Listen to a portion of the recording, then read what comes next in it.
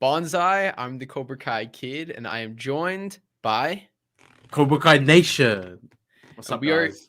Hope you all are doing great. Shamoon, how are you doing today? Yeah, not too bad. I'm excited to do this, man. Good to see you again. It's been a while.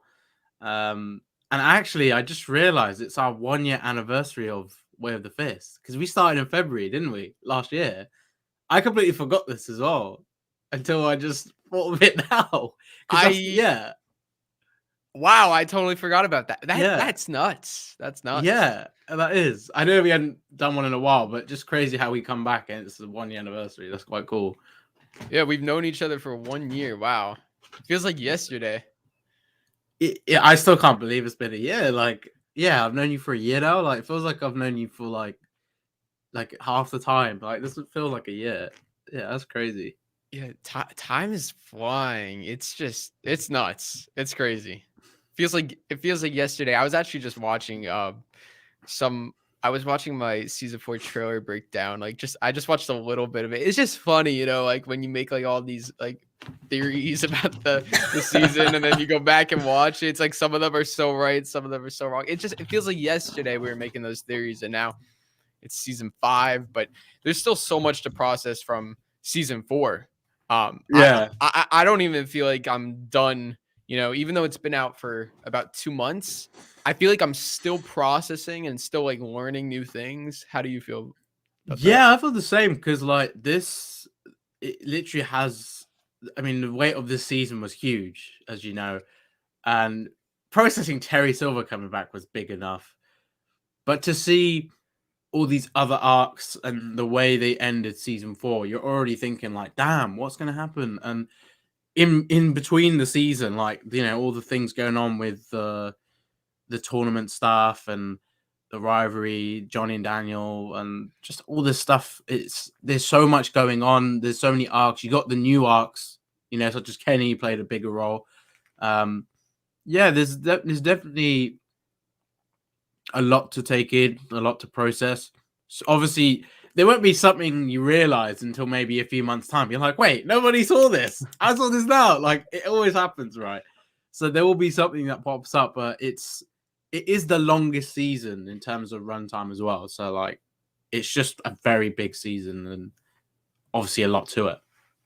Yeah, definitely.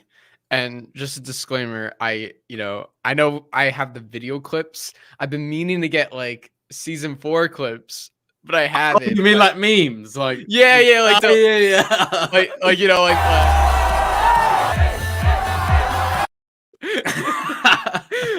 it's just seasons 1 through 3. But I'm gonna for next time I'll have season 4 stuff because there's so many memes. Like what? I literally think, and oh my god, we haven't talked about Anthony. There's so much about Anthony this season. We need to get the clip. Because seriously, Drew, look at all the Lapuso stuff, for example. I love that. That's my favorite thing. That's so funny. Way to go, Lapuso. Come on, Lapuso. Lapuso. I love it. We have to talk about Anthony's arc because me and you were saying about that, right? We were saying there's a lot for him. Yeah, it's unfortunate though because like he's not a meme anymore. I mean, he is. But I get what you mean. Yeah, yes and no. You know what I did find funny about him? Remember when he was chasing Kenny and the other guys? Like, did you see the way he ran? He's like, oh, dude, I absolutely loved that. It looked like such a cartoon. It was like it looked like he was like on an elliptical. Oh my god! Yeah, he had some quirky run, didn't he? Yeah, we have to. He's not as memey as he was like back in season 1, but we could still find some stuff. Like Lapuso was funny. Okay. What are some of like your favorite like? Okay, like if I were to have video clips here, like I can name one first while you think of it. Definitely like one of the like most badass lines. Please thank Cheyenne for the tofu. I love that. I love the way he says that. And he winks at Silver. That made me laugh. I mean, the asa. I love the asa. Yeah. I mean, it's not exactly a quote, but it's a moment. I thought you were talking in terms of Anthony. So the first thing I thought of was when Johnny said about the Whopper Junior thing, been laying off the Whopper, like he's switching to Whopper Junior, like that interaction he has with Anthony is so good. Wait, are you the son? Yeah, I love that. Are you the son? Still a dick. It's so funny. Yeah, we were.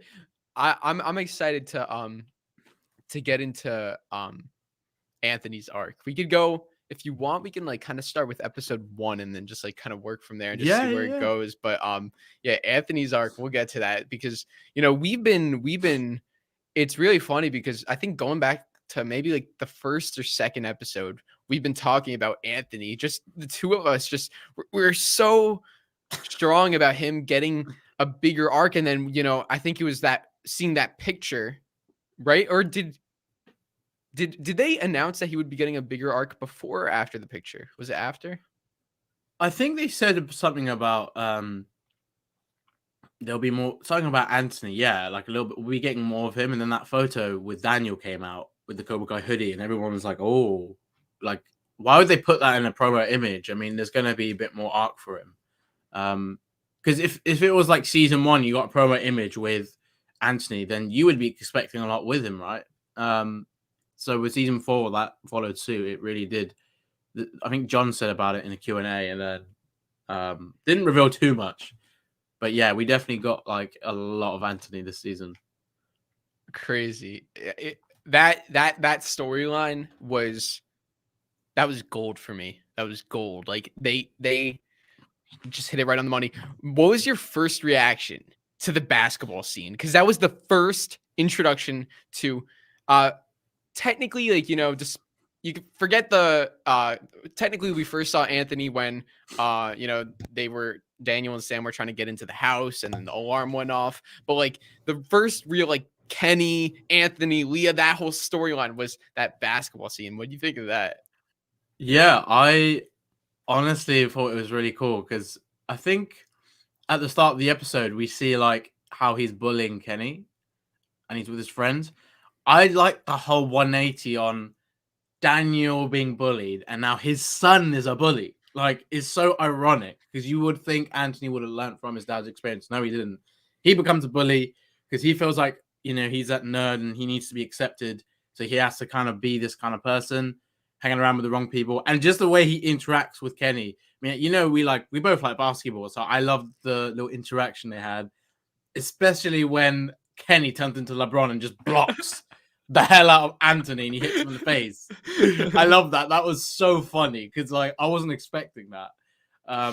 But I thought, is there gonna be some sort of tension when they play basketball? Like Kenny just comes out here like he's an NBA player. I mean, yeah, Dallas did really cool there, but I was really surprised by it, and it's just the way we immediately got Anthony. Like he probably had more screen time in episode 2 than he did for the whole 3 seasons up until that point. So it was crazy. Yeah, I was so into it. I think my favorite, I can't say my favorite. I always say my favorite and then I change it.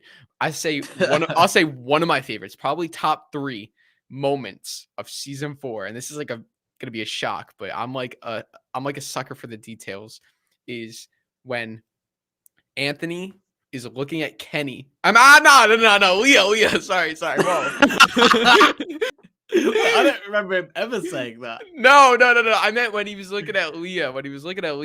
Oh, you mean like when he was like, "Whoa, look at this girl!" Like, yeah, and like when she's like in slow motion, like, and then he's like, he just like in slow motion. That was my favorite. Like, you know why? Because it gave me like my favorite shot of all of Cobra Kai is Johnny, driving in the car in episode 1 of season 1 to head games. And remember, like, he thinks of Allie, he thinks of Allie in his head. And then like, he just smiles in that car. Like that smile, it's like gold. So like just seeing like, kind of like, it's like an echo to Daniel and Allie and then like Miguel and Sam, just seeing that, she's in slow motion, like this like perfect person. And Anthony, this is freaking Anthony, who has been like, the kid who eats pancake tacos and just sits around and plays video games all day. Like finally has like a love interest Yeah. You know, just seeing that one shot.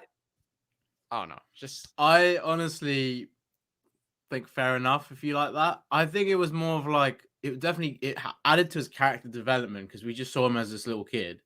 And then yeah, seeing him into this girl, and then obviously we find out a little bit later in season 4 that they had like known each other from like school, like lower school I think it was. So like kindergarten maybe or something. But like it was so they'd already known each other. Kenny was the new kid on the block. Going into episode 2 though, I like the stuff with Daniel Johnny. You know how because isn't that the episode that Johnny learns a bit of Miyagi-Do yeah. and then you see I mean it's so cool seeing him do that, and then obviously then it switches to Daniel and we get the hockey fight. I mean, me and you were saying about Yeah. the hockey thing because you remember you called them and we were on Where the Fist. Like I was You're thinking about played that. out Yeah. exactly how I was hoping. Like with there being a little fight, not on the ice rink, but like in the changing room kind of thing. I love the way they did it. What did you think of that scene with the hockey guys and just Daniel embracing offense? Well, I think, before we get into that specifically, I think like that scene was the first. Well, actually, technically not, but the first fight was Robbie versus Cobra Kai, which that was insane. We got. Oh yeah, can't forget that. No, yeah, you're right to bring that up. But just like because Badass. yeah, exactly. Like this season, in particular, especially with that hockey fight, it couldn't be it had to be Daniel LaRusso using Johnny Lawrence's style while still being Daniel LaRusso. So that just goes to show like the stunt choreography really had to up its game this season. And they got new stunt choreographers, Don Lee, Ken Bearfield, who I thought did a great job just seeing Daniel, grabbing the hockey stick and just like it just doesn't give a hell. Like it was so good. So I cool. loved it. And I think me and you did have concerns before season 4, like, about obviously because Hideo and Janelle, what they'd done with the show, were kind of like when they say new direction, what they're gonna do. But my whole expectation was blown away by the fights. That first scene with Robbie fighting everybody in the dojo just proved to me that they know what they're doing. And it was just so fun to see something kind of continue what those two did. And it's kind of its own thing at the same time. And like, yeah, the hockey fight and Robbie fight in 2 episodes. I mean, there's some really big fight scenes. And Robbie literally just turned into Bruce Lee because he knows both styles so well. And then, yeah, Daniel, I mean, it's like he turned into Chozen beating all those guys because he's on offense. I loved it. And yeah, the choreography has to change a little bit for them because they're kind of going into a territory now where the characters are doing slightly different things with their ability. So it is an interesting thing to see how they go about that, with the next season as well, especially. Yeah. And another one of my favorite moments in season 4 is Robbie fighting Cobra Kai. And, he's a part of Cobra Kai, but he's embracing Miyagi-Do. To see the slow motion, like, when he does the music, it becomes like these like flutes and it's like slow motion, and then it cuts to him and Daniel from season 1, and then it's like such a deep cut. Like I love it. And then like Tory, you see like Tory like yeah, she's just amazed. It's like she's like, what is that? Like, and it's like he's embracing it all, and like, and then they do the same exact thing in I know we're like skipping around, but episode 8 when Johnny's fighting Silver, slow motion, like those moments gave me chills. Oh, I think when I first saw that, I have to quickly say I was blown away when I saw that Johnny fight. Especially when he goes with the Miyagi-Do blocks, and then Silver goes, woo! Woo! When he goes, let's go! I literally thought of Tony Montana from literally, Scarface. I couldn't stop laughing at that scene. Thomas does such a great job going, let's go! I love it. Like the way he says it, it's like let's go. Yeah, and then he obviously he still whoops Johnny's ass, but Johnny I kicks his love the butt. slow-mo, the slow-mos and the edits this season have been really cool. And obviously in the Old Valley, we get to see it on a bigger scale, but I love this slow-mo transition. And like what you were saying just now about Robbie and, you know, when he was doing the Miyagi-Do defense against the Cobras and then it switches to him with Daniel. I love that transitional work they did this season. It was very, they'd done that previously, but you know, the use of flashbacks as well, even from like previous seasons. I love that. Yeah. That was definitely something I think that was adding to the, you know, the new stunt coordination and how they did it, because they sequenced it so nicely that they could edit it in this way. It was great. Did you notice that, particularly in this season, like more than others, they did a lot of like, especially like with the hockey fight, or especially in the tournament, there was a lot of this where, like, say like Hawk is punching Robbie, and then like hits him, and then they show another angle where he's about to hit him.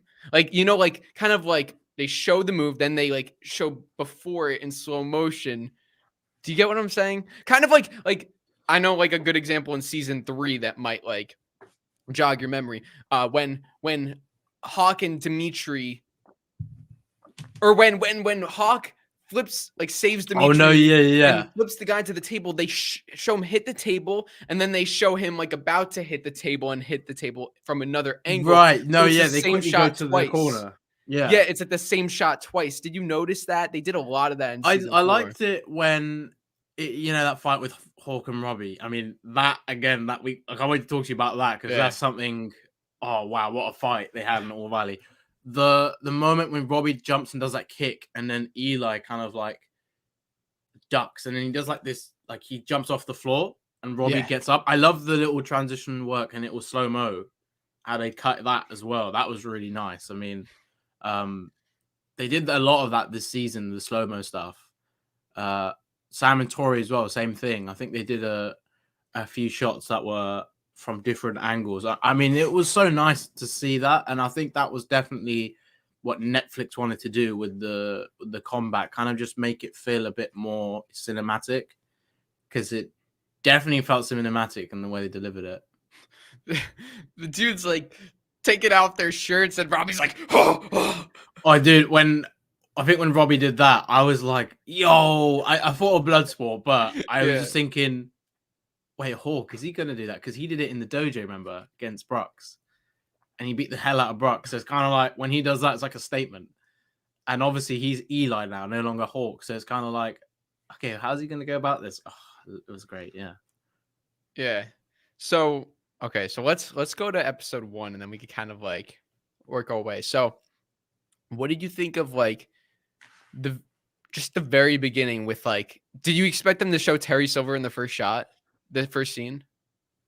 You know what's interesting? I thought, me and you were saying, when would he appear? We always thought the end of the episode, but I think that was too predictable. I think the creators knew that everyone was going to think that, because it kind of happened with, you know, Kreese in season 2, even though he showed up at the end of the season, or season 1.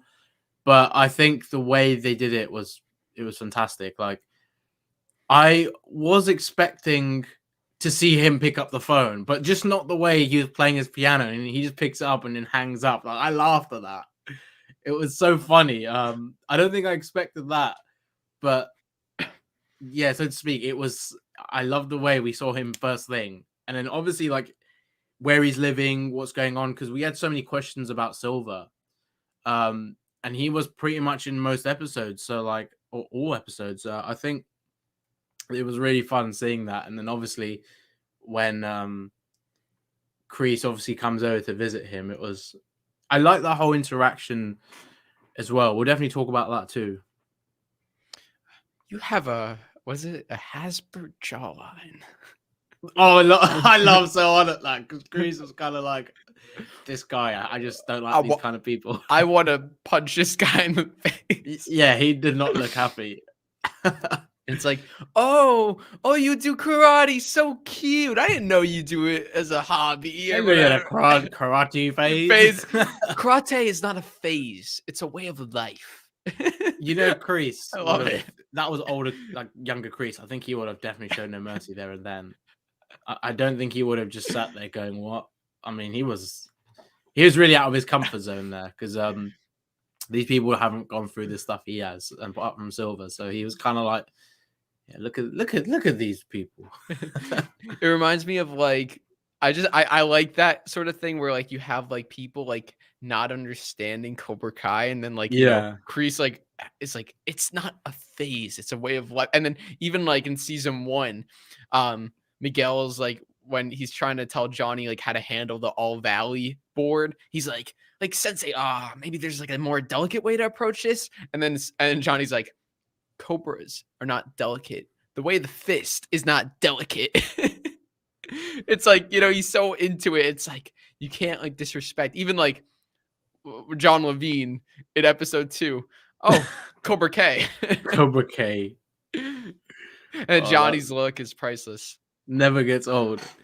Yeah, the whole that whole element of people not knowing what Cobra Kai is always interesting because whenever they do it, you're always wondering who it's going to come from and also like what they're going to say about it. Like, yeah, John Levine's health inspector said Cobra Kai, and then this guy karate phase, and then like, yeah, people don't get like how it relates to Vietnam, and it's very deep. It's it runs real deep with Cobra Kai, and then Kreese obviously will get annoyed at someone just saying something so just oversimplifying it. He really wants people to understand how deep it is. So like, yeah, just seeing Kreese's reaction was funny.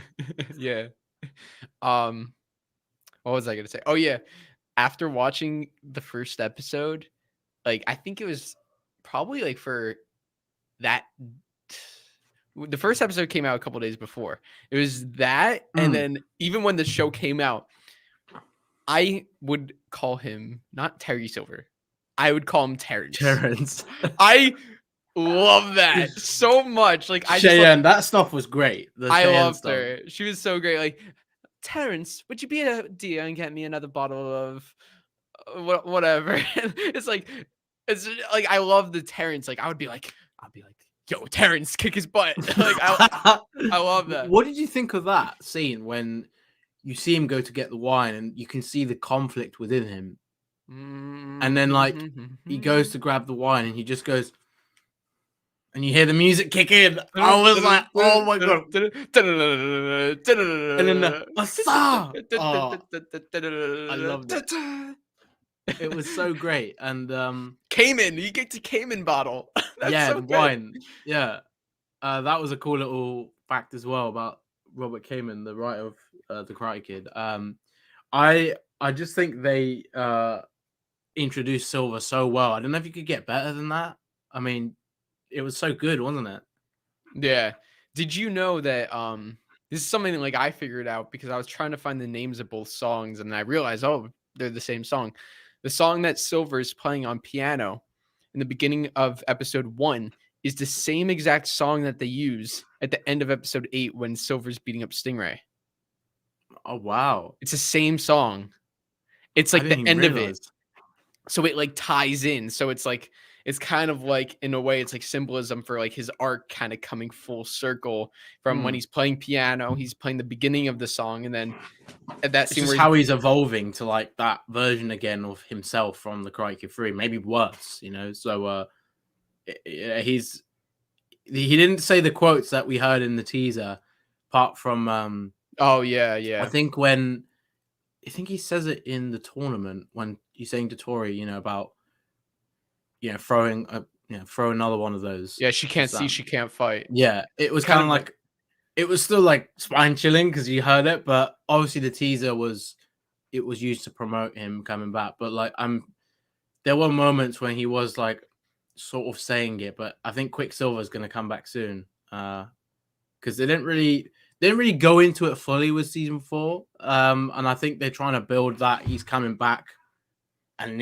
that part of Silver comes when he's really like gone back to his evil ways. So yeah, what did you think of that interaction? I think it was episode 2 or 3, unless it was the same episode, or it was episode 2 when Silver, because me, you, and Watch Party, when we were doing the trailer breakdown, we were saying that he was there ready to go, I mean, I think my first initial thought was he looks pissed off with Kreese. Oh, when he first comes to the dojo, yeah, episode 3. yeah, it's episode 3, and like, I think it was interesting because we were very mixed on it. Like, I started to think, you know what, it probably is there to get ready to help Kreese, but then, yeah, I was kind of like, why does he look so angry though? And then the way he said, "Turn around, you son of a bitch," I was like, oh. They're gonna fight. That was crazy. I was like, wow, okay. Why couldn't you let sleeping dogs lie? There are hundreds of other senseis in the valley. Help you with just little tournament. Yeah. There is no one I trust more in this world than you. This is not my fight anymore. If you really believe that, you wouldn't be here right now. When he says bullshit, I love the way he says bullshit. I see it in your eyes. What's stopping you now? You come this far. Worried you might be a little rusty. Then I saw. Not bad. This was a mistake. I love that whole scene was great. In episode 2, I don't know if we missed anything else, but yeah, we didn't talk. We were talking about Kenny earlier on. We're kind of, before we talk about episode 3 more, like that scene in episode 2 with, oh, I felt so sorry for Kenny when he dressed up as Mr. Scribblebottom. That literally thinks he's talking to Leah, and then he ends up. I really didn't like Anthony because of what he did, but you could see he wasn't happy. Yeah, doing that stuff because he had a conflict. Like, oh, why are we going there? Why are we doing that? And then obviously Zach was like, yeah, we're gonna screw with this guy. I mean, it was horrible. Okay, I have to say, one of the most underrated, best supporting performances was Brock Duncan as Zach. He was great. He was amazing. He like blew me away because he was literally Dutch / Brooks. He was like a combination of Dutch / Brooks. He was the number 2 guy, and he was a great number 2 guy. What Pusso? Like, I love that. He's so good. Like, I love. You know what? I don't know if you heard the theory, but a lot of people have been saying he could potentially be the younger brother to Brooks because the way he is. I mean, if it happened to be the hair, oh my god, I can see that. Do you think they did that on purpose with the casting? Do you know what? I thought they did the Cheyenne thing on purpose because I had a crazy theory about the reason why they included someone like she kind of resembles Carmen a little bit. So I thought they were going to throw us off with that whole Terry Silver is Miguel's father theory. You remember like how people were like, oh, Ali's going to say Miguel in Hostel. And they specifically used the surgeon that looked like Ali from behind, and it wasn't Ali. But the creators wanted to go like, we know you're gonna say her. They're trolling us, yeah. I thought they were gonna do that, but with Brock, I feel like they may have done that, yeah. Because again, the creators are so ahead of us. They definitely want us to think about if this character is related to this character, that character. They want us to kind of get more into it like that. So I think they. I mean. You spoke to the creators, so I don't know because I don't think you've released that yet, right? Like the whole. Oh no, we haven't done it yet. Oh, you haven't done it yet. No, right. yeah. Okay. I was sick, and then they got busy, so we're still waiting on that. So. Okay. I mean, yeah, that would be something interesting to bring up when you speak to them because I would be asking the same thing about them casting Zach or Brock in particular. I mean, the kid is 13. Wow. So he's very young. He's because I spoke to him on the channel, and he's just. I was telling him it's amazing what you do for your age. Just to get into that, and it's phenomenal how he does the supporting stuff. And I think you're right. He is quite underrated. A lot of people didn't like Zach either. No, I loved him. I was like, you see, I like those. Like I liked Kyler in season 1. Oh, Kyler was hilarious to see. Kyler is the best. Like bye, you little bitch. Yeah. Go back to mommy. or it's like, yo, like we got to go to the store, like wait in line to get some Nikes. It's like how many pairs of shoes do you have? Like it's just like, or like I want queuing up for new shoes. Like that's such a Kyler thing to do. I want pretzels, I want nachos, 3 butter sticks, like two popcorns. Like I love how he always at the drive-through he was like saying to what does he say to Kenny? Hey, bitch boy. It's just like so lame to Kenny. Like this poor kid. Dude, I was so pissed because they brought up Kyle was like, yo, my boy Rory's got tickets to this thing called Bloodsport. Bro, Rory from season 1, that was one of Kyler's bullies. They literally name dropped him, said like he has the tickets, and then they didn't even show him, which I'm like, yeah, wasn't he the one? I swear Roy was the one the that redhead, I think, or the blonde, whatever. Isn't it the one that was like talking to Johnny saying, "Oh, you're eating your food like a bum like a at bum. the mart." Yeah, yeah. That's actually a good point because I don't think he was in this season. He wasn't, but they like said that he got the tickets, which I was like, come on. That's actually a good point. That is a strange thing, actually. I mean, we caught you out, guys. We caught you out. You're slacking. Yeah, they could have brought them back. Speaking of bringing back, there were 2 huge returns. Okay, I'll say this. Out of anything in season 4, I'll quiz you, like, or just like see if you know. What moment do you think got the biggest reaction out of me? And I'll tell you, I fell out of this chair. I went all the way to the back of the room. I was like, oh, wait, was it the Aisha stuff? Yeah, it was Aisha. As soon as we saw her, that was nuts. I mean, seeing Stingray back was good, but yeah. I think all of us, we were saying this as well. Is Aisha going to turn up now? I mean, it's now or never, because if they don't include her in season 4, then I think it kind of makes it clear then her character is they're not doing anything else. So the way they brought her in, I love the fact it was to help Sam, and it was to kind of teach her the lesson of Johnny's offense, because she was saying about Sensei Lawrence's teachings really helped me. Yeah. And Sam was trying to embrace that side in the moment. I mean, that whole interaction was great, and the way they dealt with her character as well in that scene, I loved it. And falling out your chair. I mean, we were hoping. There was still a lot of doubt, but I was very glad to see her back. Very happy with that. Yeah. So I thought the scene was 100%, like every line, everything was so well crafted. The fact it's like it kind of felt like Aisha had like a full I feel like Aisha had the arc that everyone is going to have by the end of the show, which is like, yeah, like even though I'm not taking karate anymore, Sensei Lawrence, his teachings have really helped me. There was a girl at school and, I struck first and I said hi to her and we became friends. Like seeing that, how she's using those lessons, for positive things, I thought was beautiful. Yeah. The one thing that the only downfall to that for me is, even though I thought the scene was beautiful, it was a resolution to her character. Right.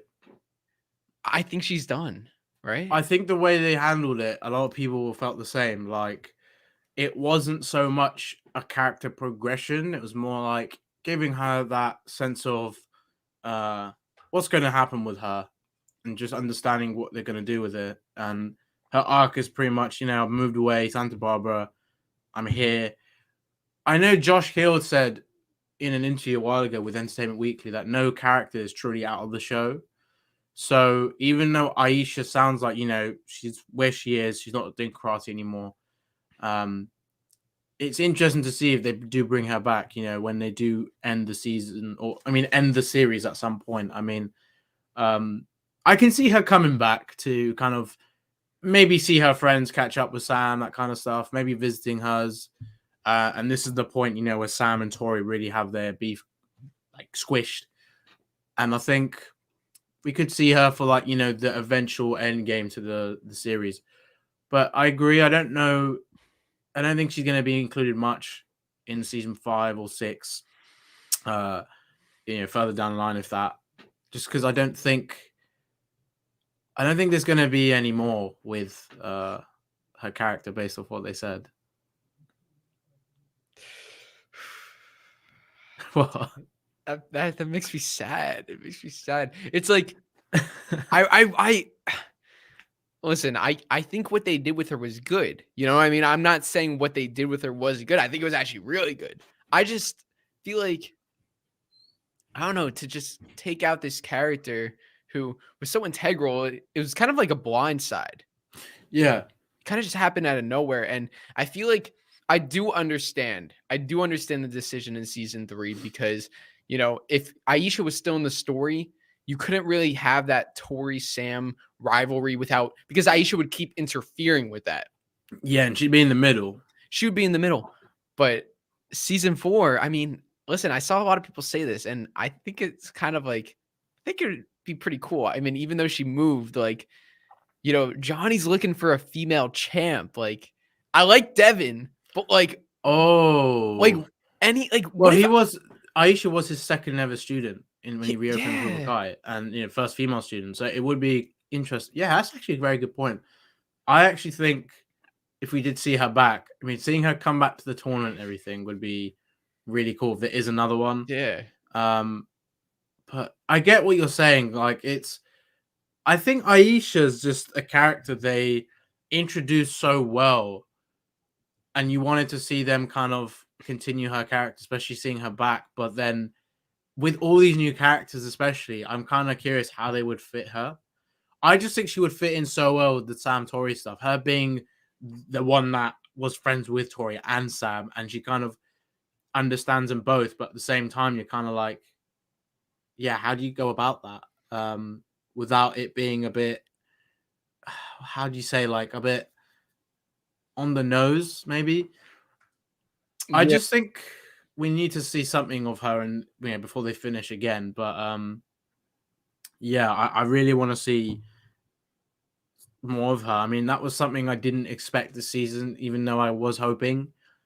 But I mean, in all honesty, good to see Stingray back, but she has more part in her story than even Stingray, because young character, she plays so well into the karate, all the interaction with the characters. I mean, she knew a lot of the characters in the show. So, like, just to see how she interacted with them would be really great. And I think she plays such an important part with the Sam Tory stuff, similar to how like Ali with Johnny and Daniel, she was the bridge. I always thought if Aisha was to return, maybe she is the bridge, and they kind of did that because she was saying about how this girl looked like she was becoming the next bully in her new school, but then she just struck first and basically became friends, and that's her best friend. Kind of foreshadowing what might happen with Sam and Tory. Like, instead what we see is Sam just striking first, saying, "I'm coming for you, bitch," to I don't know. Tory, which is like, this is your chance to actually like kind of squish what have happened between you two, like taking the high road, being mature. Nope, I'm just gonna be what Tory did to me, and that's how it is. And I totally get that, but she's taking it wrong from Aisha's, her advice, and also just Johnny's like style of offense. She's taking it too literal in that moment, and I think it is a bit. I want to see how you feel about Sam and Tory this season, because it's very interesting how they kind of flipped ways this season. Yeah, I actually I going into from seasons 1 through 3, I was always Team Sam. Tori was just a psycho. I was just like, it's like I'm trying to like her. I'm trying to be like, okay, like, you know, they're giving her this story where her mom is sick. And I thought episode 2 of season 3, I really felt bad for her character when they showed, you know, her sick mother, her not being able to pay the rent. But then after that, they never went back to that. And then they just showed her being a psycho. I'm like, you know what? I don't think there's not too much with her other than just, she's crazy. Season 4, going to season 4, Tori was not on my list of characters who I'm looking forward to seeing. Like, not that like I didn't think she would be good. I just like, you know, this is the season of Terry Silver. This is the season of Anthony, Kenny, Johnny, you know, Sam. But I have to say, after coming out of season 4, I have 2 MVPs. And I think Tory wins MVP and most improved.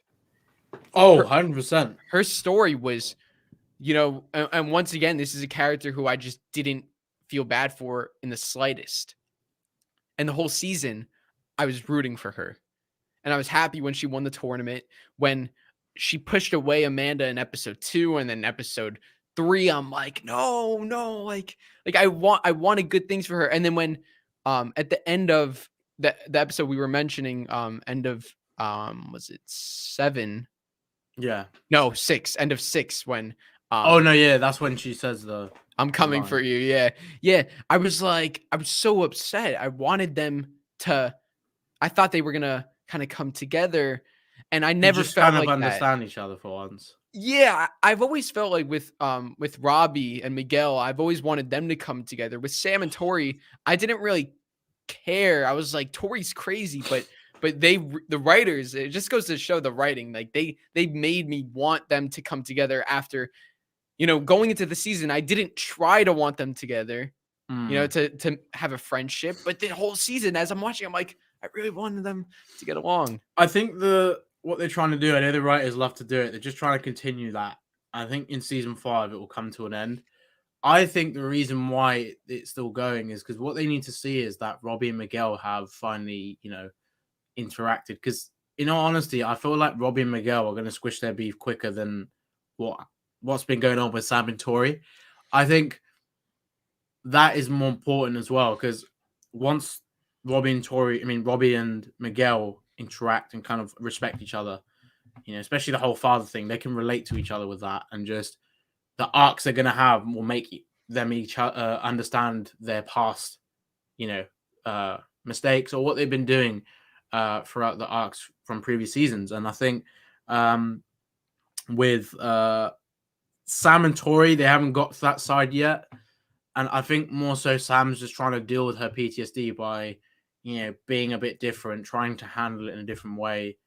I think that I think we can agree with this, that the Sam Tory rivalry is more deep and more like aggressive in the sense of it creates a lot. Whereas Miguel and ROBBY, it is, but it isn't like, it doesn't really cause as much. It's not. These guys haven't really interacted a lot. I mean, the one interaction I can think of when it's like 1-to-1 is in I think it's season 2 when Miguel returns Miyagi's medal and ROBBY opens the door. I think that's like the only time I can imagine them like interacting 1-to-1, nobody influencing them.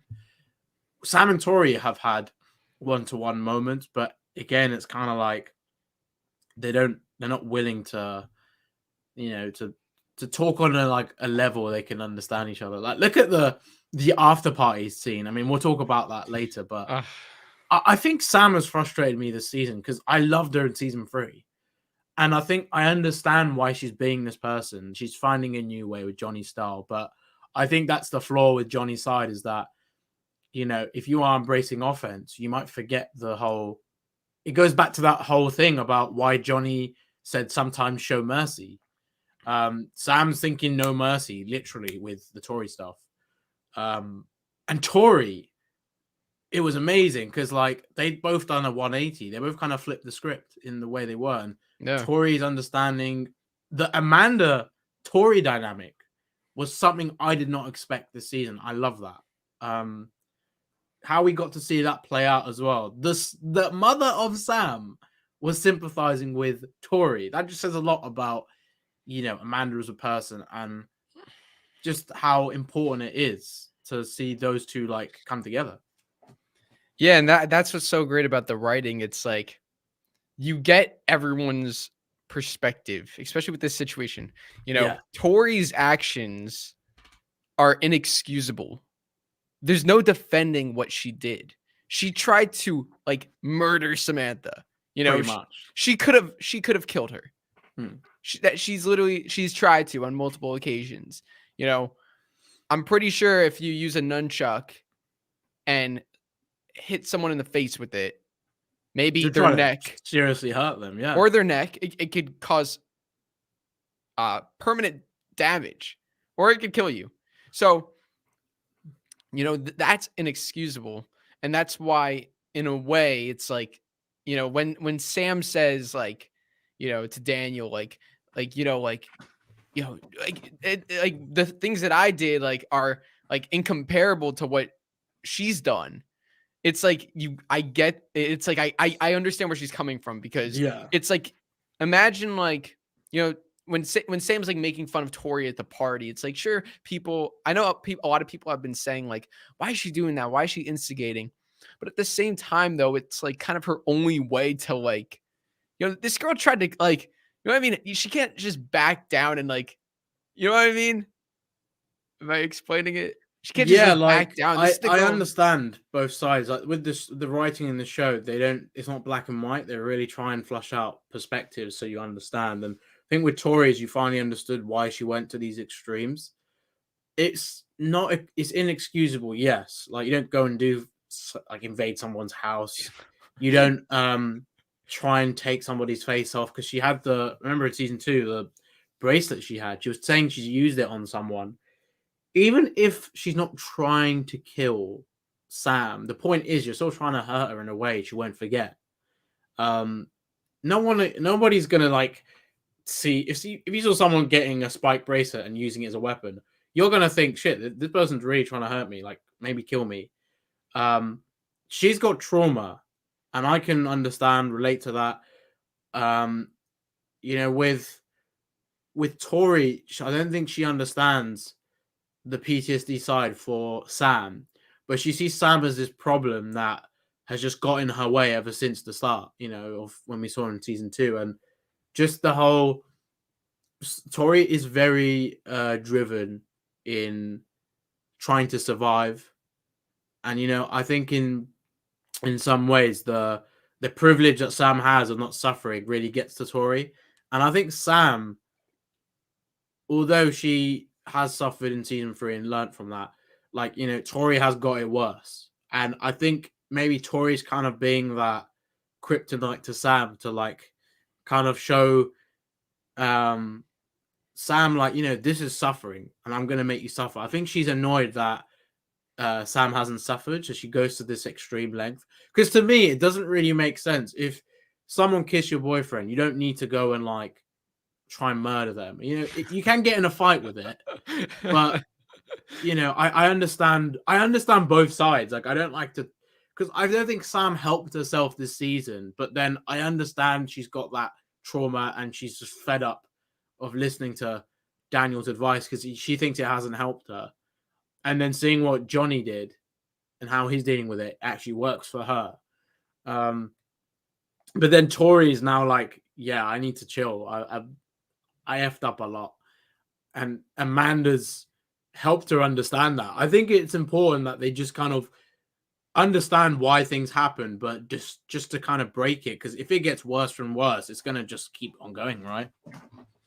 Yeah, no, I agree. I think even with the whole Amanda thing, Amanda's like in a very tough situation. And once again, Tori's actions are inexcusable, but does that mean she should suffer and, like, maybe, like, have her brother taken away, have her like, you're still gonna feel bad for her if her mom passes away, if her brother's taken away, Yeah. if she loses all her money and she's living, like, on the streets, which is possible. You like, this is the situation that she's in. So it's like Amanda is not really is more feeling bad for her in the situation rather than for, like, her. Maybe it'll start to turn into, like, more about her. I think by the end of the season, they kind of grew more of a connection, but it was more about the situation, because Yeah. all Amanda knew about Tori was that she tried to kill her daughter multiple times.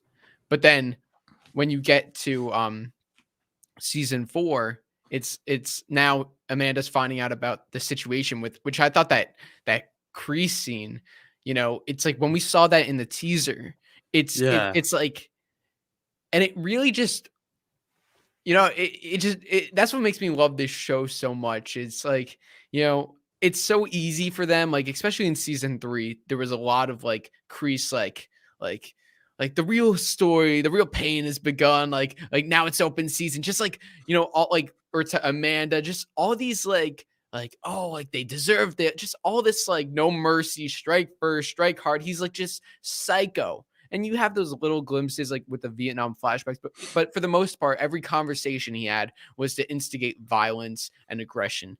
And with season 4, I was like, okay, like Kreese is gonna be like just crazy. He's gonna like give that same speech to Amanda about like no mercy. We're gonna beat you at the tournament. All that, just like his head is just and when you go down that road, it starts to become 2-dimensional. Like, you know what I mean? It's just villain, and then you start to lose that gray. But I thought having that scene really showed what this whole series is about, which is like, every character is not black or white. And Kreese was kind of starting to turn a little black and white in Cobra Kai. Sure, you got the Vietnam flashbacks. You understood his intentions, but he was still black and white. I'm going to kill Daniel and Johnny and everyone in my path. Yeah. But that scene really, like, he went over there with the best of intentions. And even like what I thought was great was he even defends Amanda. I respect you for defending your daughter. Oh, that was huge. I respect that because yeah, it's like Amanda is in the right. The girl tried to kill my daughter. What is she supposed to do? Kreese understands and she invaded that. her house. Like, yeah, that's crazy. You just don't do that. Yeah, Kreese understood that and said, I respect that. But at the same time, though, I understand what she's done. But at the same time, though, she's just trying to make a living. She's trying to support her family. So why don't you just stay out of it? And he says it in the most genuine way. And then and he's not like threatening Amanda. Like, he says, or suffer the the consequences, but that's just firm but fair. And Amanda wasn't aware of that stuff about Tory because she doesn't connect with Tory. She doesn't hear anything about her personal life. So to see Amanda immediately go, oh shit, and then like, I may have got her fired from her own job. She then felt that guilt. And then obviously you see her dropping off those bits. And then Tory comes to the dealership and goes like, I don't need your charity. You don't need that.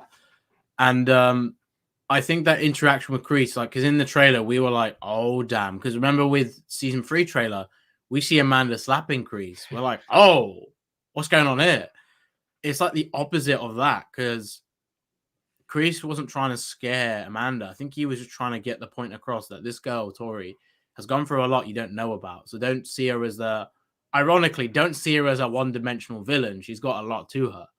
So I think that was very important that they had that. And then I love the way Kreese had that influence on Amanda, especially how Amanda was seeing them both, in season 3, like, this girl's crazy. She's ruining my daughter's life. And then this psycho sensei is putting all this stuff into the students' heads.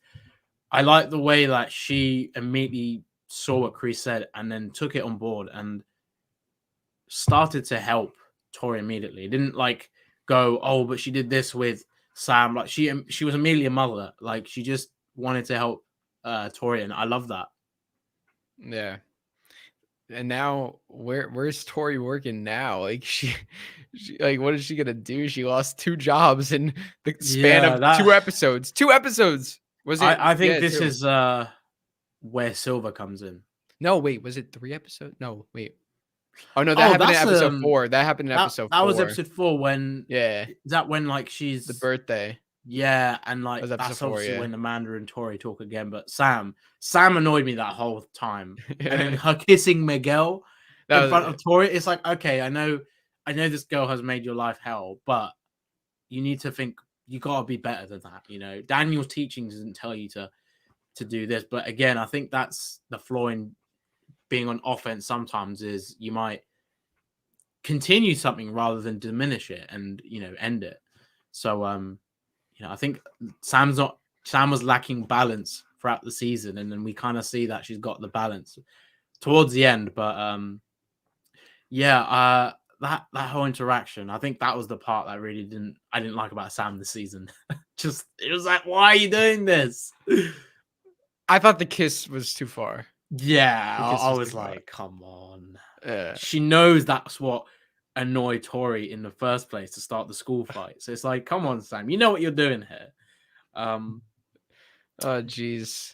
Yeah, it was too much. Again, I understand why she hates Tory so much because of what she's done. But what is your father must have taught you something about, you know, learning to do better. But I guess she hasn't learned any better from Daniel because the way he's dealing with the Johnny stuff, he's still kind of bickering. And I think maybe that reflects that Daniel still hasn't been a good influence, ironically, on Sam, because the way she's treating the Tory situation might be because of the way Daniel was treating the Johnny stuff. And she even brings it up, like when Tory's in her house, like, oh, how come it's all right for, why do I have to end this now when you and Johnny are still going on for how many years, you know?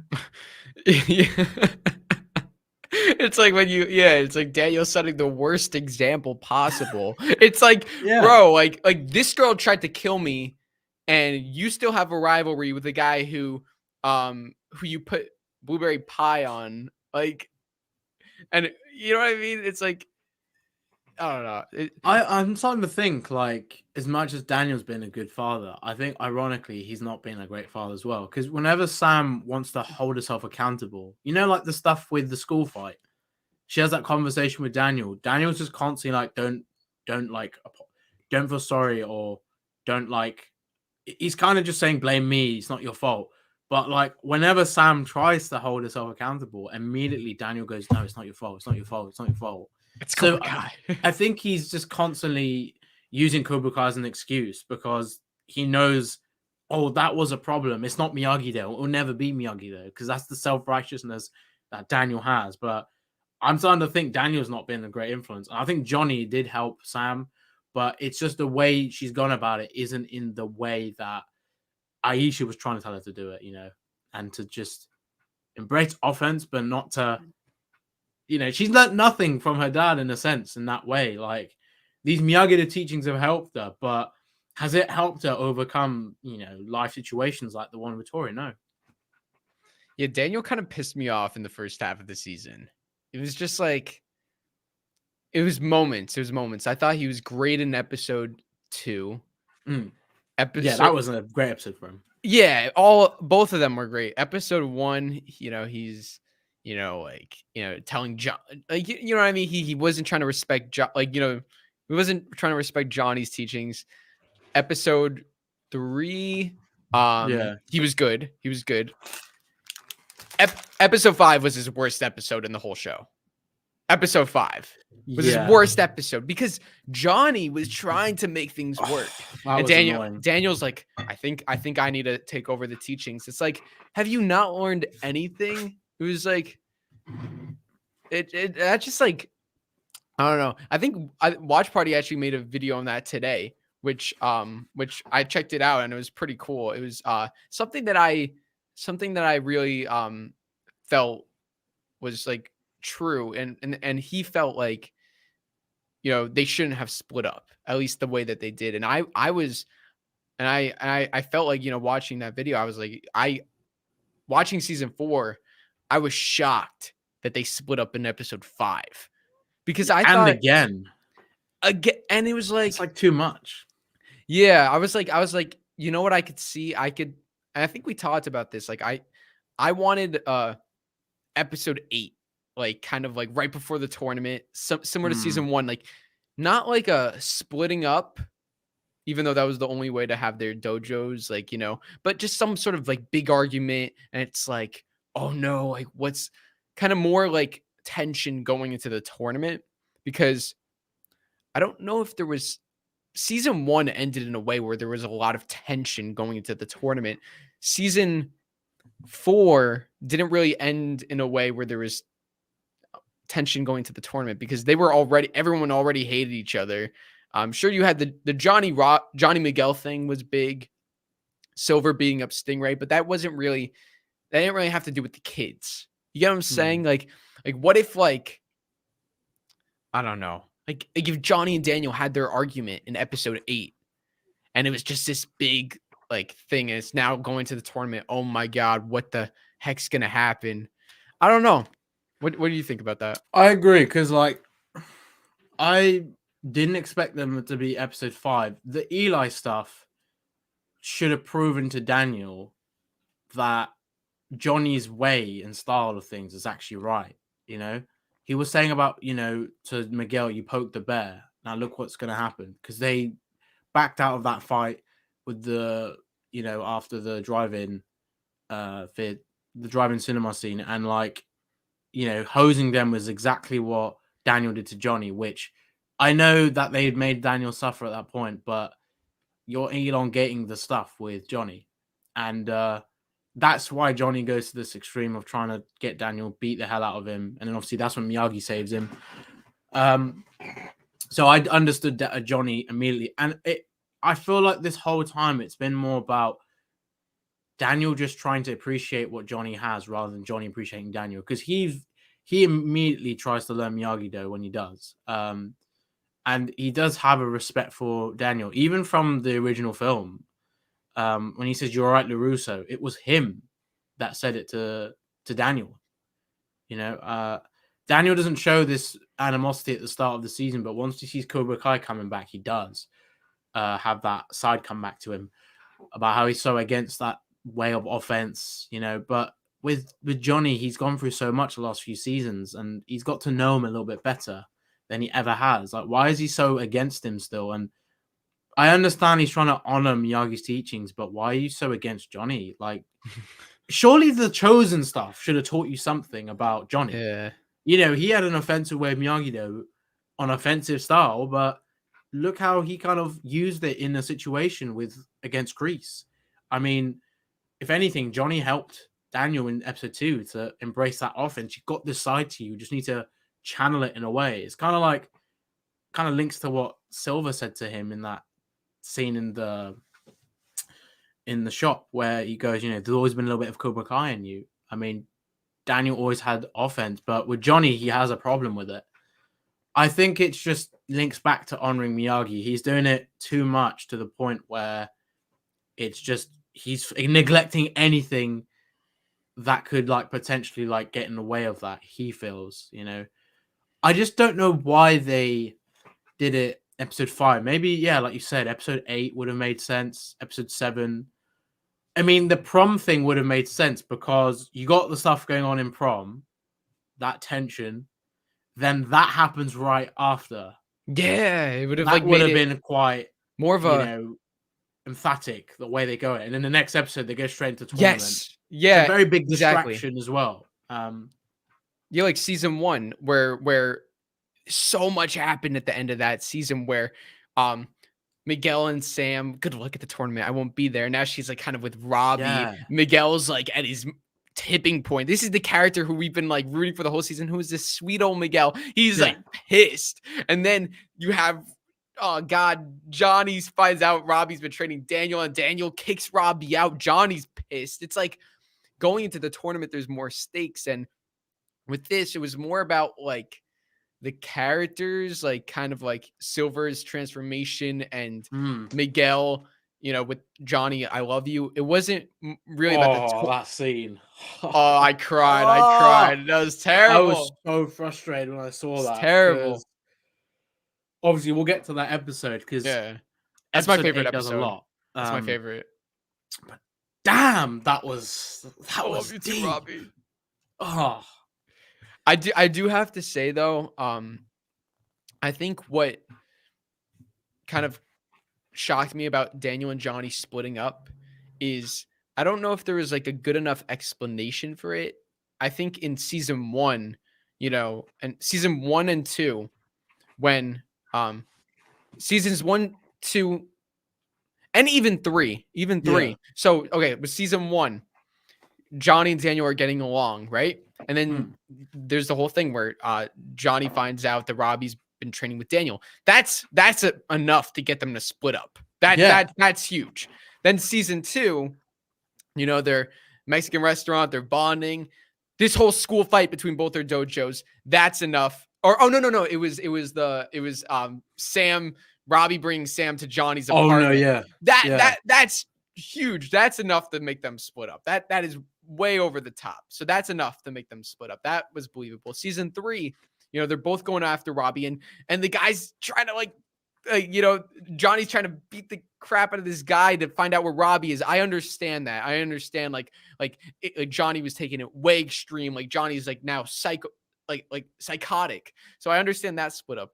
With season 4, they were getting along so well, and then Daniel out of nowhere is just like, I need to take over the training, even though the kids were apparently getting better. Even Daniel did a fight with Johnny's teachings and won. He used both techniques and he still won. So it was like, That's what I don't get. yeah, it's like if they were going to split up, I feel like there needed to have been a bigger reason for it. Like nothing really happened. Sure, you could say Hawk got his mohawk shaved off, but it's like, do you get what I'm saying? There wasn't like a school fight or finding out that this person is like, I can't even see you anymore. You're Right. just I just think the whole them breaking up, I think it might have been a little bit forced because they were trying to do it for the sake of, continuing the separation between the characters. And I think they just wanted to use that because, like, after that episode, that's when, Johnny's looking for female recruits. And they kind of go about it that way. I don't know if they did it to kind of, if it was more of like, instead of, oh, we're going to make it different with the Johnny Danielson. I think maybe they tried to do it for the sake of complementing the other arc so they could fill in the other parts of the season with, like, introducing Devin, let's say. yeah. Because then obviously, like, with the team up, like, it might have made her move to Eagle Fanger, like, oh, why don't you join Miyagi-Do? Like, I think they wanted to separate them for a bit. But I think, yeah, the reasons we'd see them previously broke up were big, big reasons. The Eli stuff was big. Him getting his mohawk shaved, it's like Cobra Kai aren't, like, going easy on any of our students. I think Daniel was just, he was always in denial about this team up, even though he wanted to do it, for the sake of stopping Cobra Kai. I think I just couldn't believe he didn't learn a thing from what he'd learned from Johnny. Even though he'd, like, learned the stuff, he didn't actually apply it to the situation. Like, instead of going, we definitely need to work together, instead of, oh, this is why Miyagi-Do is right. This is why you need to join me. He could have gone, I understand why you're saying this now, with the Eli situation. And that's the point where it could have brought Daniel more closer to Johnny, because he should understand why Johnny's preaching what he does. But yeah, it just annoys me because Daniel just goes, you're influencing my daughter in such a bad way. Well, you haven't been a great influence on your daughter. You've made her not take accountability when she wants to or needs to. And you've also kind of just thrown out, the point of teaming up. Like, like Sam and Miguel really wanted this to happen too. And it just kind of shows how immature he can be, And I was kind of, it was like a civil war, who are you going to choose? I was kind of on Johnny's side way more this time. Because Johnny tried to make it work. Daniel was like just so hesitant. That's why Daniel just kind of like really pissed me off in that 5th episode, because Johnny, like, the whole time, even at the fight itself, Yeah. Johnny was like, like, there, like, maybe there's another way, and then Daniel's like, there is Miyagi-Do, like, just so, like, and I thought, episode 3, the beginning of episode 3 was one of the greatest openings in all of Cobra Kai, and that was, Daniel and Johnny with the balance, the training platform all set up, and you saw, like, everyone improving. You saw Daniel and Johnny, like, getting along, even like sharing each other's food, the fist bumps. It was a progression, and everything was good, that it just kind of made it like, what the heck? Why would Daniel challenge Johnny, or why would Johnny, like, why would they have this fight if things were going so good? And my fix, here's what I would have done if in order to, like, here's what I would have preferred, because I did enjoy that 5th episode. I thought it was a good episode. It was still a really good episode. Even though, I was upset that Daniel and Johnny, like, didn't get along, I thought it was actually one of the strongest episodes of the season. My fix would have been, to have the same exact interaction. Daniel, we need to do Miyagi-Do. Johnny, no Cobra Kai. Let's fight. They train. They fight. And this is where I thought they were actually going to learn from each other. Johnny, slow motion. Daniel starts doing some Cobra Kai kicks, and you see like close-ups of each other's faces, like kind of like noticing. So I thought that after the fight, it would be like, whoa, did you see that? I used your technique, you used mine, and I felt so much stronger. Yeah. And it's like that fight was kind of a lesson to both of them. Like, you know what? And it kind of makes them stronger and brings them more together because it proves to them. Johnny always thought Daniel's lessons were BS. That was the first time ever he used wax on, wax off in a fight. That should have proved to them that working together should have made them stronger. But instead they split up, which I get if they stayed together, it would have changed up the whole story. But it's also, in a way, it's kind of like, it's like the whole like show is kind of like going here to Daniel and Johnny's team up. And then season 4 kind of goes down. And then at the very end, it goes back up again. And it's like why did it have to like, you know, because the end of season 3 was like they're together after, because it was 3 seasons of bickering and back and forth. It's like season 4, they gotta stay together. They might bicker. I think they're doing that whole Johnny Daniel beef. It's really run its course now. I don't think they're going to do this in season 5, because if they do, then I don't think people are going to be enjoying it as much. I mean, there's obviously bigger things going to happen in season 5, like the stuff with Miguel, let's say, and his father. But like with regarding the Johnny Daniel stuff, like the way they came together in the end when Daniel was like, "Why don't we team up again?" It's like, why have you come to terms with it literally at the tournament, man? Why the F didn't you come to terms with it a few episodes ago? He forgot Mr. Miyagi's lesson. Like, what made him remember it right then and there? Why wouldn't you have learned it from the moment you both fought each other and there was a double KO? That surely could have convinced you. Like, Miyagi once said, you know, that. And he could have been a defining moment where he basically said, I think this is the moment Miyagi was talking about, you know, with him finally understanding Johnny after that fight. And the thing with Eli, I think that could have also just kind of foreshadowed and paved the way for when Johnny and Daniel, you know, combine their styles to have their own dojo one day. So the fact they kind of just broke up in that moment, it just took away from actually seeing what could happen with them in the future.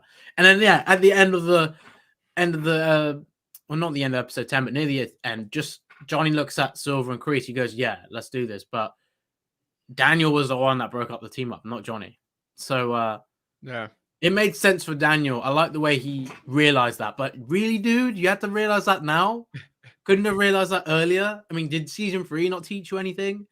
yeah. I mean, you and Johnny fought Kreese together. I mean, isn't that enough to kind of be on each other's side and just understand you both have a way of doing things, but you need to just, you know, take the things you don't know about each other and start to understand that with, like, yeah, the difference in style, for example. But yeah, man, it did frustrate me when Daniel just went, like Missy Miyagi once said, it's like, oh, why didn't you bring that teaching up before, dude?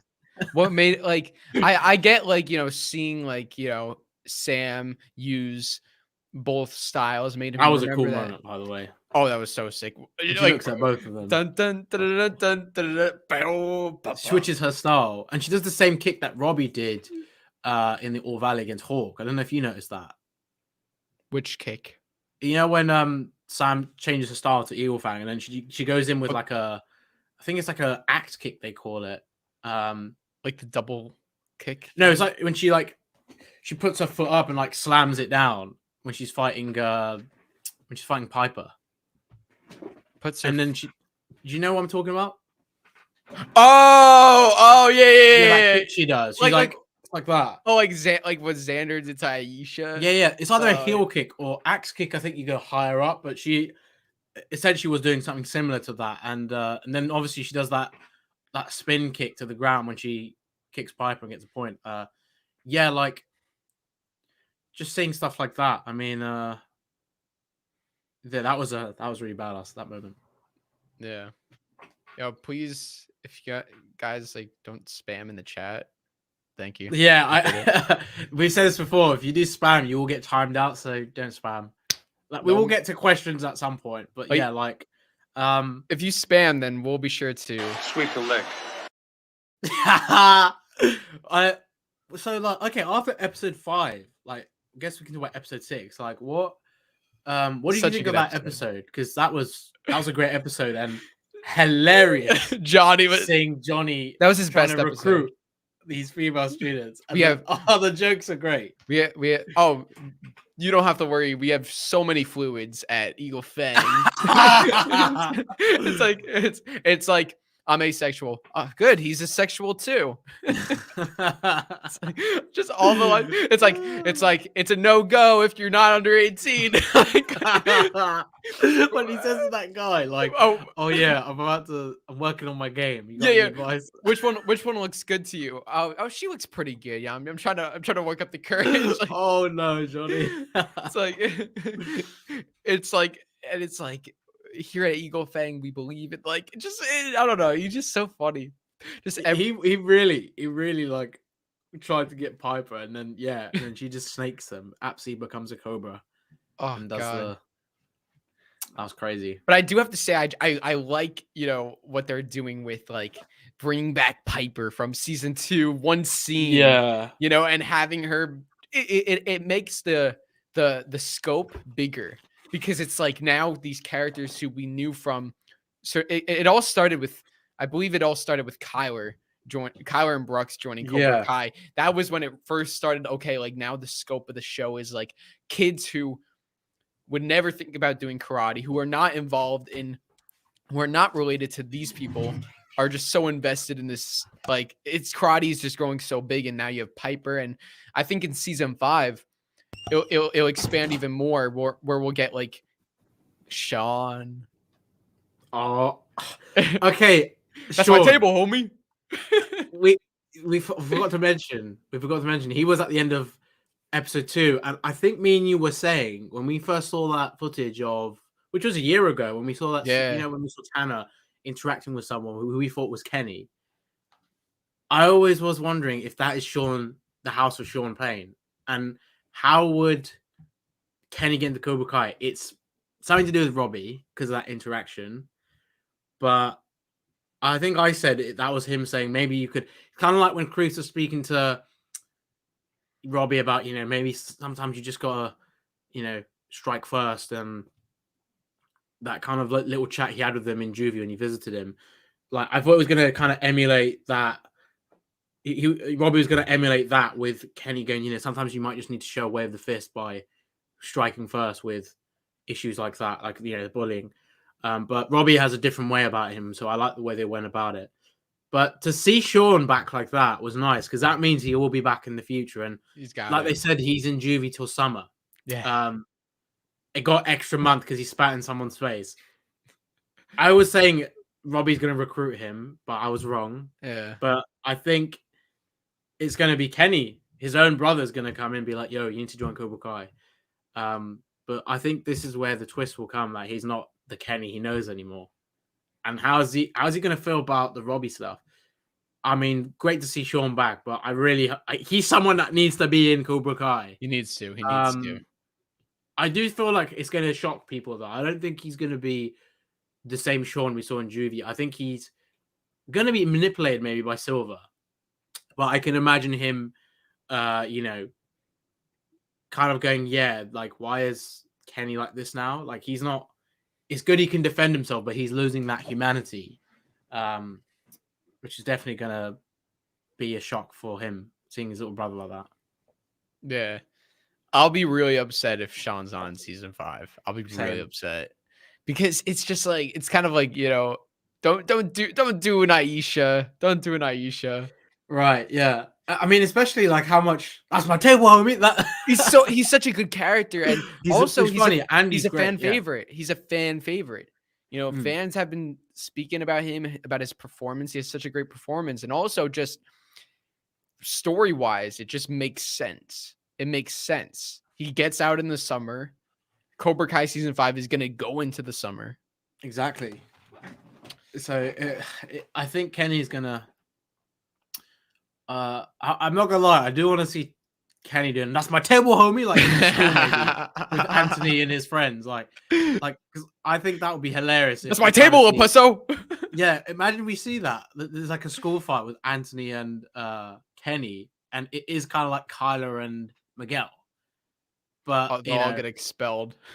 yeah, like I mean, Kenny's on offense. He's fully embraced Cobra Kai. Him just going straight up to Anthony, like him. Anthony sat at the table he wants to sit at. Can you imagine? He goes, "That's my table, homie," and then you just think of Sean, like, "Oh damn, Juby fight again."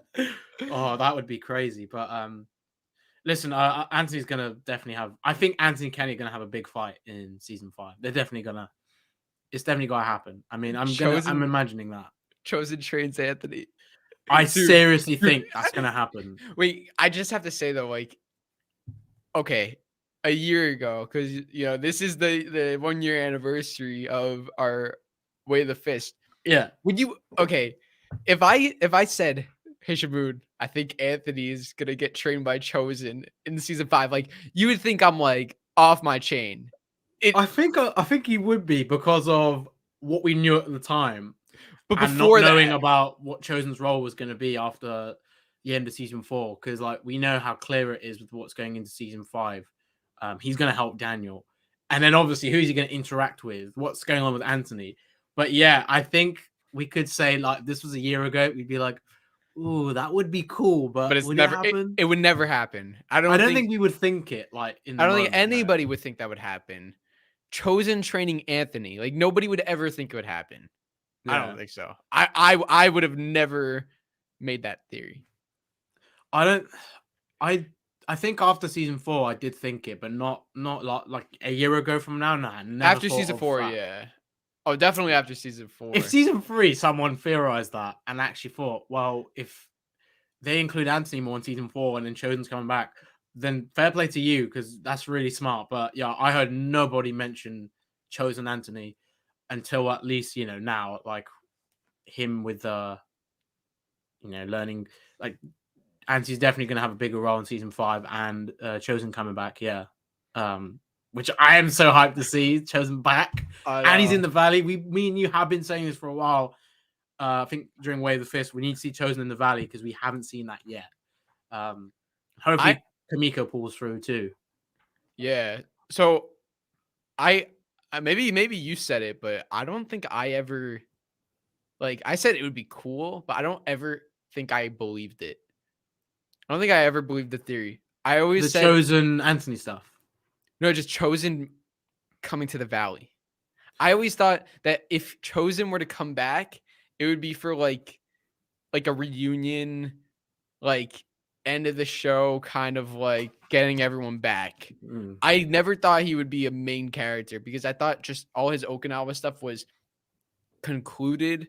Yeah. And it's like I know like now it makes sense. Like things are just so like he needs his help. But I just wouldn't have ever pictured it because of how his story just concluded in season 3 and season 4. There was no sign of him coming back, and then until the end, obviously. But I'm excited for him. Yeah, I mean, with Chosen, I always thought when he asked Daniel about when Daniel said, "I wish all rivalries could end like this," he was kind of like, "What did you mean by that?" I always thought like, is that leaving more space for him to come back? Because why is this rivalry? I think now because he's in the valley, Daniel's going to be able to go into detail about the whole rivalry, how it ended up where it is. Chosen might laugh at it and be like, "You know what, Daniel boy? Oh, Daniel-san, you made it so difficult for yourself. What would Miyagi think?" Yeah. That might hit him in the head like, yeah, Miyagi might think I'm making it harder for myself. But Chosen is the only person that's the closest thing to Miyagi, which would actually make Daniel understand, I think, based on what he is taught and the things he's teaching Daniel. Like, he trusts Chosen. So I always thought him coming to the valley would have to be like them just expanding the show and making it more fun. Because him like coming in now and like you look at Silver with potentially bringing Barnes, or I think it is Mike Barnes, and who else he brings. like seeing Chozen and Silver interact, that's going to be something we've always wanted to see. And I mean, obviously you're excited about that as much as I am, and yeah, just seeing the potential now, like you said, the sculpture of the show, like where it's going, like we know exactly what they're trying to do now. Yeah. So the big three they've done some interviews, and it's so funny because Hayden, I forgot which interview it was, but I think I saw this one about him saying about, like, is it when he says Chosen's fought to the death, the way Silver is, he says like as you guys like all know, like Chosen is gonna be in season 5, and like just get ready for like all hell to break loose. It's gonna be the craziest, like he's like literally like hyping it up so much, more than Hayden's ever, like, I don't know. I feel like it's just like, it's motherfucking Chosen. Like this is not someone that's a character you can take lightly. He's a real deal. Yeah, this is freaking Chosen, who Hayden said he's willing to fight to the death, and that's what I think it's gonna eventually go towards. I think Kreese is done eventually. I think he's done. Wait, you think he's gonna die? Do you think they'll kill him off? Yeah. I think by the end of the series, I think they might actually kill him instead of Silver. So people think Silver, with the way he's going, he's gonna die, but I don't think so. I don't think you should kill him. I think Kreese has been the one that really kind of brought all of this together with Silver coming back, all that. Just to kill Silver would be crazy, but they are redeeming Kreese, and I'm starting to think the way they're going about it. The moment he had with Tory in the tournament, he felt bad for the Johnny stuff. Such a good moment. It was so great because a lot of people thought Kreese going to get worse this season, but he really, he shocked people. He really did have moments of him being different in a good way. I think he might end up making the sacrifice play, maybe against Silver. Yeah, because it comes to the point now he's kind of lost Silver, and Silver shedded his weakness. So that's.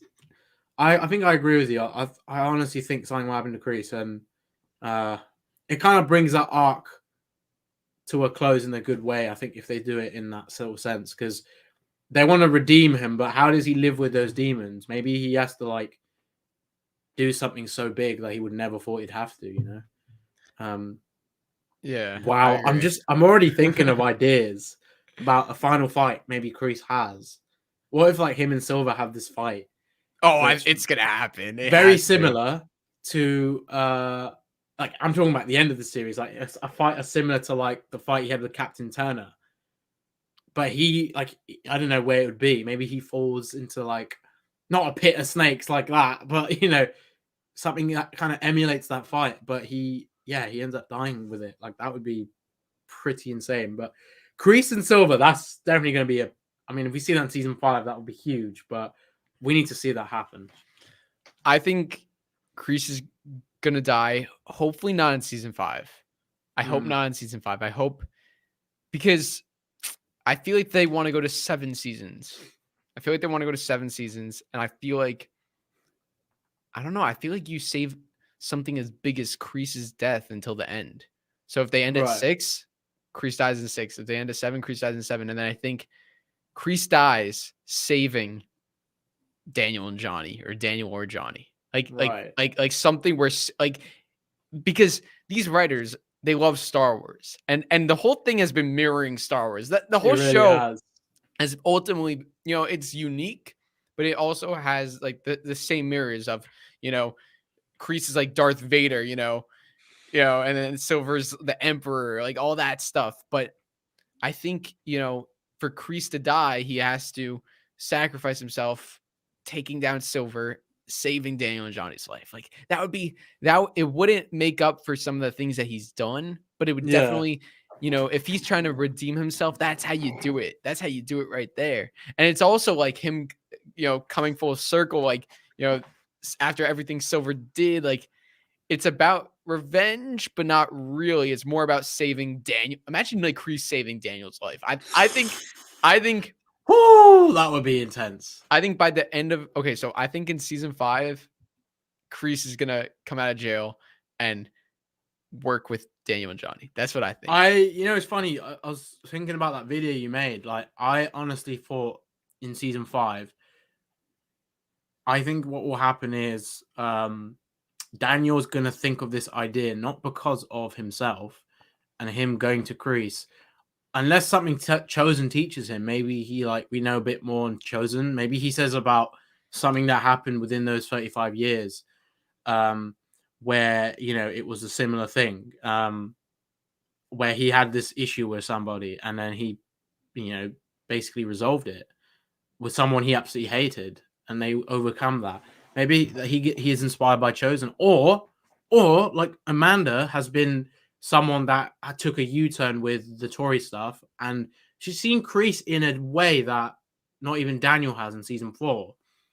And I think with the way Tory is gonna go about the whole Kreese stuff, when they find out he's in prison and how it happened, and if they suspect something about Silver, I think what they're gonna do is, I think Amanda is gonna be the one to inspire Daniel to get in Kreese, maybe bailing him out, and just basically like getting him to stop Silver. Because with the way Silver's going, when Amanda finds that out, I think she's gonna be like, we need that nuclear option. What's that gonna be? We need to shed that. If who knows Silver best? Well, apart from Daniel, and I hope he doesn't get all self-righteous about knowing Silver completely, because he needs to get Kreese to help him, because Kreese knows him best. And I think that's how they'll come together. And I think Johnny would be like, why the hell is he out of prison? Like, maybe he hears like, good, he's in prison. But I think Kreese is going to come to terms with the Daniel stuff. But also, I think they need to talk. I think in the history of the Karate Kid, I think in the first film, there's things that Daniel and Kreese haven't actually like understood about each other. Like, I think that's important. But I agree. I definitely think they need to team up. And seeing those three to come together would be so cool. And Chozen. I mean, all 4 of them. And Julie Pierce. And then Julie Pierce. I mean, maybe season 6, they introduce her. But if they do that at the end of season 5, wow, that's going to set up a very big season 6. Like, I thought that was Julie at the end of season 4 when I recorded my reactions and wait, really? You thought Julie? Oh, is it? Yeah, when he was talking to. Yeah, but like before, like, okay. when the camera was panning, I was like, Julie, and then it was Chozen. If that was Julie, I think that was wow, Julie. I would have been like more shocked, because that'd been crazy. That's a big deal. But I think Chozen made a lot of sense because of the season 3 stuff, and he still wants to repay like Daniel for the past, Well, she does. She's canon, remember? Yeah. Not like Jaden Smith and Jackie Chan. Those guys are in another universe. Well, the thing is, if this was like a Doctor Strange situation, then maybe you can introduce Jaden and Jackie's characters, and they kind of help with the Silver stuff. Oh man, I've seen a lot of people say this, and I think. Listen, it's not gonna happen. It's not happening. Because Chad McQueen's very clear he's not coming back, right? He's been so clear. Like, it's a great theory, and I think it makes perfect sense. And I would like to see that, but I think it would be incredible. Like, I think people would be satisfied with like not having him in that season 2 reunion if they were to do this. Like, I think it would be like, oh, it makes sense, but it's just not going to happen because Chad McQueen has specifically said he's not coming back. Like, and he's been very clear about that. He said it multiple times. So, and his daughter said it, which made it more clear. Yeah. So like, while it's like such a good theory, I think it's an amazing theory, and I think it would actually be really cool. Imagine like Kreese and like, because that was the one thing we didn't get from that reunion was Kreese interacting with like what like. I think before the end of the series, Kreese needs to meet up with Bobby and Jimmy, and I hope they do that season 5. Yeah, I think Bobby and Jimmy could help Johnny with the situation. Well, if you think about it, if Johnny and Daniel are on good terms from what we know at the end of season 4, what if Bobby and Jimmy kind of run Eagle Fang in the meantime? Unless those students congregate to Miyagi-Do with Daniel, but maybe Bobby and Jimmy kind of help Johnny while he's in Mexico, because he's going to need his friends. He's going to need their help. I would love to see Bobby kind of keep Eagle Fan going for a bit, just in the meantime until Johnny's back. But like, yeah, I mean, maybe Johnny's in that mindset. He trusts Daniel. Like, yeah, like you can have my students while you're here, while I go to Mexico. That's if, you know, Daniel doesn't go to Mexico, but I think he will just stay in the valley because it's more Johnny trying to find Miguel. And if Robbie ends up going with him, definitely. Yeah, I can see it playing out like that. But yeah, what do you think?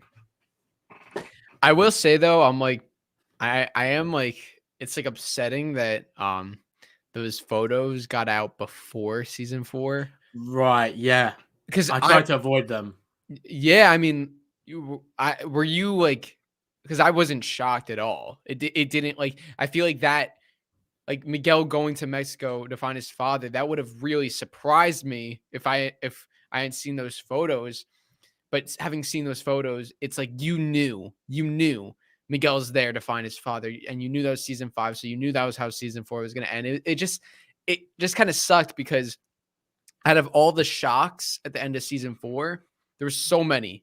Silver paying off the refs, Kreese going to jail, Chozen coming back. That was not a shock at all for me. Yeah. Because I knew. Right? I can't remember. I don't think I saw the image prior to watching season 4 when it released. I don't think I saw the Miguel stuff. Really? You didn't see it?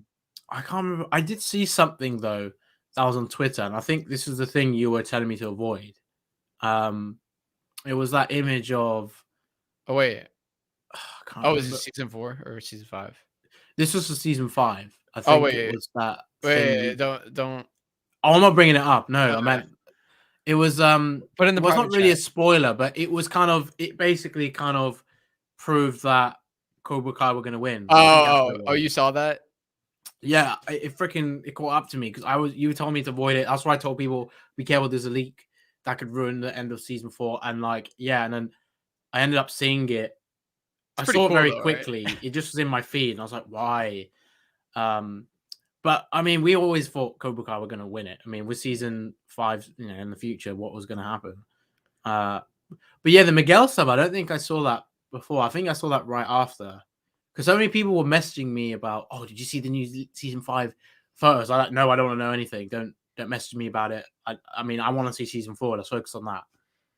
So yeah, but I think, did you always think the Miguel going to Mexico thing, that was always, I feel like we always knew he was going to find his father, or his father's story was going to come in, but it was just a matter of time. Yeah, I thought his father was going to come in season 3. Because of just the injury that happened to Miguel. You know, Miguel almost dying. I thought, you know, that would be enough to bring in back his father, because we didn't know at that point that Miguel's father didn't know he existed. Yeah. We didn't know that. We found that out at the end of season 4. So I thought that would be enough for Carmen to actually call him in. And then there were the theories of Rick Perez playing. Oh God. I was like, you know, I wasn't sure if I believed that, but like I did think that, like, the idea. I did think that someone would be coming in and playing his father in season 3. I just don't know why his father would randomly show up at a PTA meeting like a parent. You report you solo Russo, like, okay, that being Miguel's father, okay, the resemblance, but nah, it's just a bit on. I think it's on the nose, like we're saying like, he's the father. Like before that, when we didn't know his role. Yeah. Oh yeah, I remember. Oh yeah. Prior, everybody saw him cast, and you're like, yeah, Miguel's father. Huh? It's so Miguel's father. It's so funny when we see, like, you know, just these people getting casted, and it's like, who are they gonna play? This is Terry. So like everyone thought that Milena Rivera was Julie Pierce's daughter. Oh my God, I remember this. I don't know if I asked that to Milena, because I did speak to her, but I think that's hilarious. People thought that was Julie Pierce's daughter. I'm pretty sure. I think a lot of people assumed, like with the younger characters as well getting cast, that kind of made it clear that Anthony's going to get a bigger arc as well. Because they were getting cast. I saw these new castings, new actors. Like, yeah, Brock was cast, and then Jaden, and then some of the others, and I was like, They're so ooh, good. I love them. they're all great. Yeah. What's up, Slade? Honestly, all of them are great. I remember Jade was like, "Bust some of that Miyagi shit." Yeah. I love so much of that. I love that. Those kids crap me up. They were, come on, Pusso. yeah. Do a flying like what did he say at the basketball? Oh, is that what he said? Wait, I what think did he say at the basketball? He was like, you gotta block that. yeah, you got to He block says, that. Like yeah, he do says some of that. that. Do some of that karate, like something like they. That's what I love too about Anthony's arc. I loved how I thought it just added a lot of like, you know, depth because me and you, we were always like saying like Anthony's just so neglected and like God, yeah. with this whole like karate storyline. And I thought, you know, it was really interesting because you know how like I think it was very relatable to have, you know, I think a lot of people with siblings and parents who Yeah. do certain things like they like you know if say like you're in a family of actors who are all really famous and whatever and then you're the only one who's not acting, it's like you kind of feel like isolated. So like here you have Daniel, Samantha, like they're all doing this karate and it's like that's all Daniel cares about, like Samantha, you're gonna be the next Miyagi-Do, all that. And then like Anthony, it's like, you know, he's telling everyone that he, you know, everyone knows he's the son of the Karate Kid, and he's kind of like, you know, It's got egging that, it on.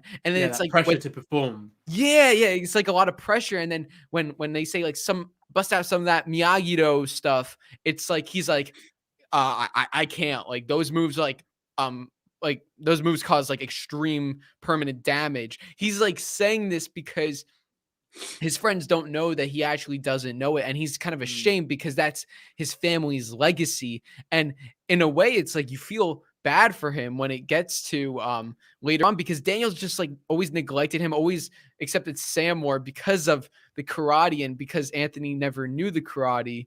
You know, I thought that was really great. It is relatable because, like, I remember this is actually quite deep, but in school, like, when my brother someone started my brother in school, and my brother, I mean, out of us, like, we both learned karate growing up, but he was definitely the one out of me and him that knew martial arts better, and he had a really big interest in it, like, further down the line. But like, when I remember getting into a fight in school, I remember someone Got doing into that a fight? thing.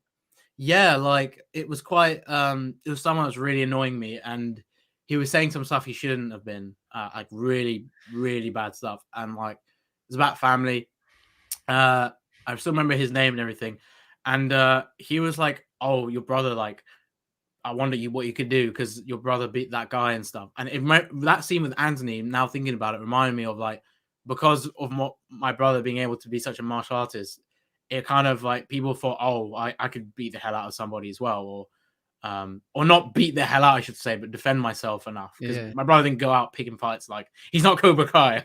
We let Miyagi-Do kind of thing. But yeah, like it just really made me think about that. And yeah, like I could still defend myself, but I wasn't like, you know, the ability of my brother.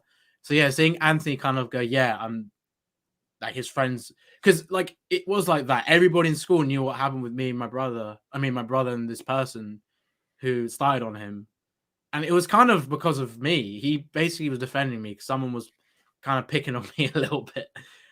In wouldn't say so much bullying, but just kind of being like, just like, why are you doing that? And it kind of caused tension. And eventually, my brother had a fight with this person. It's quite a crazy story because it's very Cobra Kai.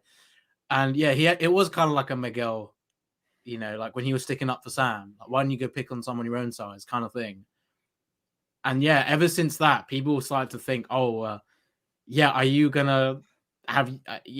Can you defend yourself? And do you know the stuff your brother does? Because of sight with Anthony, his father, kicking the Cobra Kai's ass twice in the tournament and then just defending himself. People respected him a lot. So yeah, Anthony has that pressure immediately to like, oh, he's gonna have to be like the same as his father. Same of how people in school would be like, oh, you're gonna be like your brother then. Like, you know what I mean? So you're basically saying that you're Anthony Loverso. I'm not saying I'm Anthony, but I can understand why. I would say I was Anthony when I was like 12, 13. I had similar hair. I mean, I need to find a photo, but I had the Anthony hair from season 1. and I was a bit chubby. I was a bit annoying like that, Anthony. I mean, me and my brother, when we watched the show first time, my brother's like, that was you at like 11, 12. And I pissed myself because Oh my I god. was like, it's so accurate. Like, I was a little shit like that. It's crazy. But yeah, that's a little story for you because thinking about it now, that yeah, it's actually quite crazy, the Anthony stuff. I didn't realize it until now that it makes so much sense. Yeah, like the pressure to be as good as that. It's like, yeah, I can now understand that. I didn't think of it in the first moment, but yeah, like, and now, like, yeah, he's still when like Zach, every time he brings it up in the locker scene, and then obviously Anthony steals Kenny's clothes, and then Kenny says "la pusso" to Anthony when he's saying sorry to him. Oh, I was like, wow, that was he had enough. Kenny has like the best smile. Like you see, like especially. We need like a photo of it to put it up because Kenny was great. He was so good. Dallas was amazing, right?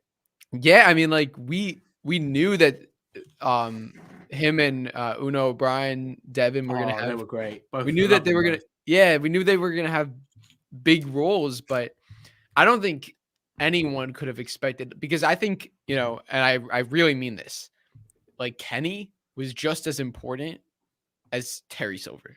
Like he was just as like he had just as much screen time and was like, you know, because Kenny, I feel like Kenny was like Kenny had more of a story than most of the main characters, because Kenny he had a lot of screen time. Yeah, very important character. He had a full arc. He was like the very begin, like episode 2 was his episode. It was his episode. Yeah, and then episode 3, it's like it's still his episode. You know, I feel like episodes 2 and 3, you know, like episode 2, it's like your mission, like Sean, your mission, find Robbie, find Cobra Kai. And episode, you know, it's like I always said, like if there's like a video game that comes out, it's like Sean gives him the mission, and it's like a side quest where he's like walking to the dojo, like Super Mario, jumping over things to get to the dojo. I don't know. Yeah, that I agree what you're saying. I mean, I think out of everybody though, Silver was the most important because he was a legacy character. Kenny wasn't. He was a new character. I understand that in terms of a new character, he was as important to, you know, bring into the story, because you have to do that right. You don't want to bring in a character for the sake of it. Silver was really about the history, about that legacy, continuing the Cobra Kai stuff in a way that was meaningful. And he's obviously a character everybody wants to see back. Yeah, I can see what you mean by just as important. It's just as important introducing a new character right, as well as bringing a legacy character back and doing that right. So, yeah, that's definitely really important. So, and then yeah, the stuff with Sean, I just glorified the Kenny arc, how important he is. We saw his brother in season 3, and now we're seeing Kenny in season 4. Now season 5, we see them together, like more often, hopefully. So, yeah, that was Kenny was great. Devin was great. Una was amazing. I love the fact she was basically like a female Johnny. You know, she loved all the things Johnny did, or like Johnny liked, and like Johnny was so impressed with her. And like that kick she did in the tournament was the same kick that Johnny did in the tournament. Yeah, you know, yeah. I love that. I absolutely love that. In the preliminary rounds. Yes. Yeah, I noticed that right away. I loved the nods they had at the tournament. I thought that was really cool. But yeah, I think it's funny you said about the Anthony stuff, because episode 7, that's the stuff with Kenny and Anthony where we see more of the, because Kenny's learned more of Cobra Kai, and that's when he's I got nothing to say to you. Yeah. So, and then don't call me that. By episode 8, which is I actually think episode 8 might be my favorite in some way. Yeah, it's my favorite. And I think strictly because of the Johnny Terry Silver fight, because that was something we hadn't seen before. And I know the fight wasn't long, but wow, it was good. It was so good. And then also Robbie and Tori's dance at the prom. Right. That was amazing. Yeah, amazing. They killed it. And Yeah, I thought they stole the show. There were some things that got cut from that episode, which like that always sucks because you want like to see like more stuff. You didn't see Nate with his date, Lexi. Yeah. Oh, that was so annoying because I They set it found up. out. I found Yeah. out that he apparently blew a kiss to Yeah. Lexi. I think that because I asked Nathaniel said it, and I was like, "Oh my god, that would have been so funny to see." And At the also, tournament, right? yeah, it would have given them more like because we haven't even talked about Bert and Nate. Oh my god, they Oh were my so God. great. How are we not talking about those? What two? did they start a kindergarten class? Think more like a preschool. I love the interaction they had with Kenny because Yeah. that was in the trailer. We were like, okay, why is Hawk grabbing Kenny? We both thought before the blurred stuff when we knew that was Kenny. We were like, yeah, why is Hawk grabbing him? We saw Nate, so it must have been something to do with him. Like, you know, Hawk trying to like make up for what he's done before. And yeah, Bert was there and he goes, oh, it looks like he's gonna cry. So like Bully Maguire. I loved it. I loved it. And Nate as well. Like they're just best friends now. And I love the fact they're talking about Lexi. She was like, oh, she's a joke. Like they were like talking about what's that? So Junior, I'd like to. Whoa! What makes you think you could wear that shirt around here? Oh, it looks like somebody's lost. Makes you think you can wear that shirt around here? It's from my dojo. Oh man! And then like the Hawk stuff, but it's not the way they go into him. I think Nate said that was improv, so get out of he didn't need to add the shoulder barge. Yeah, get out of Cobra Kai while you still can because they're going down and it's not going to be pretty. Is that your impression of Jacob? Yeah. That's actually good. It's good, right? I have a good Jacob impression. Not gonna lie, but that's actually really funny. I got my buddy Rico, and we could tattoo bitch on our face. Because he's got that accent. Like, is that Southern California? You'd say, or is that like the wrong? Oh no. How do you describe that accent? Because like he's such a surfer dude, like a skater dude. It sounds like one of them. Yeah. I love his voice. Like Brooks kind of. Well, Bo Mitchell in person sounds very similar. You're the guy with all those bonsai commercials. Oh, awesome. Yo, dude, that's red. and then I love Kyler's voice too. Kyler makes me laugh. Yo, I just love Joe's performance, man. He smashes a Kyler every time. You see that billboard with the big guy? Guess Sam takes after her dad. Like he has like that low voice. I love his voice. I love the I think the funniest moment with Kyler this season. It might have been one of the not the tournament. I think it might have been the drive-in scene or some of the stuff in the dojo. There was one quote in particular that cracked me up so much. I'm just trying to remember what it was because Kyler had so many funny moments. Yeah. Oh, damn, I can't remember. I just love the way he talks to Kenny. I think that's something we need to see more of. Because can you imagine how Kenny will feel? Like now he's more of an established student in Cobra Kai. Sean joining. Imagine if he told Sean about Kyler picking on him and making it, giving him a hard time. I think Kenny kind of like, even Robbie said like you're young, like they'll like appreciate. Yeah, but can you imagine like Kenny just wants to be that kind of, you see like a darker side and he just tells Sean about it and Sean's like, do you want to mess with my brother? But he was like, just prank him, don't like actually hurt him. That'd be quite funny. Kenny goes up to Kyler and is like, I want three butter sticks, 2 popcorns, 1 nacho cheese. I would love to see them. That'd be so cool. I would absolutely love to see them do that with those guys. That'd be crazy. It's funny we're talking about Bully Maguire stuff. Kenny's essentially become a Bully Maguire by the end of it. And someone here said they got inspired by my post about it because I put Bully Kenny on a post when he's doing that smile. Get ready for high school next year because you're going to be in a world of pain. God, that look he gave, he looked like a real psycho. Like I loved it. He's so good. That whole scene was Dallas and Griffin were amazing. Just like the whole like Kenny was not forgiving him no matter what. It's like Anthony's like, listen, I'm sorry. Like I could only imagine what you have felt. Yeah. Um, And this is the second time tell he said me, sorry, which is definitely second character time. development. Yeah, second time, but Kenny was not having it. And think about it like this. Kenny never, here's the thing though, Kenny never went after Anthony on his own.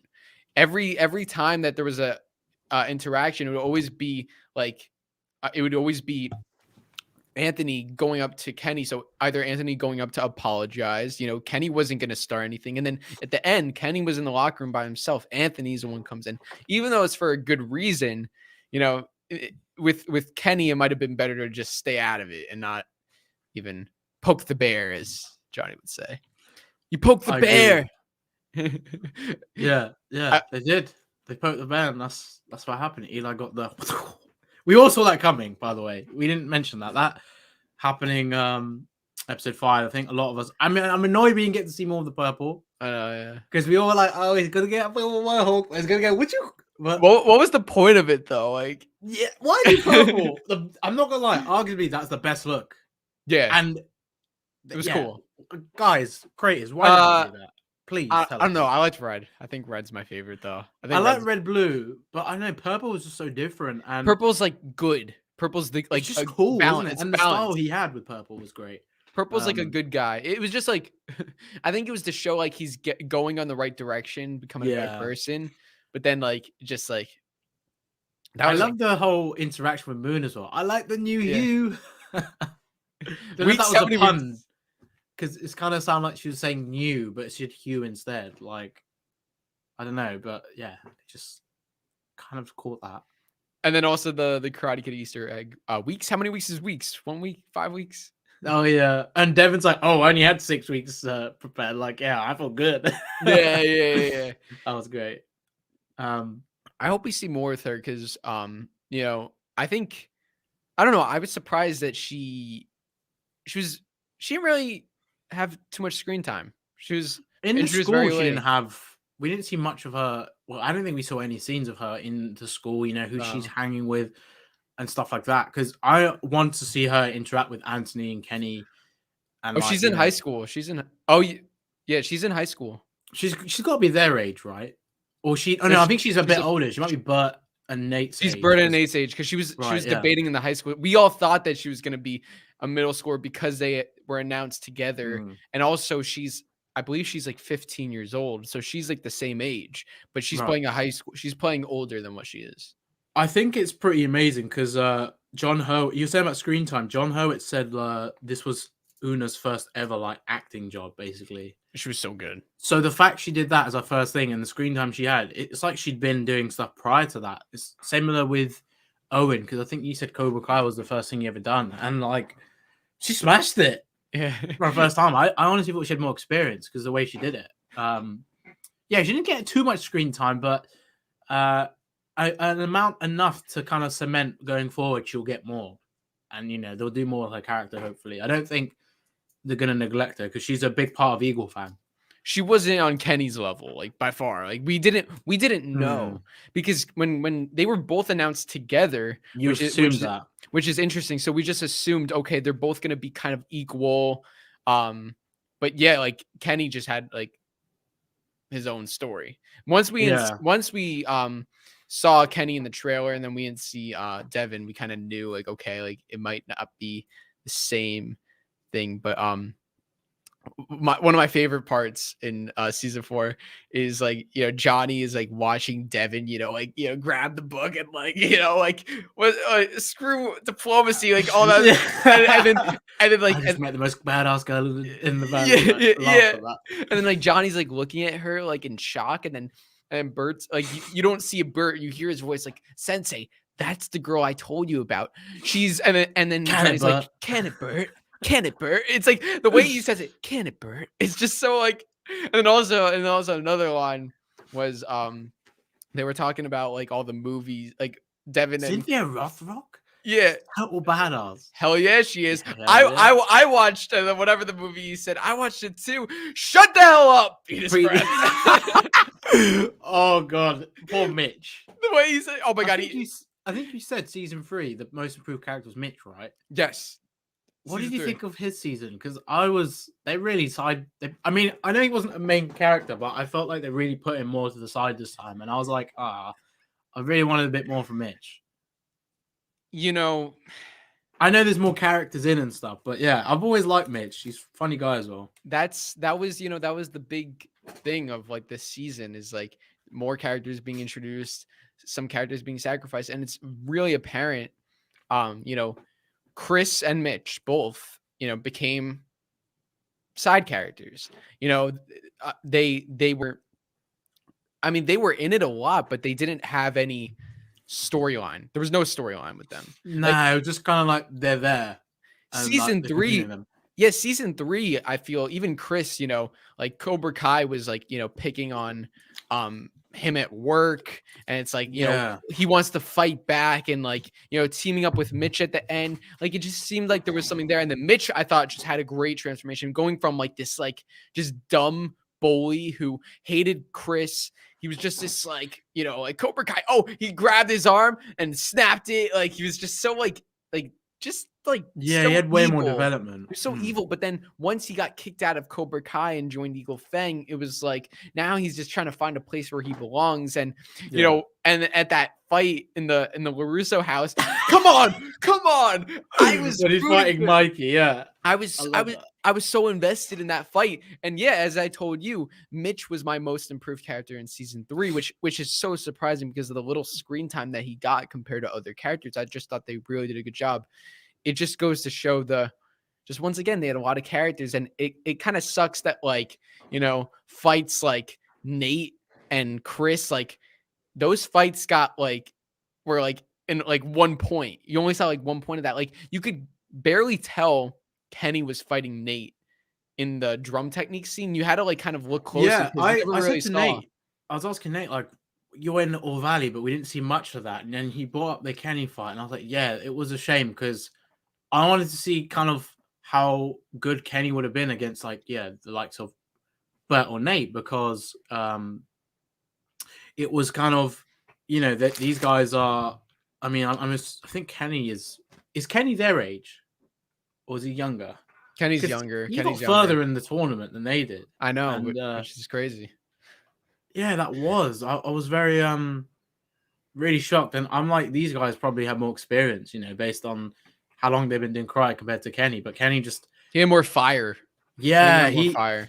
I think it's just also because he's got a bigger role in the series with his character, Definitely. so I think he's they made him more of a. They need to make him more polished in that way, But yeah, I was hoping we'd see, the Nate Burt stuff. We got to see more of Burt fighting. He won a point. I really wanted to see Nate though, because like we saw him doing the kata, which is really cool. Yeah. He was great. And Burt and Nate they've evolved so much from being those kids, in season 2. Like I want to see more of them around, more of their fighting. We've seen more of them interacting, but I think we need to see more fighting from them. Like I hope the creators kind of include more of that because they're great. And that's something interesting though, the tournament, how they did everything about that. We'll definitely get onto that. Let's talk about the tournament, because I had a couple I think overall it was really well executed. There's just some things that it's kind of like the Daniel and Johnny thing. It's like we didn't want them to split up, but at the same time, if they didn't split up, that changes everything about the season. So it's like, are we saying we don't like the season? No, we love the season. Like, I mean, I personally, I thought the whole season was great. I didn't want them to split up, and I know that would have changed things, but it's kind of like you have the pluses and the minuses. So going to what you said about like screen time during the fights, I thought the Carrie Underwood montage, I actually really liked that. Like I actually really liked her. I liked the song. Sure, like when she comes out and gives like this, like her little like speech, it's kind of like it's just it doesn't really have any like story impact, but I thought the song and the fight kind of worked well. It was a different vibe from season 1, and it was very upbeat. The only issue with that is by having such a fast song, it results in a fast montage. Because with season 1, it was that they used the All Valley tournament theme, the dun dun dun dun dun, and it was very like slow and dramatic. Like it wasn't like the school fight music where it's like like where it wasn't rushed. You felt like you were able to comprehend everything. Miguel was fighting this person, Robbie's fighting this person. Yeah, Aisha. I like the. I think I like the. I like the way they did. Obviously, the first tournament in season 1 because it was like even when Miguel does the crane kick, you got to feel him doing the crane kick. You saw Daniel's reaction to that. You saw Johnny looking at Daniel. There's like a little story element to it. With I think the scenes in the tournament when they showed the Cobras using Miyagi-Do techniques, I love that. But we should have seen more of that with the fights during the Carrie Underwood montage. I love Carrie Underwood. She's cool. She's a big fan of the show. I'm not a personal fan of the music because I'm not really into country music. She's a great singer, but I do not think that really fit the purpose of the... I mean, I know it's a montage. The song she did was great. I just don't think it really matched the vibe of the stakes at the tournament and the way they edited it. I just think seeing all these one hits and just small angles of the fight, I mean, I wanted to see more of a bigger range. I personally think COVID got in the way of that because you could see like the tournament looked more condensed with the mats, and you know, like even the crowds were smaller. They filmed in a different location. I don't know if you knew that. That definitely played a part. Yeah. I think it definitely made things a bit. I think you could tell it didn't ruin the experience for me, but I could definitely feel like, yeah, this was so much different from the first tournament. Because is that location the same location that Daniel went to in the Karate Kid 3? Because didn't the first tournament in Cobra Kai 3? Sorry, yeah, Cobra Kai 3, season 3. When Daniel goes with, that's the same location. It's the same location, but it's not the same location as season 1. But they play it out to be, which, I mean, it is. I agree 100%. It was something I tried to look past, but you know, it's really incomparable to season 1 in terms of a scope, because season one, it was 360. You know, if you go back to season 1, there were stands above the fighting, like on the top, and then there were stands over there, there were stands here, and there were stands back. So much. It was everywhere. It was 360. So you felt immersed. With this tournament. It was very back and forth between the tournament and the actors. You could tell it was filmed like back and forth. While season 1, you felt like you were there because of all the angles, and it felt every angle you got, there was crowd members in the background. This one, it was just that one side, and that was because of a different location, which it sucks because also the mats. I'm sure you noticed the mats were a lot smaller too. Yeah. Which that's kind of like, how do you do that? Because especially I think where you really notice it is when Kyler is fighting Kreese. Yeah, especially that they're like stood like diagonally, aren't they? They're like me and you right now. Like that's like how close they are. I mean, I appreciate what they did with what they had, and I think maybe COVID, I don't know if that kind of affected the way things went, but I'm kind of confused why they went for that location when the one in season 1 was just so great. Maybe it's because of the restrictions and the protocols they had. Maybe they had to, you know, settle with that kind of place, or maybe it's because it's the same place in season 3. I mean, I don't know why they stuck with this venue if it was to do with COVID. I totally understand that, because considering that stuff, if that played a part, then you can see why. It didn't really annoy me at first. I just thought, I think a lot of people wanted to see a bit more of the fights, but at the end of the day, they didn't want to do like the same thing like they did with season 1. I think they wanted to kind of get to the quarters, and then you can really enjoy those fights, because the quarters, the semis, and the final, they all delivered. I mean, that's what you're really there for, right? I mean, the qualifying stage is important. I think the montage, I think the fandom was very divided on that. I think Carrie Underwood was so good, and they didn't just include someone for the sake of singing. She was a very big fan of the show, so I really like that. She was a fan. She wanted to be in the show, and then she could sing. I just don't think it worked with the montage because I wanted to see a little bit more of everything. Like the moment you saw with Miguel when he kicked his opponent and then like Robbie looks at him. It's very Can you quick. imagine they had like a more intense moment with that, like elongated moment where you can just embrace like Robbie's kind of giving him respect because of that kick he did. It's like moments like that getting cut a little bit. It's like, oh, I wish I could see more. Like Sam and Tory looking at each other, you know? But yeah, the tournament was great. But like, what did you think of like the fights after the qualifying stuff? Because that's some juicy stuff. Yeah, once it got there, then it started becoming more like it like past the preliminary rounds, then it started becoming more like intense. You know, they were on the bigger mat. I thought all of those fights were awesome. I loved like just the format, like, you know, Kyler fighting Hawk, Kenny fighting Robbie. I thought just those quarters were really cool. I did wish that we, you know, it was very like Cobra Kai, Eagle Fang, Miyagi-Do, and nobody else. You know what I mean? Topanga weren't really in it. Yeah, like they were in season they one. They were at first. I didn't even know that they were in it. I thought it was another dojo with Blue because I didn't see Xander. But then I saw the sensei from season 1, you know, with the gray beard. Yeah. Topanga. He was there. He was at that tournament, but Xander wasn't there. It's kind of like, you know, even the beginning of episode 9, when they introduced the dojos, but it's just Cobra Kai, Eagle Fang, Miyagi-Do. It's kind of like, it's like, I get that we all know that one of them is going to win, but you know, with season 1, it just added a little more like scope. No, I agree. Having Xander and the mom, you know, they could come on, Xander. Come on, Xander. Mama's back in the finals. That would have been great. And also I'm very curious too.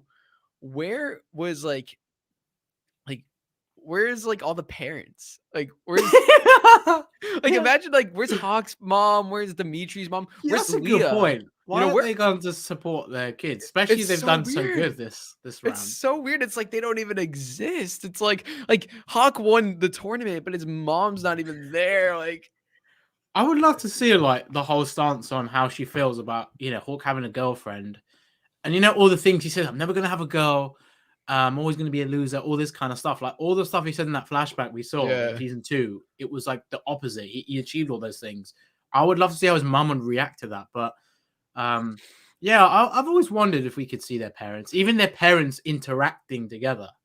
Just like, because, you know, binary brothers, Gianni and Jacob's characters are so close. So that's a good point, actually. Yeah, like, why haven't they been around for that? Did they not give a shit about the karate? It's like I get like them not being in the story, but the tournament, like you would think like at least showing up, showing up to the tournament, supporting their children, like anybody, like even like, like even like Leah. Like I thought Leah should have been there. That would have been cool. That would have made sense. I would have liked to see like maybe if we saw more of Kenny at the tournament, but we did. It would have been nice to see Leah react to how Kenny's like doing in the fight, and especially the Robbie stuff. Like, she could have gone to comfort him. Yeah. And then that could have been a moment where after she's comforted like Kenny, she walks out, but then she goes into Anthony, and then Anthony's like, I'll see you in a minute. And then Kenny, not only he's angry to see Anthony, but he's also thinking about Leah. They could have added like maybe Leah to that. Imagine if Leah saw what Kenny did to Anthony. Imagine her like seeing that. And then Robbie comes in. Like that would have been so cool. That'd have been crazy. Like, yeah, that would have been like shocking because that might have been very clear. Like, okay, she feels sorry for Anthony, but she doesn't know the stuff about Anthony bullying Kenny, but she knows Kenny just beat the hell out of Anthony. Like that would have been very interesting. Yeah, there was some like I overall love the tournament. It's just like, you know, looking back on it after it comes out, it's like there's some things that they could have done to really just add more to it. And I think probably like one of the biggest things was just the location. And I know it's like it might have not been in their control, but at the same time though, this isn't one scene. This is a 2-episode thing. A 2-episode which is something we haven't seen before. It's a really big deal. The location has to be good. So now my question to you with the, you said you wouldn't have wanted the Carrie Underwood and you would have preferred something else. Do you think that they should have done just like a Zach and Leo kind of scoring to the speed of like a I think slower that fight? would have been, I mean, because Carrie Underwood being involved, I'll tell you what I liked about that, because even though I personally wasn't a fan of the way they kind of went about the montage, like editing wise with the fights, that was the main issue I had. I think it felt like an experience. That All Valley wasn't just a karate tournament, it felt like an entire event, I Yeah. love the way they went about that. It felt very different, which is what I liked. But I think Zach and Leo, we praise them so much about their score. If they were to make like a song or remix one of the older songs from the original film, You're the they would best. have done it so well. And I think that gives the room for them to kind of, show more of the fights and have an awesome score play. Because with the Karate Kid, we saw that with You're the Best Around. Wait, Oh wait. did you see someone in the chat? No, I just thought of a crazy idea. And yeah, I know a lot of people were saying You're the Best Around would show up. I spoke to Joe and he was saying it was going to show up, but it didn't. And he's probably disappointed because we all want to see it. But with Zach and Leo, I love those guys. I love what they do. To see them play a song like, in a montagey way, like the original film, how cool would that have been? Okay, so I get that they're saving You're the Best Around. So I think that I think that's okay if you save it. But I think, because Remix. yeah, like or do a remix of The Moment of Truth with just instrumental because that would have been instrumental is so effective sometimes. Like a different version of it though to make it more like epic. So because you do have to like it's like the decision to have Carrie Underwood sing a very fast-paced Moment of Truth is why there's such a fast-paced montage. You can't have Miguel and Robbie or no, Miguel and whoever fighting for 30 seconds with that particular song. It doesn't work. So if they were to take that song, put it as an instrumental version and a more like bum or I don't even know if that would work, but just like Zach and Leo could do like a more rock version to it, which would have emulated like just the epicness and badassery of the tournament, and just they could have maybe like changed the way it sounds in a sense, so they could slow it down in certain ways and elongate the song, but it has like a different effect, meaning it would change the final product or the editing, and the way you see the fights would have been better because they really were trying to go with the music choice. So I understand that. I think because of the pace of that song, they should have slowed it down. Maybe Zach and Leo would have done. I mean, did you ask Zach and Leo about if they had any? I mean, because I know you spoke to them again not that long ago. Like, did you ask them about anything like to do with the tournament? If they were going to do a score for any of the fights in like instead of Carrie? Yeah, I didn't ask them that because I feel like they kind of just always assumed they were going to do. They wanted to get someone for it. I want to search up. I'm going to search up how long was the preliminary rounds in season 1 compared to.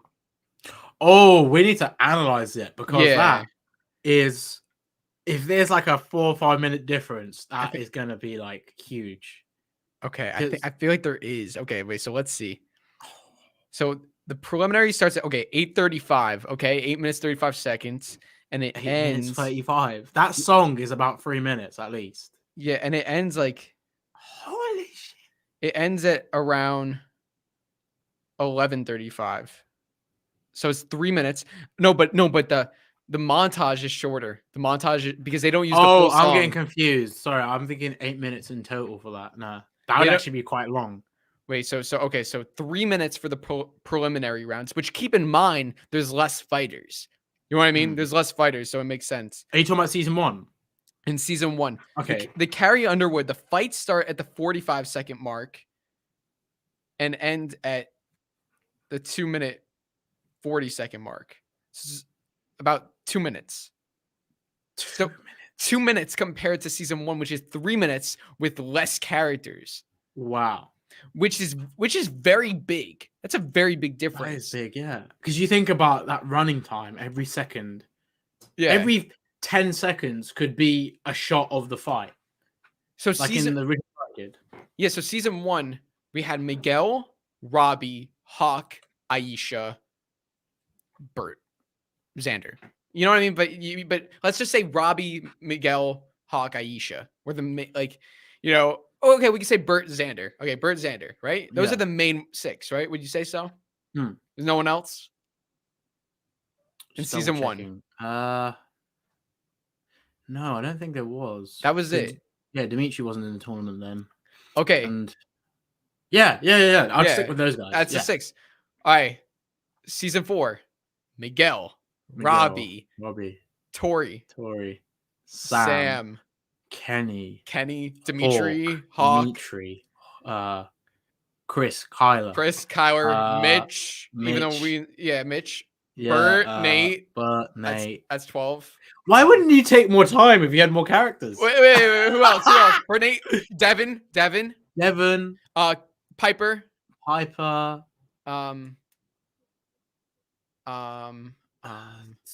be one. We're missing someone. We said Hawk, so we said Hawk already. Wait, Robbie? Did you say Robbie? Yeah, you said Robbie. Who else? I'm trying to think. I think maybe that is everybody. But anyway, we said Bert, Nate, Kyra. We included them. That's 14. That's 14 compared to 6, and it was smaller. So it's like what? Why would you rush that more? Like, flush that out more. And again, more character moments out of that. That could be 10 seconds for a fight with Nate, 10 seconds for a fight with Robbie, 10 seconds for a fight with Hawk, 10 seconds. It just adds more to the fights. And there's more of a sense of build-up. Because a lot of people were criticizing the fact that it felt rushed, and then you're just thrown straight into the quarters. I like the sense of the build-up, the drama. Yeah, because like Daniel in the tournament, he was losing points. They showed that with like people like Eli, but again, he so quickly was to win it back. Like, there's no sense of he could lose. Like, you just thought, nah, he's gonna win it. Yeah, that's actually a really good point. I really like that you brought that up. That's a very good point. Okay, yeah. So in that quick little 2-minute montage, they do try to do that story element with Eli losing a point. That's they try to like make it like, oh, but it goes too fast. They already move on to the next thing. But if they were to do a slower montage, you can really build that up more. Like, oh no, he's not doing as good, and then it means more later on. But I like that. Oh wait, where is it? Get on! Wait, you haven't got it? I like that. That's a really good point that you brought up. Yeah, because thinking about that, like, especially the fact he won the All Valley. Yeah. Why would you rush that part? You want to embrace that journey, and then the uncertainty of what's going to happen with Eli. Is he going to win? Is he going to lose? But let's talk about the quarters were fun. I like the build up for that to the semis. Which fight for you before the final was your favorite? Because they were all great, but I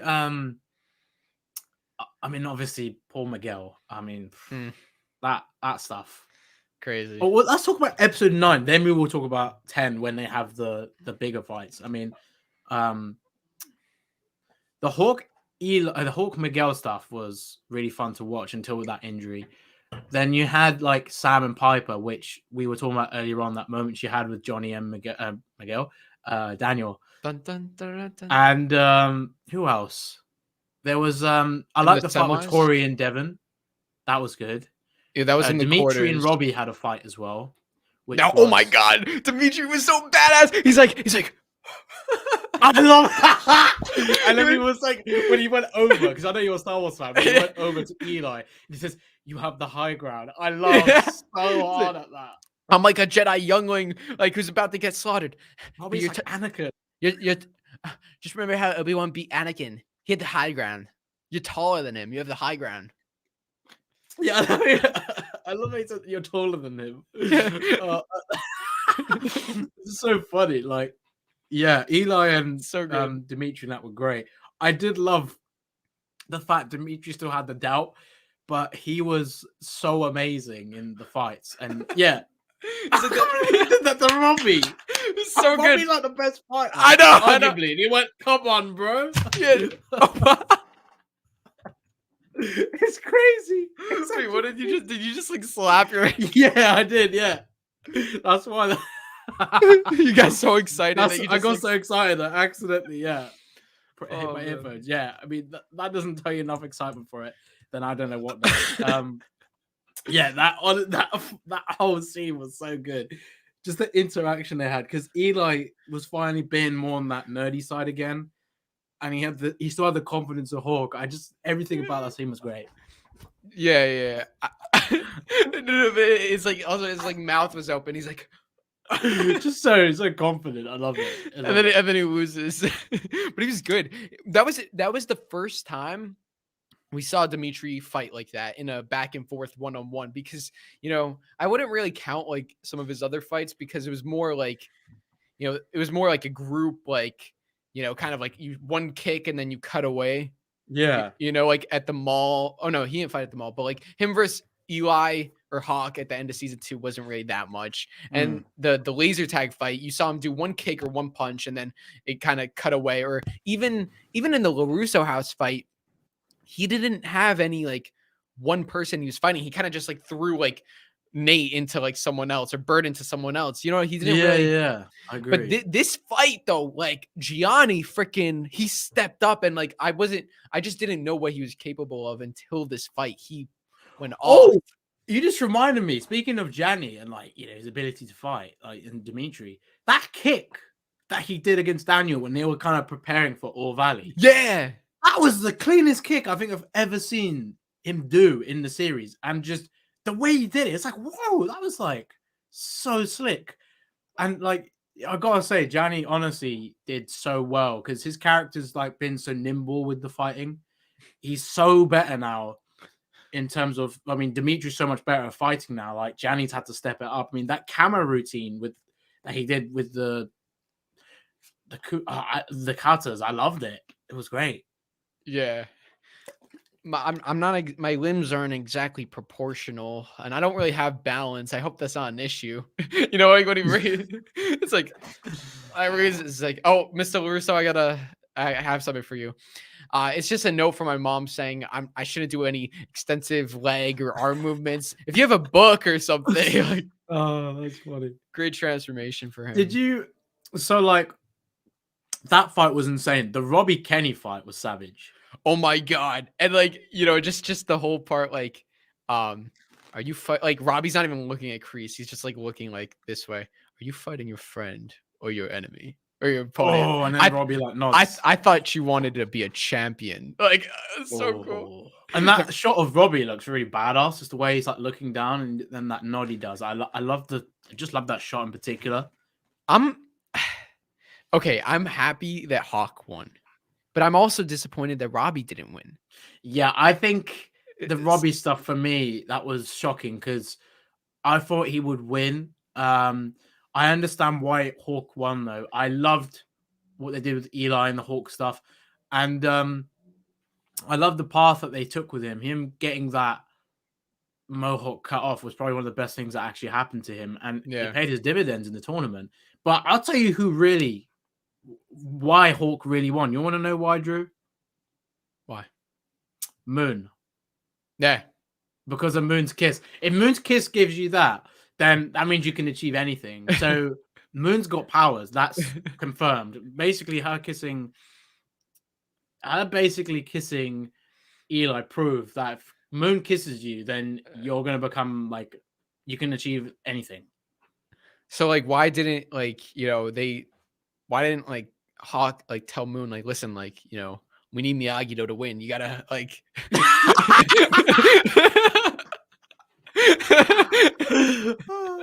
I love the fact that Moon kisses everyone before the tournament. Yeah, like, oh, you want to win? Here you go. Wait, Moon's going over to Miguel. He's like, wait. Why are you going over to Miguel? You're my girl. And Sam's like, wait, what you cheating on me with Moon? And then, like, and Moon's like, yeah, I'm cheating on. Oh, it just She doesn't love you. She loves me. it comes back to all that stuff. So why did it happen? I would never. Oh, all that stuff, man. If they did that at the tournament, that would have been quite funny. Jesus. Oh, man. What do you think of the big thing this season, which I didn't notice it. I know a lot of people, like including like family members and friends who I know watch the season, they noticed it after their first watch. It took me like a couple watches, and also just like everyone on the community just saying, Miguel. You see, I enjoyed him in season 4, but once people like brought it up, I couldn't disagree. I was like, I get what you're saying, like about like, he did they kind of set him up in season 3, like, I'll prove it again, or like standing up or saving the All Valley tournament, like kind of being that, like trying to like progress and yeah. No, I agree. Like, I think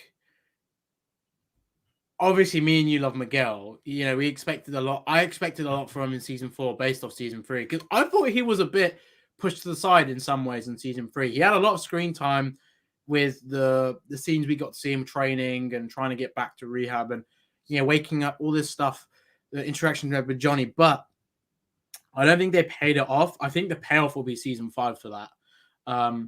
Because I think what he's learning is that it's not about the trophy. It's really more about what I haven't done, like finding my father. That's always been in my conscious. And I think they tried to alleviate that through this season 4 arc, where even though he wants to get back to prove himself, he's actually got to do other things instead. And that's more important to him than actually being at the tournament. I don't think I like the way, though, like you said, the way they were setting this up in season 3, and then season 4, the poor guy gets injured again. It is realistic. He is going to be... I always thought he'd be vulnerable at the tournament, but I thought he would be so aware of injuring himself that someone else would have injured him, Sort of like how... Remember when, when Robbie had that injury that Hawk gave him? And so obviously Miguel, he wanted revenge on Hawk. He always did in some sort of way. And then the Mohawk was one. I thought... We were saying who would be injured. I thought Hawk. But with Miguel, he does this really flamboyant kick, which it's like, I'm thinking like, why would Miguel do that knowing the injury he went through? Like, surely he could still beat Hawk without being extreme with such a kick. Like, I think that might have been the tornado kick, or I think that was a kick. Why did he use it on Hawk though? Why didn't he save it up for the finals? Kick in the dream that he was constantly seeing in the coma as well? I think he thought this is the moment. Screw you, Eli. This is my moment. Yeah, why did he use it so quickly? Like, because once you do a move like that, then you can't do it again because people know what you're gonna do. Yeah, it's just the way they. If someone injured him, I think that would have been more like interesting, because I think everyone's like, oh, he's in, like, it's that sense of Cobra Kai again. Like, they know his weakness. They're gonna use that against him. I would have liked to see. Right, I would have liked to see that. He's trying to control the fact he won't get injured, but he can't fully control that. That would have been quite interesting to see, because you can just see Miguel's trying to be the hero, but he really can't control that aspect completely because there's others that are trying to hurt him.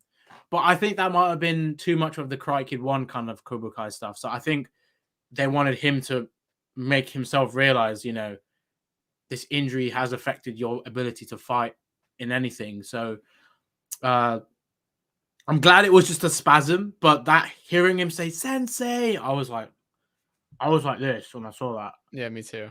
I was so shocked. I thought he could get injured, but I was like, I don't want it to happen. I really don't. Yeah, it was just like when I first saw that, I was in shock, and then it's just a little spasm. It was a cheat. It was the end of episode 9. It was a dramatic thing, and then the next episode kind of just like, oh no, he's fine. It didn't, like, when you watch that now, when you watch that exact scene, it doesn't mean anything though. It doesn't. I can see what you mean. It doesn't have any effect. It's like I agree exactly with what you're saying. I actually made like a whole video on it. You know, it should have been a thing where it's kind of what they set up in a way with Miguel having this injury going into the tournament. Everyone knows about this injury. He should have been so vulnerable. And then now it's Miguel from season 1 again. He's the underdog. Like, I wanted Miguel to be the underdog. It's like, imagine having a whole dojo go after that injury. It makes Cobra Kai a lot more vicious. And also, Terry especially Silver, now with Silver. Silver had a whole lesson about weakness, which is what kind of like, you know, makes me really upset about why they didn't go through with it, because he had a whole lesson about exploiting the other person's weakness. And even though we didn't see Cobra Kai actually fight Miguel, they could have you know, they could have like written that in. It, you know, it's not like, oh, they couldn't have done that. They could have had any student fight Miguel. Could you imagine Kenny? Sorry, that's just a wind in my room. Imagine if there was like a man can't stand, he can't fight. Imagine if he said that to one of the Cobras before the fight. Yeah. And that would have just like shown more of that scary side to Silver. Like, man can't stand, he can't fight because even in the Quicksilver method at the tournament. Yes. Like, yes. Not even Kreese did that with his teachings. Like, yes. I mean, he wanted them to win. I mean, I know he tried to cheat, but Silver's Quicksilver method is far worse. Like, that stuff was definitely shocking. You know, and it would have been interesting to see that. Yeah. And it also would have, you know, I feel like if Cobra Kai was fighting Miguel in the semis, right? Yeah. I know they would have had to change the whole formatting. They would have had to, like, I know that, like, you know, Eli, Robbie I know like the whole formatting would be weird, but if Cobra Kai were fighting Miguel in the semis and they did that injury to Miguel, and then in the next episode, it's like, oh, it was just a spasm. We're like, oh, okay, like, thank God, like, that was a close one. Cobra Kai is still evil. They almost got him bad.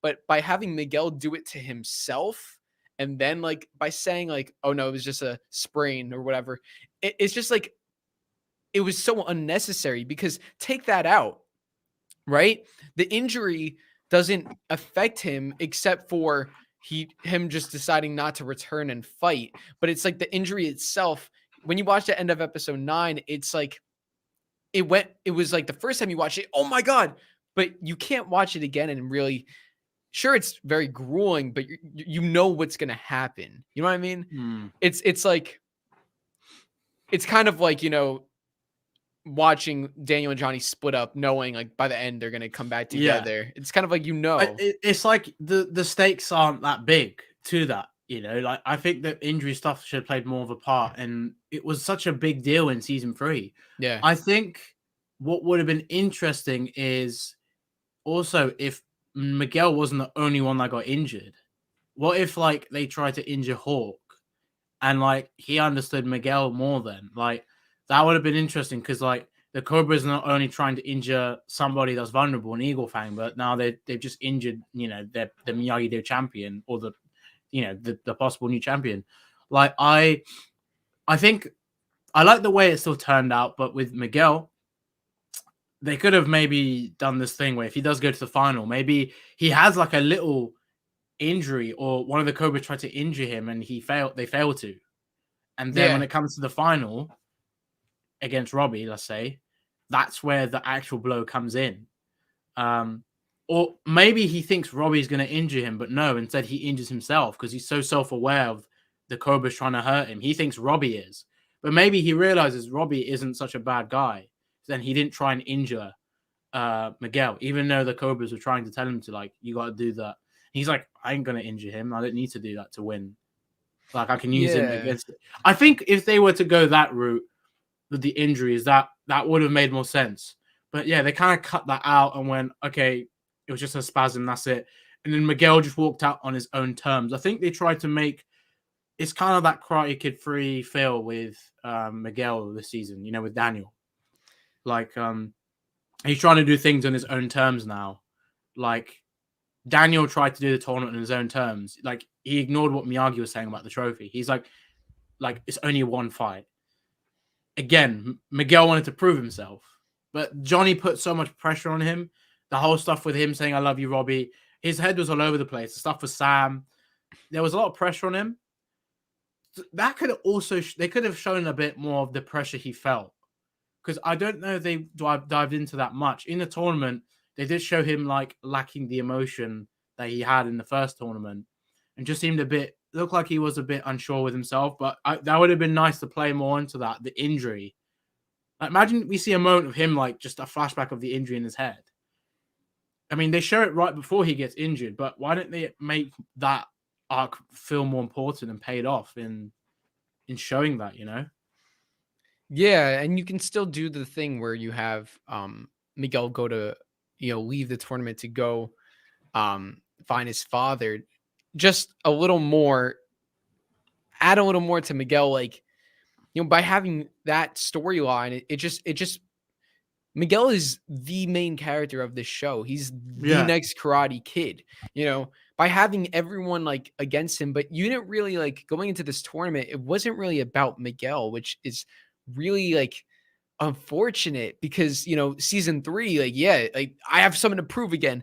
He never really like showed that he has something to prove this season, not for Johnny, not for Daniel, but for himself.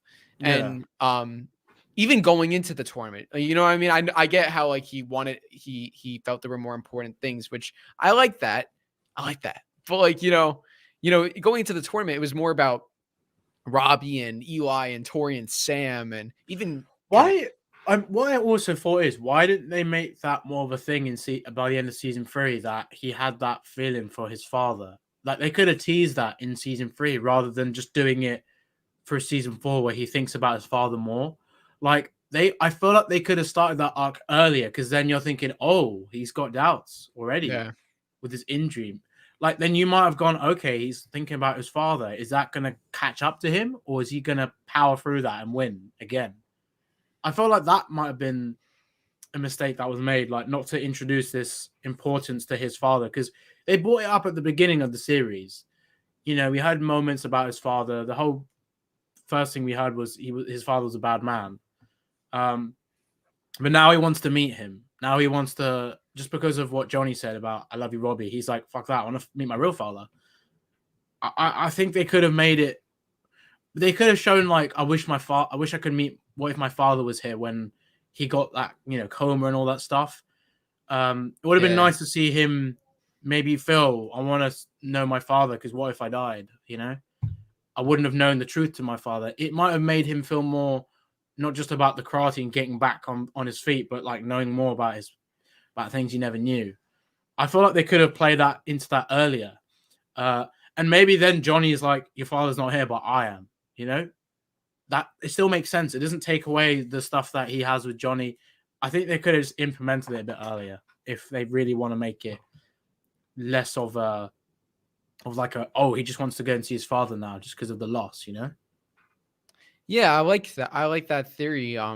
That's why I thought that his father was going to appear in season 3 because I thought, like, okay, like now your son's like about to die, maybe, even though we know he doesn't now we know he doesn't know anything about him.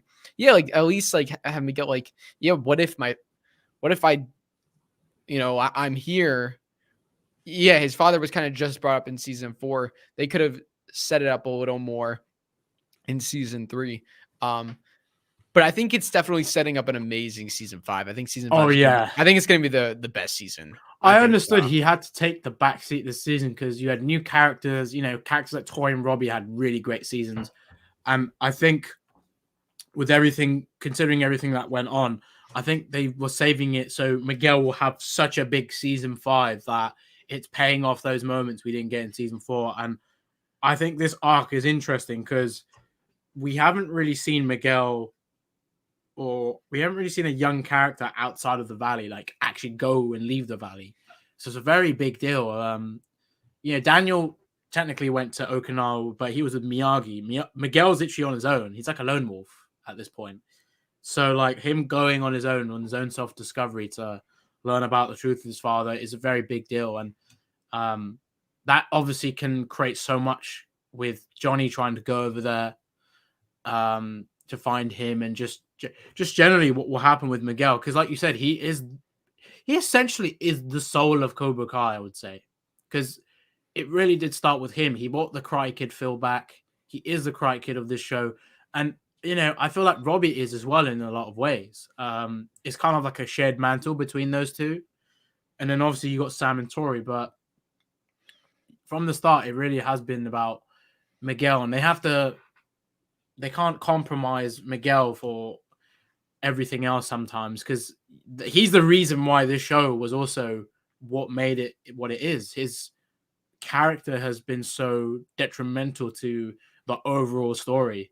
So I'm expecting a big season 5 for him, because season 4, I understood it was more for other characters, such and such. But honestly, for season 5, it's literally Miguel's season. Kind of like with maybe season 1 when he was, pretty much the underdog, guy. meant to be the champion. Yeah. Yeah. I mean, it's like, I don't know. I just feel like Miguel, I don't really know if I like the whole thing about like, it's like, I'm glad that Robbie and Tory and Kenny had their moments to shine. But if they were taking away from Miguel, then make the episodes like 10 minutes longer. You know what I mean? Yeah, I agree. Because 100% agree. It's I don't think it's fair to compromise any character because of the addition of other characters. Instead, just make the runtime longer, because people are so invested in the show, and John, Josh, and Hayden are great writers, and that they're not going to write anything that's like, if like, I understand, like, sometimes the more like of something there is, the more boring it could be, the more slow it could be. But because we're like mentioning all these like what ifs, I think it's more about like them like, expanding the story. If Miguel didn't have too much screen time or didn't have too much to do because of Kenny's arc, make the episodes 10 minutes longer and give Miguel more to do. It's like, why not? Because like, I'm hoping it's not, they didn't sideline him for the sake of because we didn't have enough runtime. it's like, because if that's the reason and that's the only reason, then I could never agree with that. no. But if it was for literally letting those other characters shine, because Miguel's been so important, I can understand that it might take a little bit away from him. But at the end of the day, that season 3 arc was so important. Like you said, runtime. Just simply add more to make episodes longer. I mean, if we could have more screen time for the main characters that started this series off for us, like, Miguel, then, I mean, why wouldn't you want that? And also, like, I know it might be extra work, but I'm sure the actor Shoda would appreciate that more. Like, that means your character's still as important as he was. He's not less important. Like, he's more important than ever. I just think it would have been nice if. Thing is, runtime is getting every season gets longer, but I want it to be so significant that we are pushing nearly the like 40, Stranger 50 Things mark. Yeah, like Stranger every Things. episode is nearly like 50 to an hour. You heard what Stranger Things is doing? The 2 volumes, which is really cool. I mean, and like, it's gonna be double the length of season. What is it, 3? Yeah. Was that the last season? Wait, so how many episodes was season 3? Was that, how many was that again? Stranger Things, like, I'll search it up. I think it's like 8, maybe. So I'm assuming they're either doing 6 episodes, or was it 8 each they're doing? Or they're sticking to 8 in total?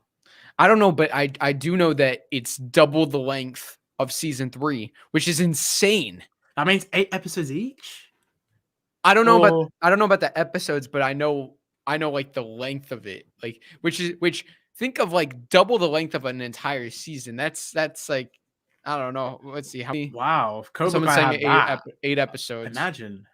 How long was you know why I like this volume stuff is because it kind of trials like Cobra Kai could do that. And if Cobra Kai has more runtime and they're longer episodes, not only you're getting more from character arcs, but you're also getting this sense of they can really dive into certain things a little bit more.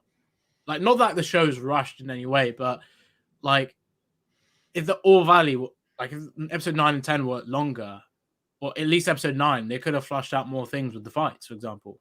Yeah, episode 9. Episode 9 was quite short, I think. It's very short. It's like 30 minutes. Yeah. And they already did a montage with the skills competition. So why do another Yeah. montage right after that? It's kind of like it was too montagey. That's actually a good point. Yeah, two They already montages in one. they already did it. So it's kind They of like didn't do that in the original film. They had that one montage, you're the best around, that was it hit it. everybody like it did. Then you got to the fights, and then to the conclusion. The But skills made sense. Like that made yeah, sense for a I montage. love the skills And you element. still I were love you were that. still able to see every character and you were able to comprehend everything. And then even when you saw Eagle Fang and Miyagi-Do kind of like failing, you still got that story aspect and you understood Cobra Kai was succeeding. For Yeah. this for the montage of the preliminary rounds, which is very, very, very quick. And yeah, 2 montages back to back. It's kind of It's a lot. maybe a bit too much, yeah. Too much. And it did compromise a lot of the screen time in the sense, like for the fights, because back to back montages takes a lot. Also paces things a bit too much. Like I think people wanted more from the tournament because they were expecting so much because of obviously the hype about it.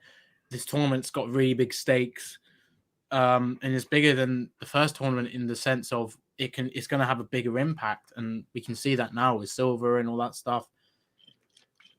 But yeah, I think the runtime, but the cool thing with Stranger Things, that gives us a sense of what they could do with season 5. I mean, I remember you doing a video on that about it being a weekly show with Cobra Kai, and I actually think it should be. Like, I genuinely think they should make Cobra Kai weekly. Do this 2-volume thing. Yeah, I see what this person said in the chat.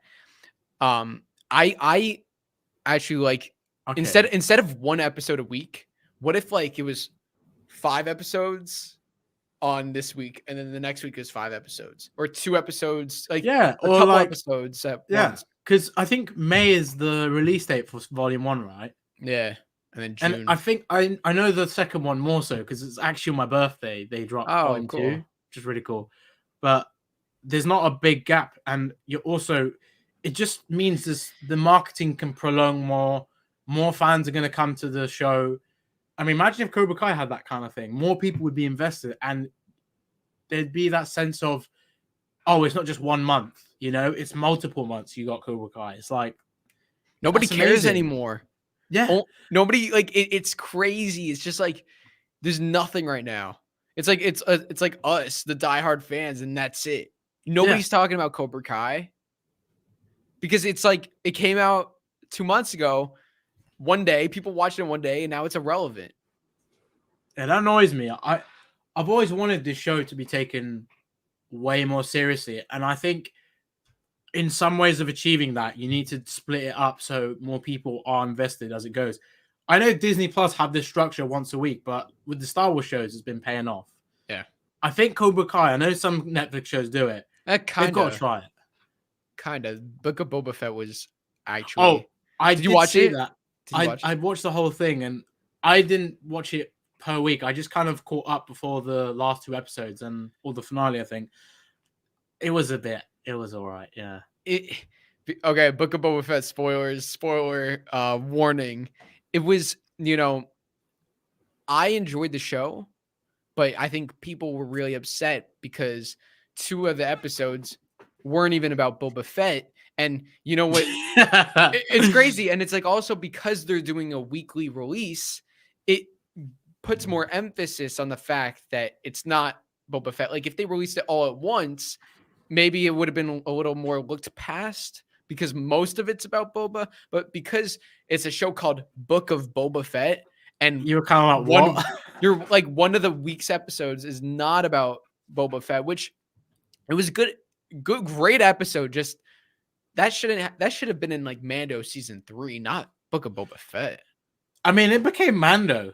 It became Mando. It was like they've forgotten Boba, and a lot of I know people who have like the Chosen one. He's a big Star Wars fan. Yeah, he was saying like how he wanted to see that vicious version of Boba. I know Star Wars, but I don't know it like you guys because I know you guys are very big fans of it. But like I agree, like you wanted to see more of that side to him. I know a lot of people were annoyed about the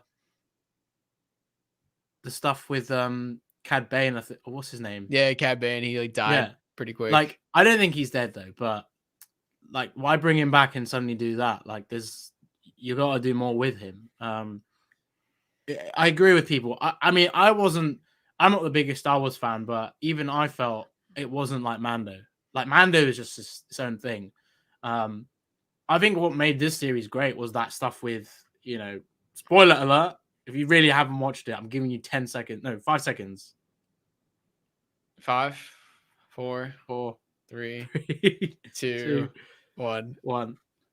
Luke and Shoke. Wow, that was such an amazing thing to see those two together. Because I think fans have always wanted that, and we haven't really ever seen that. Seeing Luke and Shoke together, and then obviously the Grogu stuff with Kevin. Yeah. No, that's the name of that's what we name him in my Baby Yoda Kevin. film. No. In my Baby Yoda movie, the one that I made, we call him Kevin. So it's like, we name. Wait, why'd you call him Kevin? Copyright. No, it's like because we don't know that he's Grogu.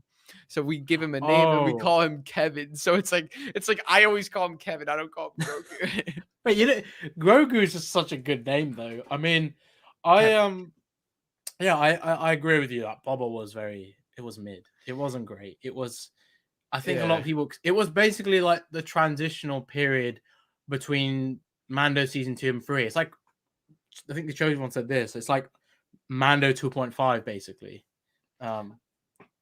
Yeah, it wasn't that great. It was. Well, you know what the mistake was with that show? They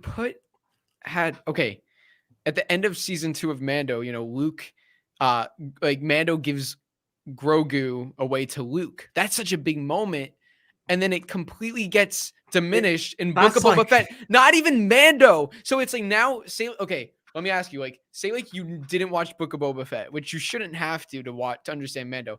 If you're watching Mando season 3 and you see Luke and Grogu together, it's like, wait, that doesn't make any sense from the end of season 2.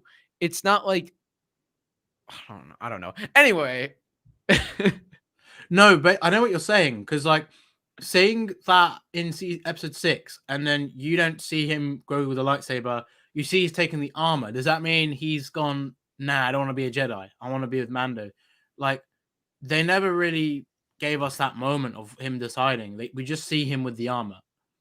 So it seems like he's taken that and he wants to be back with Mando. But what happens with all the Jedi stuff? Like, I get what you're saying. I thought you would leave that at the end of the series rather than episode 6, because they could then tease that into Mando season 3. Yeah. And how that would affect things. But they've clearly set up Mando season 3 and maybe what it's gonna do. I need to quickly close my window because there's really bad wind here, and I think it's opening my window. So I'll be back in like 10 seconds. All right. I don't know what's going on. It's like open my window so wide. But... Okay, you're good. You're good. We'll put a little. I'm kidding. We won't do that. Oh yeah, we forgot to do the intro.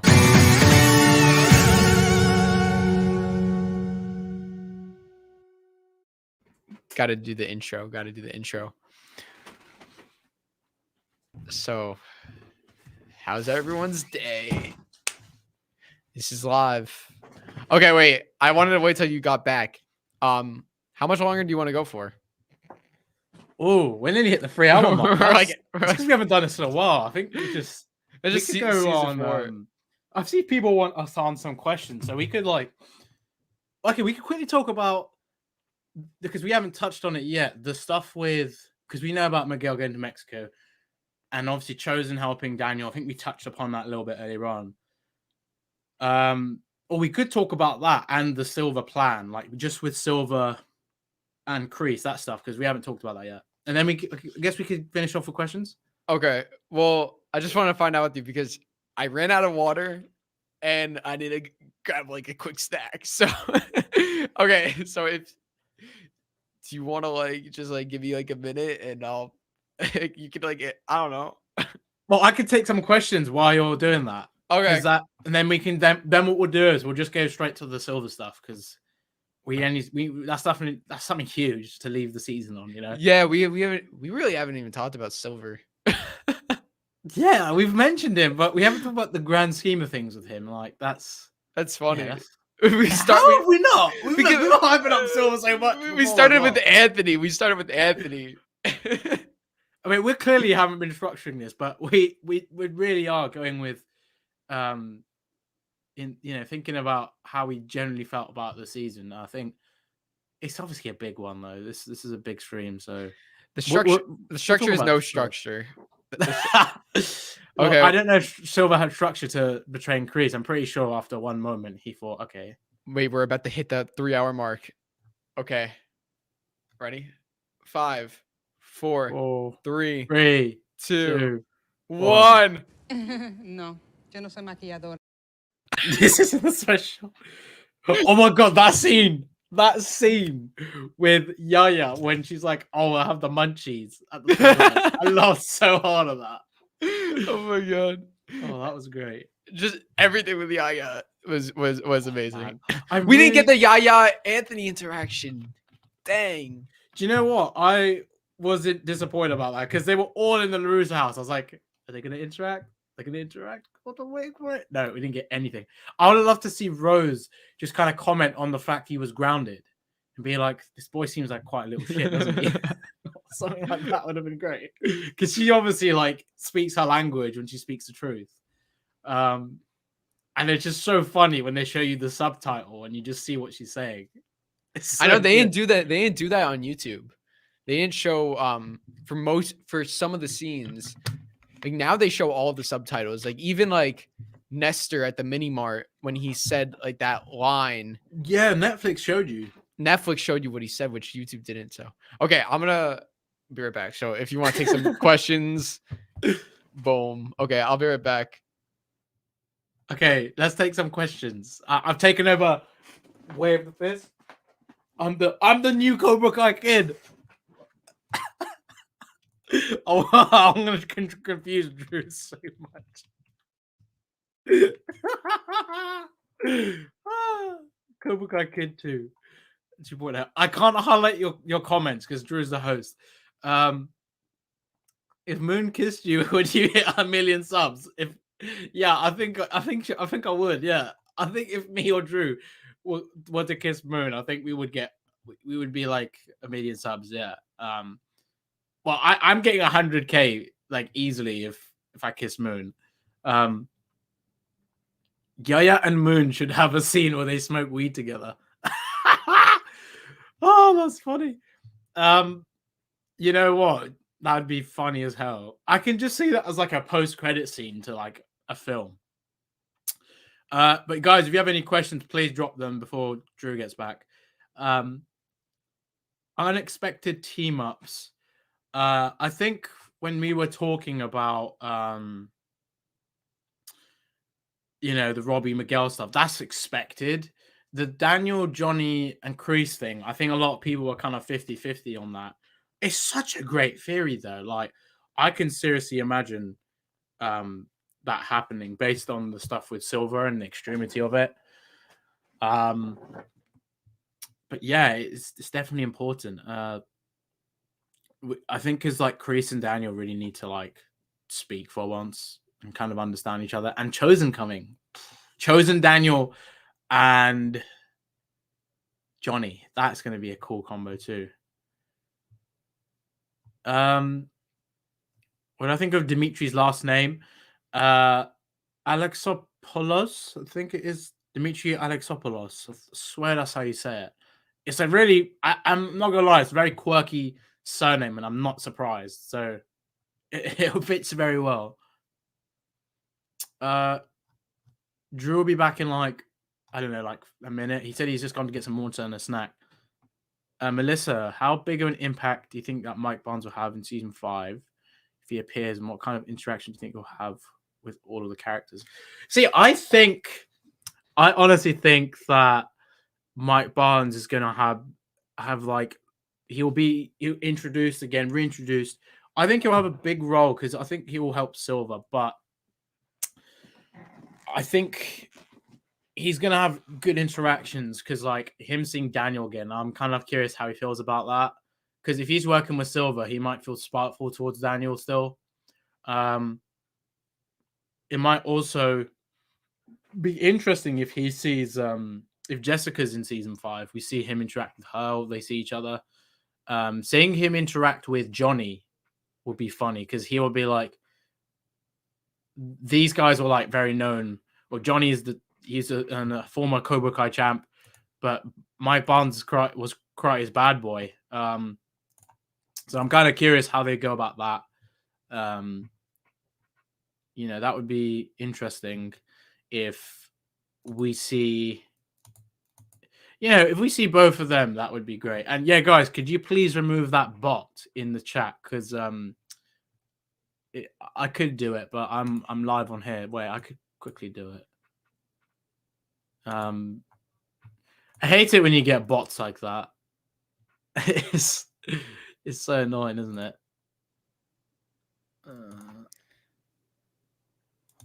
There we go. What do you think you're doing? Sensei Kreese was clear. Get the hell out. I'm Cobra Kai Kid 2.0. You're the old version. I'm the new one. Sensei Kreese was clear. Get out. What do you mean? Sensei Kreese told you that you're not Cobra Kai. You know what I think of Kreese? That's what I think of Kreese. That's what I think. You want to be Cobra Kai? I am Cobra Kai. I am Cobra Kai. That's a good line. That's a good line. So, oh god, when he said that, I kind of laughed, but I love the dun dun like with the music. And he goes, yeah. "I am Cobra Kai." It's actually quite funny. You know what Silver should have said? He should have been like, "Not anymore." I love the way Silver's like, "What did you do, Johnny?" Yeah, I love the way he plays it off. Like he's totally crazy. Don't worry, I'm sure I can dig up an old friend or two to help out with Cobra Kai while you deal with your legal problems. He's such a savage. Do you like my impression, my Silver impression? Legal problem. Yeah, that was good. I like that. That was good. I love his voice in Cobra Kai. Like, balance is crucial. A man can't stand. You can't fight. I love that. Balance is crucial. So what were we talking about? What did I was just saying. Did I interrupt? No, I was basically just in the middle of banning a bot in the chat. I don't know if you can scroll up. You could probably see it. Some webcam user. I was like trying to before you said the Kreese stuff. I literally was trying to do that. Yeah. Oh god. Yeah. It's like, who the hell are you, bro? Well, I'm glad to say I got some healthy snacks for the rest That's of good. the stream. So we got some little bites. Little bites. And the most healthy snack of all, Chips Ahoy. I gotta say, I love the names of these American like products. They're just so funny. Do you have Like, Chips Ahoy? Twinkies is the name of like not products, I mean like beverages and food and stuff. Like Twinkies is the name of like a treat, right? It's just funny names you got over there. Do you have Chips Ahoy? No, we don't have Chips Ahoy. Do you We have have something Oreos? called digestives. They're biscuits. Yeah, we don't have anything like that. We have Monster. We have Monster Energy. I'm not Oreos? having that now though, because I won't sleep otherwise. I'm trying to think what American stuff we have. We've got like Hershey's and stuff like that. Even like the shop down my road has American stuff. It's really cool. Do you have Oreos? Of course, yeah. All right, good. That's a UK thing too. We get, I don't know what American flavors you guys have out there, but we've got like quite a few flavors here, which are cool. I need to still try like quite a few American sweets and stuff because you guys have so much over there.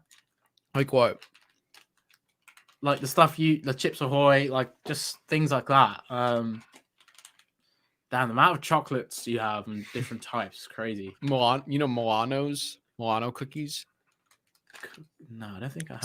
Search up Milano cookies. It's like Milano. Yeah, Milano. They're really good. Oh, Milano. Oh, I've heard of those. They do have them in the UK, but I don't think you can they're not in like your typical stores. I think you have to go to one of those types of stores to find them. Yeah. Thank you. Appreciate that.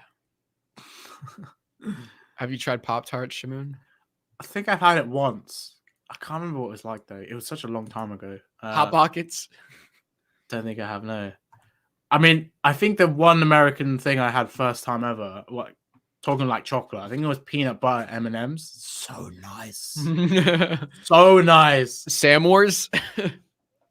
I think I've had that Hershey's cookie and cream bar as well. And then Reese's Buttercup. Those are nice. Twinkies are good. Oh my.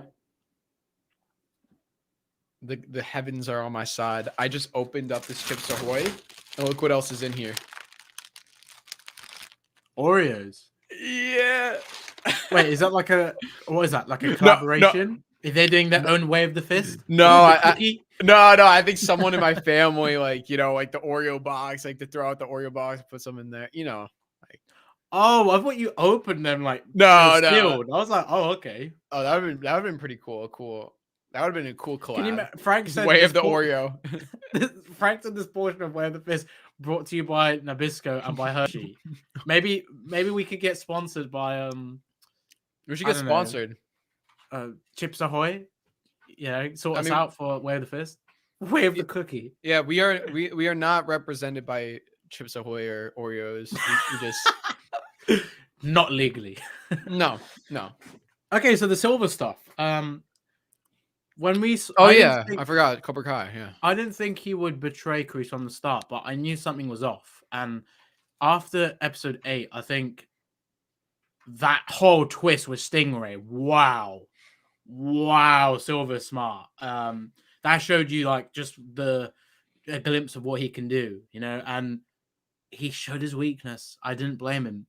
It is kind of Kreese's fault. I think he needs to go to prison to understand he's made loads of mistakes, especially when he's been back in Cobra Kai. And I think that will change him massively, which means he will be more of a redeemed version when he sees Johnny and Daniel again. And I think they will see a different Kreese. It won't be the same Kreese that they've seen in previous situations, I think that's going to change him. He's going to be against Silver once he's out. So it's funny because it really goes back to that quote he said to Hawk in season 3.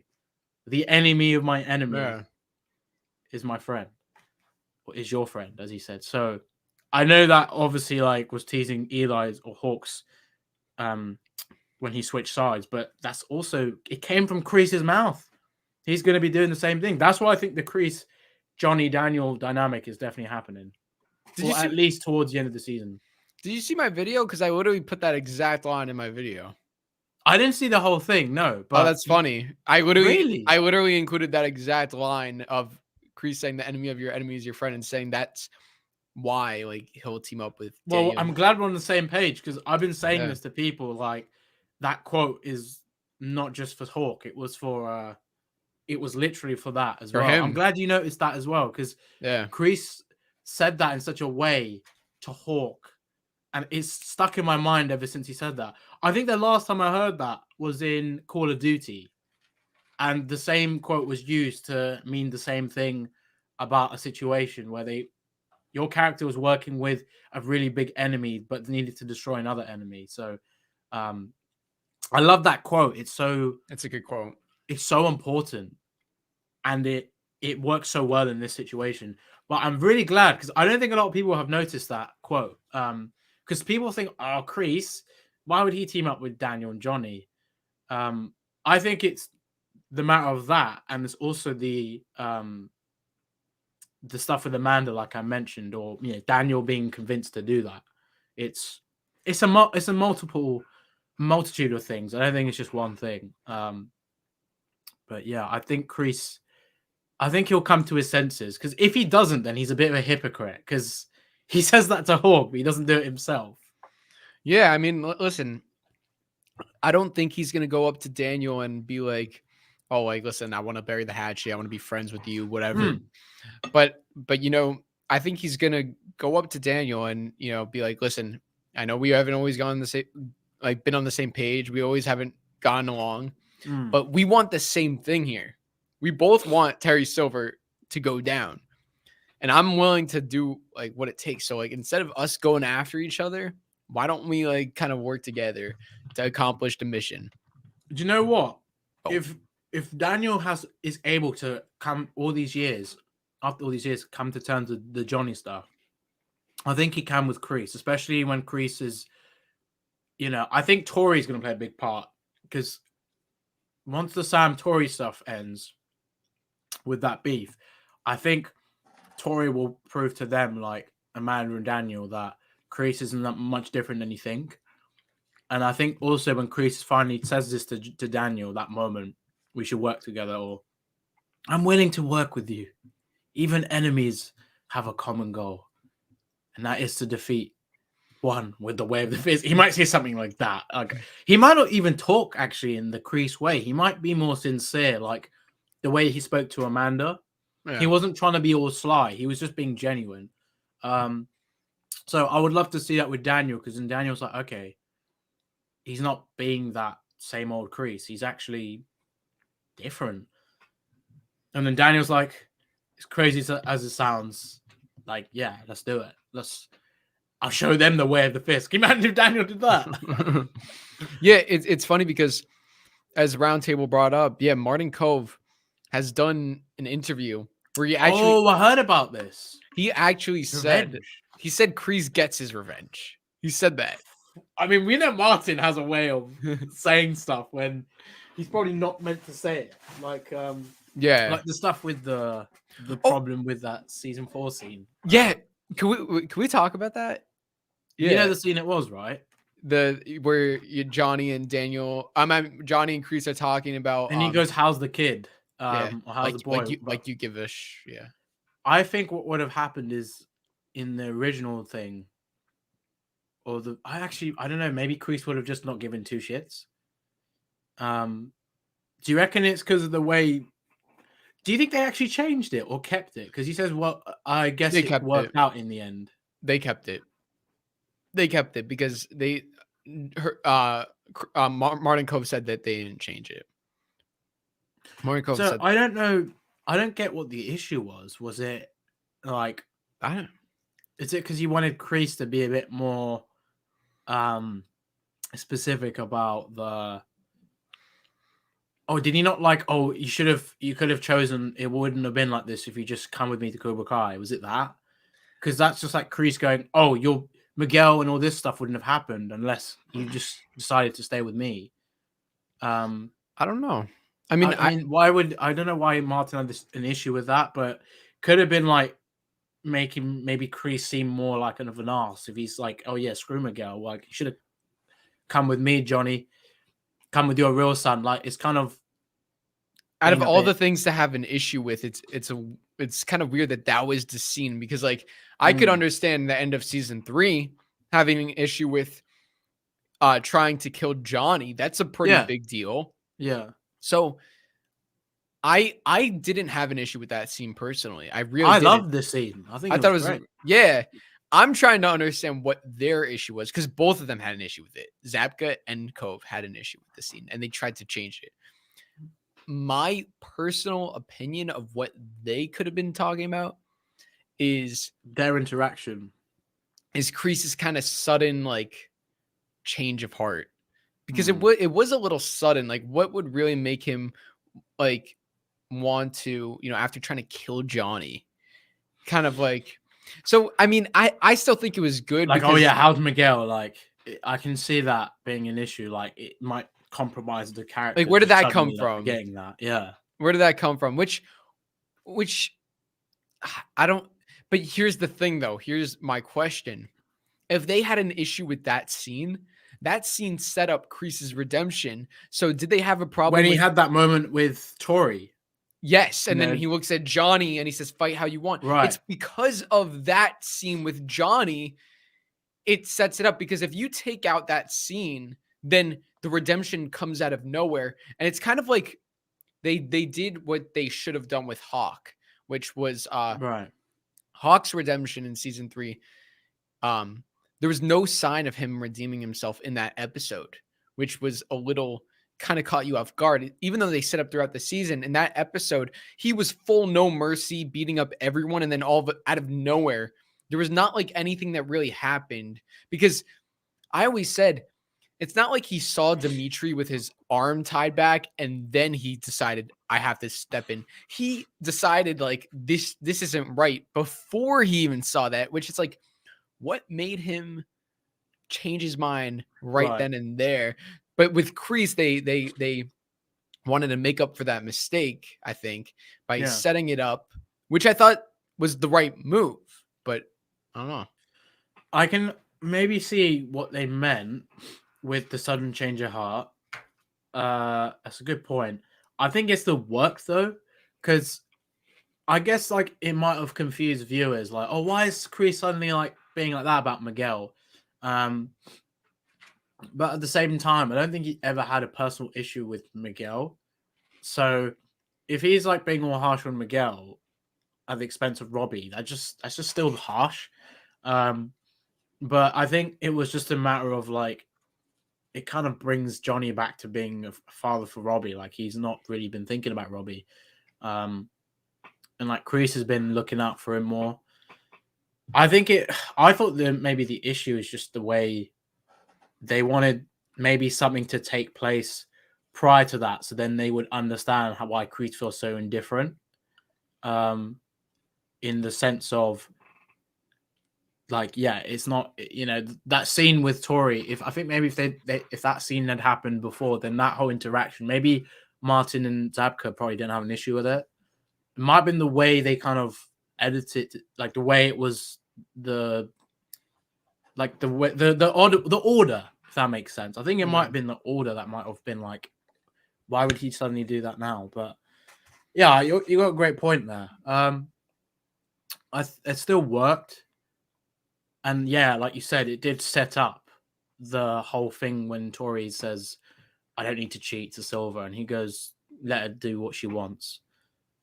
Because, yeah, it shows he really knows he screwed up with Johnny. Because he thought he was looking out for him. But that's the thing. He didn't realize that from his perspective. So yeah, I think that was... I didn't really have I thought it would have been some other scene. Me too. Me too. What scene did you think it would have been from season 4 if it wasn't that scene? Because personally, I honestly don't know what. I was shocked it was that one in particular. I'm kind of shocked there was an issue at the same time. Like, yeah, well, it sounded like it was such an issue, like they couldn't film the scene. Like, it sounded very big. Like we gotta change a lot about this, you know. Like that's how I got the impression. I guess we could. What do you think about the Kreese gets revenge? Like, because people don't know if he still has like an underlying thing. Like, yeah, let's say Daniel bails him out. They know Kreese cannot be fully trusted, so that's a double-edged blade. Like, how do you go about something like that? You know, you got Chosen there. He's like, probably, I would whoop your ass if you like, mess with Daniel or Johnny or anyone. You know. But I don't want Kreese to be like betraying them after they get Silver or whatever. Like, oh, it's now Cobra Kai's back where it belongs with me. You know, I'm going to take over it again. It's kind of like you've already had your chance. Yeah, I mean, I don't know. What if Kreese kind of goes undercover and like, you know, with Silver, like, what if like, I know, like what it's too early right now.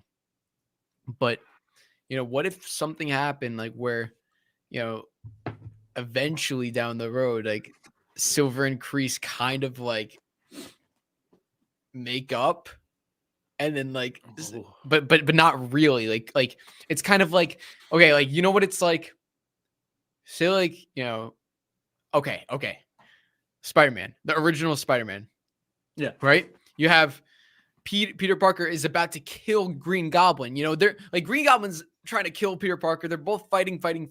But as soon as Peter Parker has the advantage over Goblin's about to kill him, Goblin's like, oh no, wait, it's me. It's me. And I'm like, and he's trying to like let's work together. Like, I care about you. He's only saying this because he's about to be killed. So what if like there's a situation where, you know, Kreese comes out of jail and it's like Silver knows like, oh, like instead of like upsetting him and whatever, like maybe it's like, oh, like come back. We could get things to how they were before, you know, and then really like Kreese maybe he says yes, but not like fully trusting him. Or there's definitely gonna be, even if he doesn't come back to Cobra Kai, there's definitely gonna be like a like join me, like, you know, like once again, like, you know how Kreese kept asking Johnny to join him, might be like that. It will be. Thing is, I think if they do that, it would be good, but then it kind of defeats the purpose of the difference between Silver, because he even is willing to put someone like Kreese away, and shed his weakness. Like, he's actually learned. It just shows how much more in the mind Silver is. Like, he really knows what he's doing, and much smarter than Kreese in that way. Kreese isn't a dumb person, though. He will try and play his way out. I mean, he survived Vietnam. If he can survive that, he'd probably get through any situation, right? So I don't think it would be the best thing to do it that way around, because then you're kind of like, well, Kreese is then just that two-dimensional villain. He's not really changed. So I can see why it won't happen for that reason. But again, like, you always have that. It goes back to being a true Cobra, you know, slithering like a snake, Brumation. What if Kreese is just treating the prison like Brumation again? And then he strikes when the time's right. You know what? It might not even be that he's willing to work with Silver. It could just be that Silver's overthrown with Cobra Kai, and then Kreese strikes and somehow takes control again. But this is also not betraying Daniel Johnny. This is also betraying Silver again. So, like, or not betraying again, but betraying him in that sense, like getting back at him. Getting his revenge is a vague term. And obviously, Kreese, I mean, Martin can't go into detail, but does he get revenge from all of those characters, or just the fact he was in prison? Does he get revenge on Silver? That's the thing. I think Silver. It's got to be Silver, because in season 5, I think he gets it. Yeah, he put him in prison, so it's got to be in that. I think it's gonna, like, you know, I was of the belief that that Silver is gonna turn on Kreese, but not in season 4, because I thought they wanted to extend the show. However, we know that they're just like, they're going for it. They're not like playing around. They're not doing this waiting game. Like, they're gonna go right for it. So it's like, you could say, if Kreese goes after Silver in season 5, what are they going to do in season 6? I don't know, but quite frankly, I still think they're going to do it. End of season 5, Kreese is going to go after Silver. Whether Silver has to shut down all his Cobra Kais, I don't know, but I do think Kreese is going to go after Silver and get his revenge.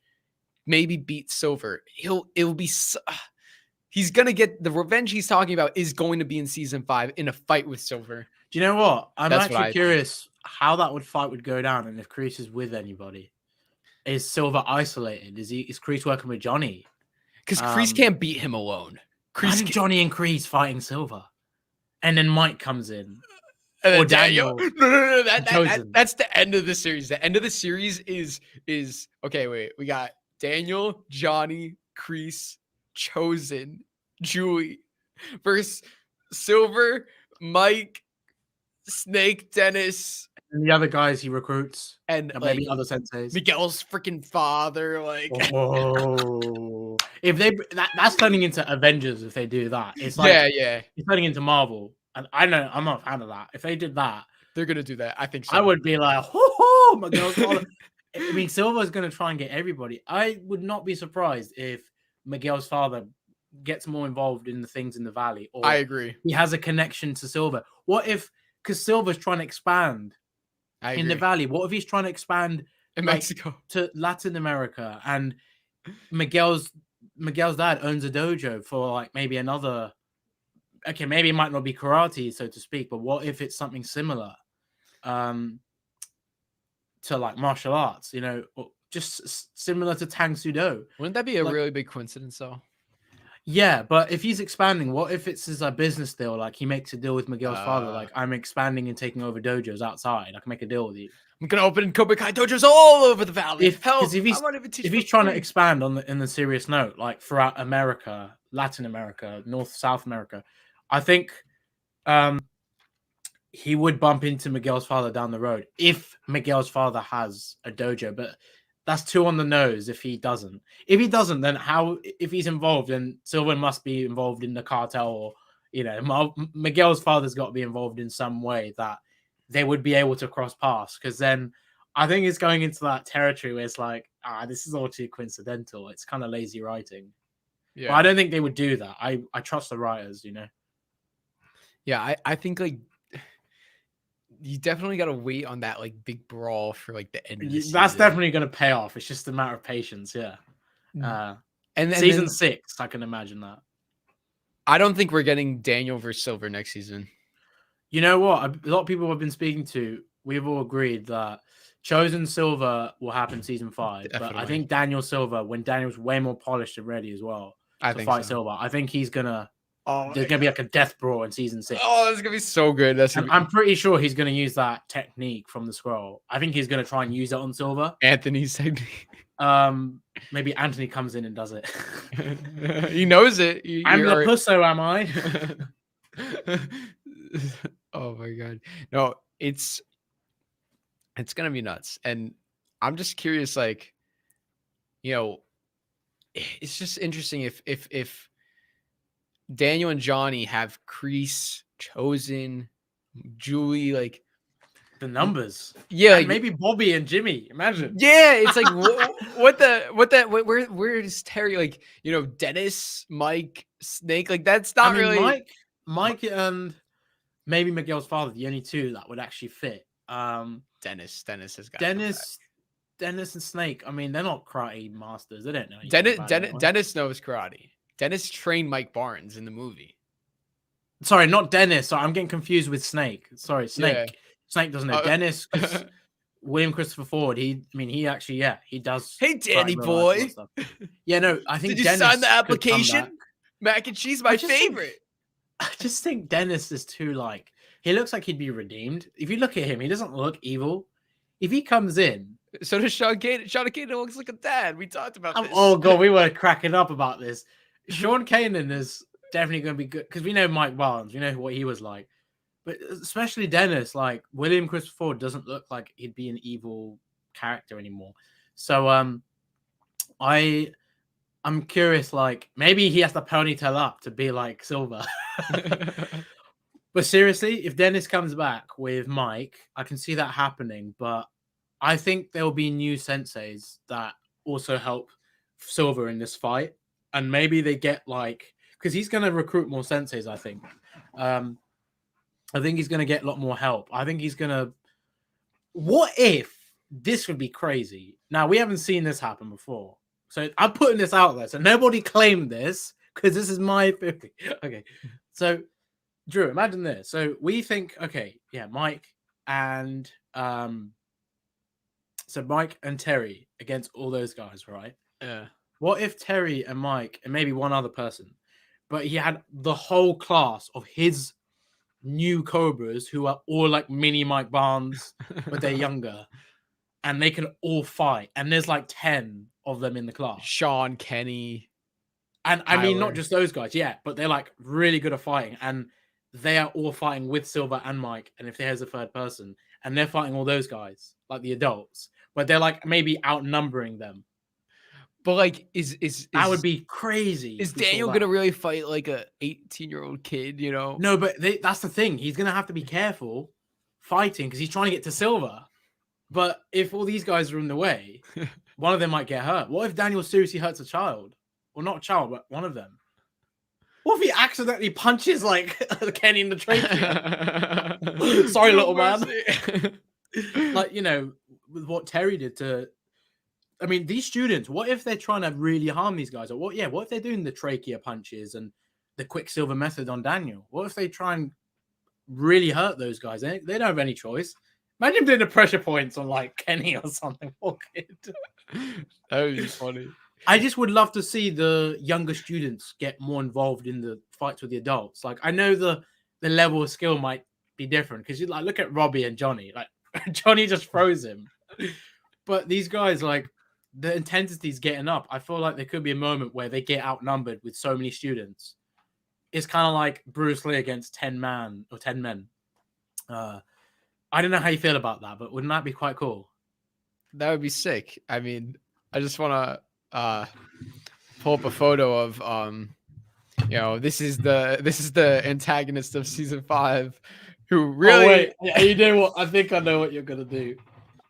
I don't know if you know, but I just.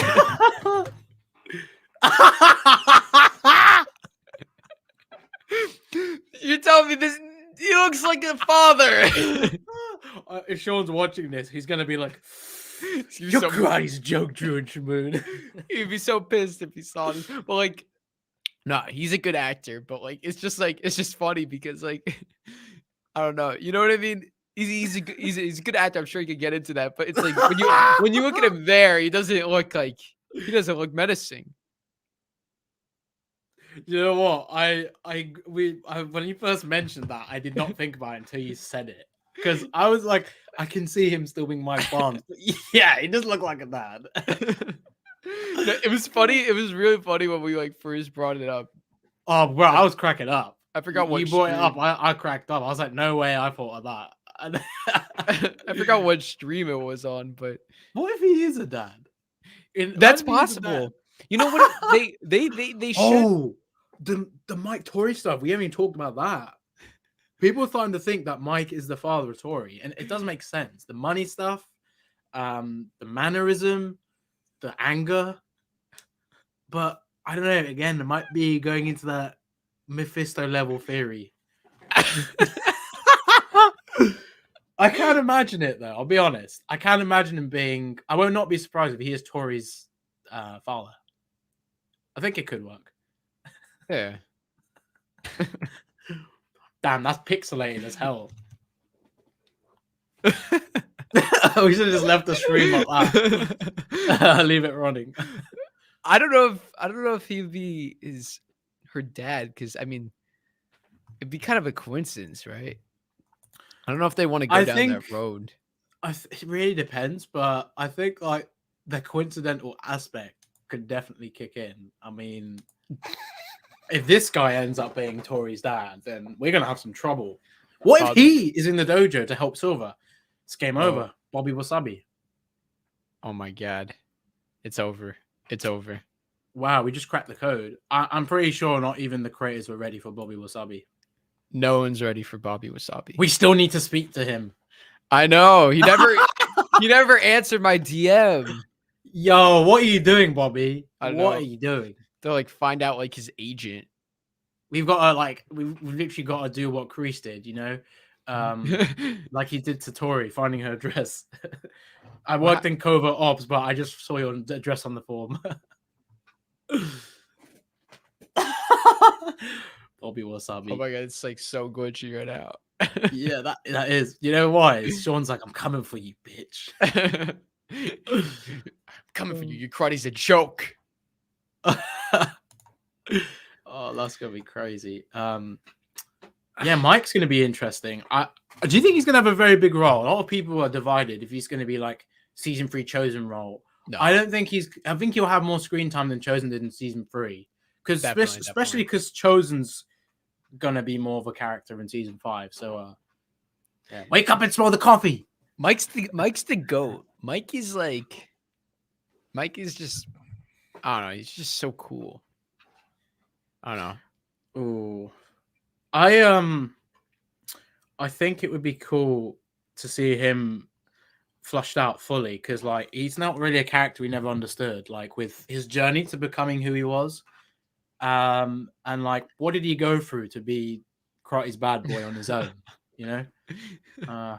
I just want like a Snake spin-off show, like oh look, it's Danny Boy. We got some mac and cheese. Snake was funny. He's the GOAT. He's so funny. Snake, when he always talks about mac and cheese, just makes me think like I haven't had mac and cheese in a while. But I actually don't like mac and cheese, so that's probably why I never think of it. Well, okay. The reason why I don't like mac and cheese is because I had it in school and I thought, is that mac and cheese? Hell no, I'm not having that. So I'm gonna have to reevaluate my opinion once I eat it. We don't allow people in here who like mac and cheese, so he's out of here. Really? Is that how you feel? You kicked Yeah. me out. You showed Yeah. me. You betrayed me. You betrayed me. Oh, don't worry. I'm sure I can dig up an old friend or two to help out with Way of the Fist while you deal with your legal problems. Oh my god, that's crazy. I mean, if we were to ever meet and do a skit, we have to do that. And it's like over like I don't know, the things you were just eating now, like an Oreo. We should, you know what we should do right now? We should, you want to like, is there a script online? We could like do that scene. I'll have a look, but I don't If know. not, we could just pull up the Netflix tab. I'll be Kreese, you'll be Silver. What I mean, or I'll be Silver, you'll be Kreese. Whichever one you want. I want to be Silver because like. Oh, there's a script. There's a script. Oh, is it? Oh wow, already. Yeah. Wow. Just search up season 4, episode 10 script. I was hoping that would come up straight away, so that's good. Oh, this is funny. Wow. Oh, We should- TV transcripts. Okay. All right. Wait, is this? So Oh, I was really confused then. I was reading like a quote. Okay, let's have a look. all right. So who's Silver and who's Kreese? I will be Silver because I want to play this crazy guy. Actually, he's not really being crazy. Actually, or I want the bullshit thing. I'll do Kreese because of the bullshit thing. All right. I want to do Silver because I've been Wait, like it doesn't say practicing bullshit. these lines. He didn't say bullshit. He says, "I am Cobra Kai." Yeah, no, sorry. I want to say that line, so I would pick Kreese just for now. Just get into the part. 1998 Bollinger. So whenever you're ready, we'll do this, guys. This is we're gonna. So do you want to go from "I'm shedding my weakness, Captain"? Let's do it from the beginning. Let's do from 1998 Bollinger. You see it? Yeah. Okay. I'm just gonna zoom out so I can kind of see it. All right. This is fun. Let's do it. All right. Okay, wait a second. You gotta get into character. All right. All right, You ready? ready? I'm ready. All right. Wait. Love this recreation right near the end. Pop. Oh wait. Pop. 1998 Bollinger. Been sitting myself for years waiting for the right moment. Wait, it says not. Oh, not unlike. That- Oh, is that me? That's you. That's you. Okay. Not unlike yourself. Touche. I gotta give you credit, John. You reawakened something in me. Something I forgot was there. And I'll always be grateful for it. Told you. To Cobra Kai. The #1 dojo in the valley. I gotta say, I'm surprised you backed off Nichols in the finals. That's not like you. Well, what can I say? I had a moment of sympathy. That's a first. You remember when you asked me what I thought your weakness was? It's Johnny Lawrence. That's what this is all about, right? It was never about us teaming up or bringing back the glory days. That was all bullshit. That's not true. Yes, it is. And I fell for it. You know why? Because everyone has a weakness, John. And mine is you. You think I'm your weakness? Oh, well, you've got it backwards. Because I am your strength. I have been your strength ever since Vietnam. Yes, there it is. I can always count on you playing the guilt card. How many times do you expect me to repeat that debt before we're square? Boom, boom, boom, boom, boom. Okay, wait. You want to do the detective? What did you do? Oh, yeah. Yeah, you do. Okay, you do detective. and, Okay. I'll be Ray. Okay. Raymond. It's okay, Raymond. The man who did this can't hurt you anymore. Give me his name, and I promise you, I'll put him away for a long, long time. You want to be Cobra Kai? Yes. You want to be Cobra Kai? I'll make you Cobra Kai, but you got to do something for me. His name, Sensei Kreese. John Kreese. I'm shedding my weakness, Captain. John Kreese, you're under arrest for aggravated assault and attempted murder. You have the right to remain silent. John, what did you do? Hands behind your back. Come on. Hey! John, take it easy. Don't worry about a thing. I'm sure I could dig up an old friend or two to help out with Cobra Kai while you deal with your legal problems. You're gonna regret this. I am Cobra Kai. Put him in the car. Move.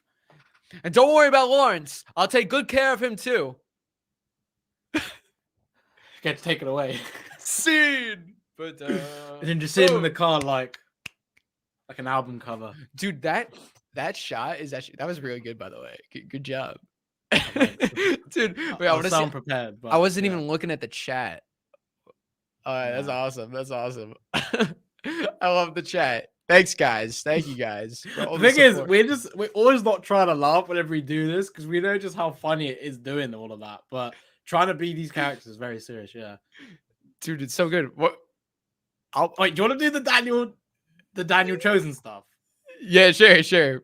Okay, so What- you can just be Daniel. I'll just be Chosen. Go Yosh. Just that one line. All right, you better not mess it up, bro. You better not mess No, it up. I want. There's more pressure now. It's like, No, oh, I'm all good. I'm ready. wait, you gotta like go off frame and then like come in. I've actually got a better idea. I've got a way better idea. If I Alright. can try. Tell me when you're ready. Wait, do I not have a photo of him anymore? Oh yeah, I got a good idea. Alright. What I'll do is I'll turn off my camera, and then when the time is here, I'll pop it up. Basically. Okay. Are you ready? Yeah. Okay. Wait, hold on a second. I want to see if like It fits. got some white music in here. Wait, I've got an idea. I'm gonna. Yeah, you can. It's funny you can do that on stream. I'm gonna quickly get a photo of Chosen. Alright. For that because I can't fit him in this one for some reason. Where is that photo? Let me know when you're ready. Okay. Wait, what? I'm gonna find a good song. Feeding.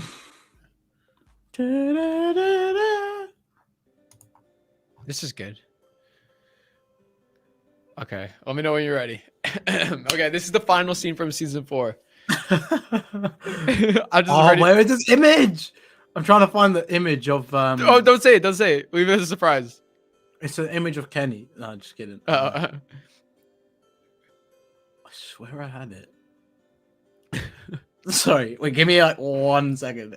I definitely had it somewhere. no, you're good. You're good. Can you like screenshot from Netflix? I think so. Yeah, I'm gonna have to quickly like search it up. One second. Wait, have we ever reached a 4-hour mark before? No, I think we tried to. We never did though. Did we break the record already? I think we broke the record. I think we did. Now we gotta break it again. Oh my god. That's wait the fist. The record I think was 3 hours 34 minutes. Oh, cool. We broke the record. Awesome. Hey, on the anniversary. Love it. Wait, let's see. When was the first what was the first one? It was the ice skating rink. Oh wow. That was the first one as well. February 8th. So it's a little over a year. That's crazy, man. Nuts. Are you still good? I'm good. Oh yeah. I've got the image. I'm just loading it now. Let's have a look. Let's see. Okay, this better work. Okay. 4 hours is a That record. Yeah. music. Okay, I'm ready. All right. Ready? Oh, let's. How do I? Okay, take that. Wait, how do I? Okay, ready?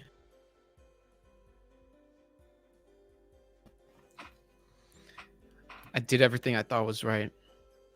I'm gonna start that over. I gotta get him to my Daniel. I gotta do my Daniel impression. Okay. I did everything that I thought was right. I followed all of the Miyagi-Do teachings. I even put my rivalry and teamed up. I even put aside my rivalry and teamed up with Johnny. None of it worked. Now I'm supposed to give up my dojo and step down as a sensei. But there's too much at stake to honor an agreement made with men who have none. If Cobra Kai is going to keep growing and getting stronger, I need to do whatever it takes to stop them. Even if it means going on offense. I know this isn't your fight, and this is a lot to ask. But will you help me finally put an end to Cobra Kai? Yosh!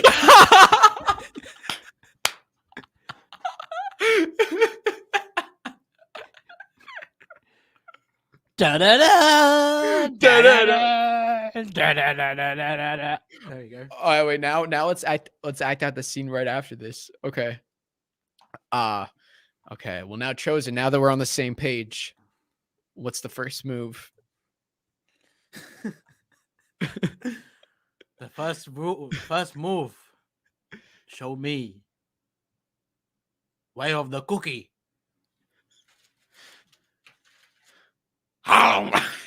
Daniel-san. If an enemy insists on war, then you must be able to take. No, I screwed that up. If an enemy insists on war, then you can take their ability to wage it. Yeah? Yes. Yes! Chosen, we got more important things that matter right now. We gotta go take down Silver. Oh God, what? I need to throw my bike away, ma. I just want to go home. Sound like Kyler. Imagine Kyler just walks in like, I'm gonna teach you this way. The parkway. The parkway. Because I'm Kyler Park. Some parkour. Wait, someone said, can you do Karate Kid 3 impressions of Terry Silver and Mike Barnes? Oh, we should do a scene. Oh, you want to do the bathtub scene? Oh my god. Oh wait, we have to pull that up. Script. Yeah. Karate Kid 3 script. I'm down. I'm totally down. that is such a funny scene. You want to be Silver or Mike? I'll be Silver this time. Yeah. All right, I don't mind cool. either, but Yeah. Mix it up. All right. Okay, I found a script here. I searched up Karate Kid Part 3 script and I found the first thing. I'm doing. This script is so like hard to tell. It just do Control F and search up like %, and then it'll come up. You know, because he says like I want 50%. You know. Oh yeah. So if you do Control F, all right, I'll be Margaret too. I'll be Margaret while you're Silver. All right, so the first line is "Don't BS me." So actually, if you want to search that up, search up bullshit me. What the heck, bro? I'm just having a look.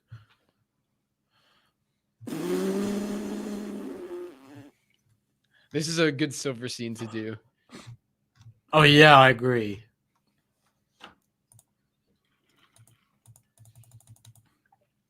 It's not coming up. Are you on? Is it say Scriptorama? Yeah. Yeah. Don't search up "don't" with the apostrophe. Don't bullshit me. What number is it? It says 7 have out of 97. I don't have any numbers. I just have the script. How? No, because on the Control F thing, it says there's 97 Oh. in the script. Oh, but no, type the whole thing. Type the whole sentence. Oh, don't bullshit me. Yeah, and it'll come up. Found it? Oh, yeah. Nice one. There you go. All right. I'll be Margaret too. Okay. Oh, wait. Hold on a second. Wait. Oh, wait. Oh, one second.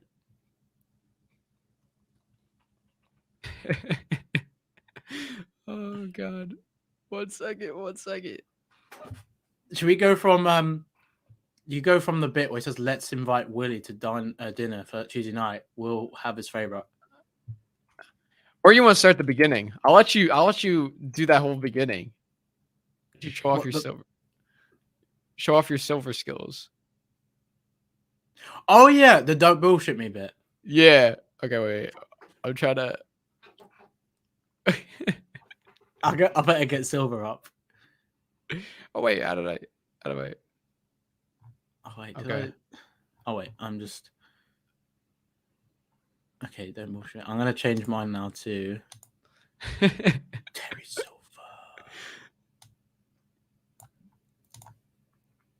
And what I'll do is, yeah, the same thing. Hide my face. I'll come in here once we do the Mike Barnes talking to Terry Silver, we can both come in. All right. Ready to go. Don't bullshit me. What do you mean you can't dump it in Borneo? Who in Borneo knows what chloride sludge is? Just do it.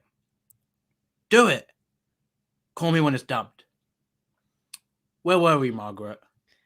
And in conclusion, I reject your final offer. If you proceed, I'll sue your collective asses accordingly. Best. Oh, and then you say that. Best to Lorna and the kids sincerely. Yeah? Good. Bring them in.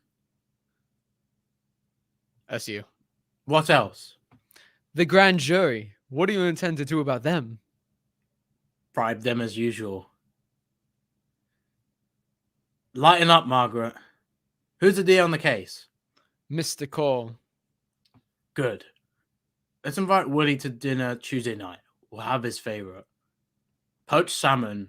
And then, oh yeah, that's you. Very well. Okay. We can put ourselves back on. There we go. There we go. Okay. Yep. Here we go. Mr. Silver. You must be Mike Barnes. Welcome to LA. Thank you for bringing me down, Mr. Silver. Melos, call the boys. This place is intense. Consider it home. Thanks. Snake, Dennis, Mike Barnes. Dennis will take care of your training. Snake takes care of everything else. If you're looking to be a bad boy in LA, Snake's the boy to be bad with. Bit of a tongue twister. You know it. You get a weekly draw and a car. Any questions?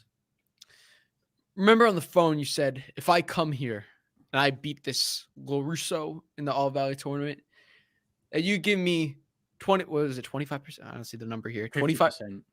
Well, first it was 25, but then he changes it. 25. Sorry, yeah, 50 is there. It was like 25. I think it was 25. I'm not sure. 25%, 20% ownership in your new dojos, which I think is more than generous. But I've been giving it some thought for me to do my absolute best, which is what I want to do for you. I'm afraid I'm going to need 50%. 50%? Well, I don't know if I can afford more than that. More than 50%.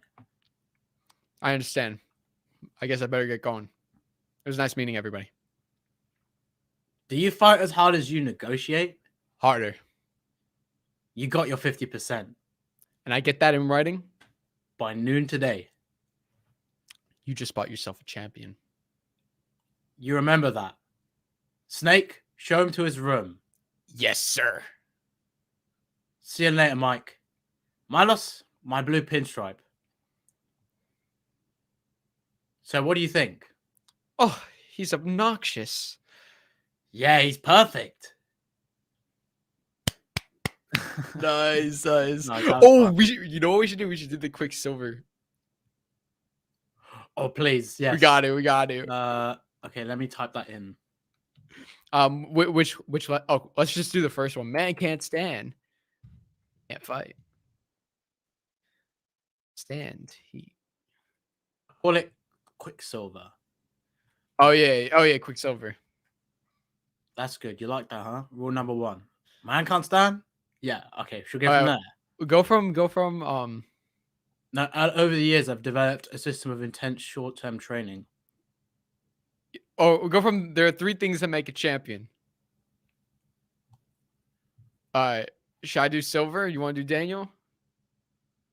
Yeah. Let's actually wait. Who do you want to wait? You want to be silver or Daniel? Who? Okay, whatever you want. I'll do silver. You could start with there are 3 things. There are 3 things that make a champion.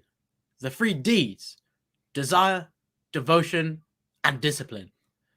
The first 2 I can't give you. The last one I can. But you have to be willing to receive it. Are you, Mr. LaRusso? Sure. The response you're looking for is, yes, sir. Right. Yeah. Sorry. Yes, sir. Sorry. It's okay. Stand up straight. Now, over the years, I've developed a system of intense short-term training for situations just like this. It comes in 2 parts and has 3 rules. I call it Quicksilver. That's good. You like it, huh? Rule number 1. A man can't stand. He can't fight. Repeat it. A man can't stand, he can't fight. Repeat. Wait. With conviction. Wait. Oh, wait. I basically scrolled down. And the same thing. I was confused. Yeah. With conviction, Mr. LaRusso. A man can't stand, he can't fight. Good. All right. Imagine these 2x4s are legs. Sweep them. What are you? That's too low. Any higher, it'd be like hitting the knee, right? Did you come here to teach or to be taught? Yeah. We're not sweeping floors here. Harder. Yeah. Come on. Put your hip into it. That's where the power is. Yeah. That's it. Harder. Yeah. Harder. Yeah. Ow! Ow is not an acceptable kia in this dojo, Mr. LaRusso. Isn't this a little bit extreme, sir? I mean, come on. Extreme situations requires extreme measures. Now you come back tomorrow and we'll start again. You did good for your first day. Thanks. Listen, I really appreciate all your help. Thanks again. You're welcome. Nice. Now I'm thinking we got to do the asa, that one. Yeah, Where's wait. that? That's after that.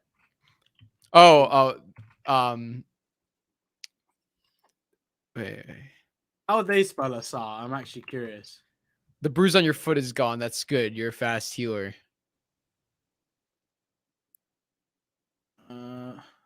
Yeah. Okay.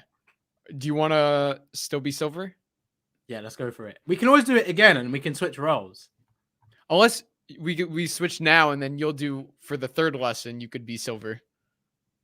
Okay. Like yeah. I'll be silver now and then you'll be silver for the 3rd lesson. All right. All right. I want to hear asa. I've done the asa a few times, but it's gonna be Unless funny do doing you want to do this one and then I'll do the next one? if you want to do that. I just want to hear your asa though, so maybe All we right. can stick with this. All right, so I'll do it. Okay. Yeah. All right. The bruise on your foot is gone. That's good. You're a fast healer. All right, let's go. That's a nice move. Mr. Miyagi teach you that? No. I didn't Yeah. think oh no. Yeah, I didn't think so.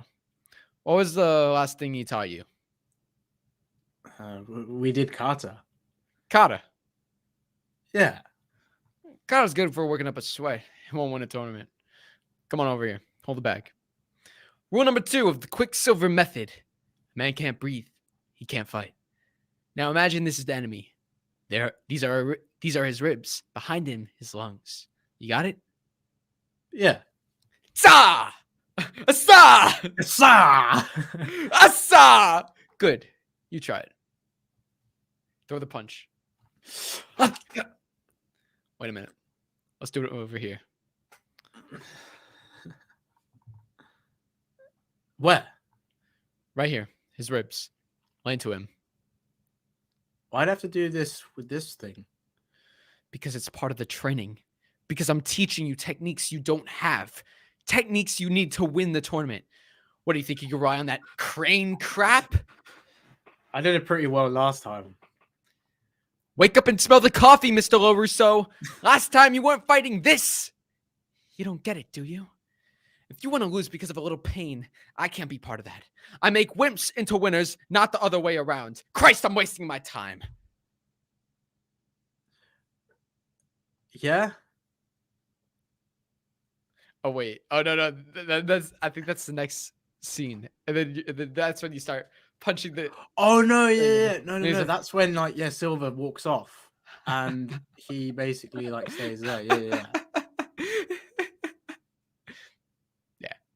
I'm just You want to do the third one? That was good. I'm trying to... When is the bit... Wait. I'm so confused which scene where it's going on to now. Then it goes into wait, let me see. Then he's talking to Mr. Miyagi. That's when he gets into his argument with Mr. Miyagi. And then then it goes to rule number 3. Okay, wait. Oh, what are you wasting time with kata for? Okay. You want to do that? Wait, I'm lost in the script. All right. Okay, wait. So when he says, "Christ, I'm wasting my time." Yeah, damn it. Can you come back later? And then go down. That's a new scene. Yeah, that's a different scene. When he says, "Can you come back later?" That's when Mr. Miyagi's talking to Daniel and having the argument with him. Yeah. Keep scrolling down, and then you see where it says, "What are you wasting time with kata for?" That's the third lesson of the Quicksilver. Oh, is this when he's at the party with Jessica? Before that. Okay, I'm getting way too far. Search up. What are you wasting your time? What are you wasting your time on? Oh, here we go. I got it. All right. So you could be Silver now. Okay, sweet. What are you wasting your time with kata for? Didn't I tell you it's useless in a tournament? Yes, sir. Yeah. Yes, sir. You're right. I'm sorry. All right. Come over here. Let's get back to learning something that can do real damage. Rule number 3. A man can't see, he can't fight. If you hit him square in the nose, he'll be blinded by his tears and choke in his own blood. Here's how it works. You wait until your man is attacking, and when he's close enough, Asala! But that would be face contact. I'll be disqualified. He ran into your fist. Not your fault, right? Right. He can't continue. That means you win. You like that? Yeah, I like that. Good. Give it a shot. Let's try it over here on your friend. Reverse punch. Yeah. Visualize. Ha. This isn't a bunch of sticks and pipes anymore. Ha. This is a living fighting machine that wants you to detach your head from the rest of your body. Ha. Ah. It's blood. So what? Make believe it's his. This guy wants to break you, humiliate you, stomp you into the ground. What are you going to do about it? I'm gonna nail him. Then do it.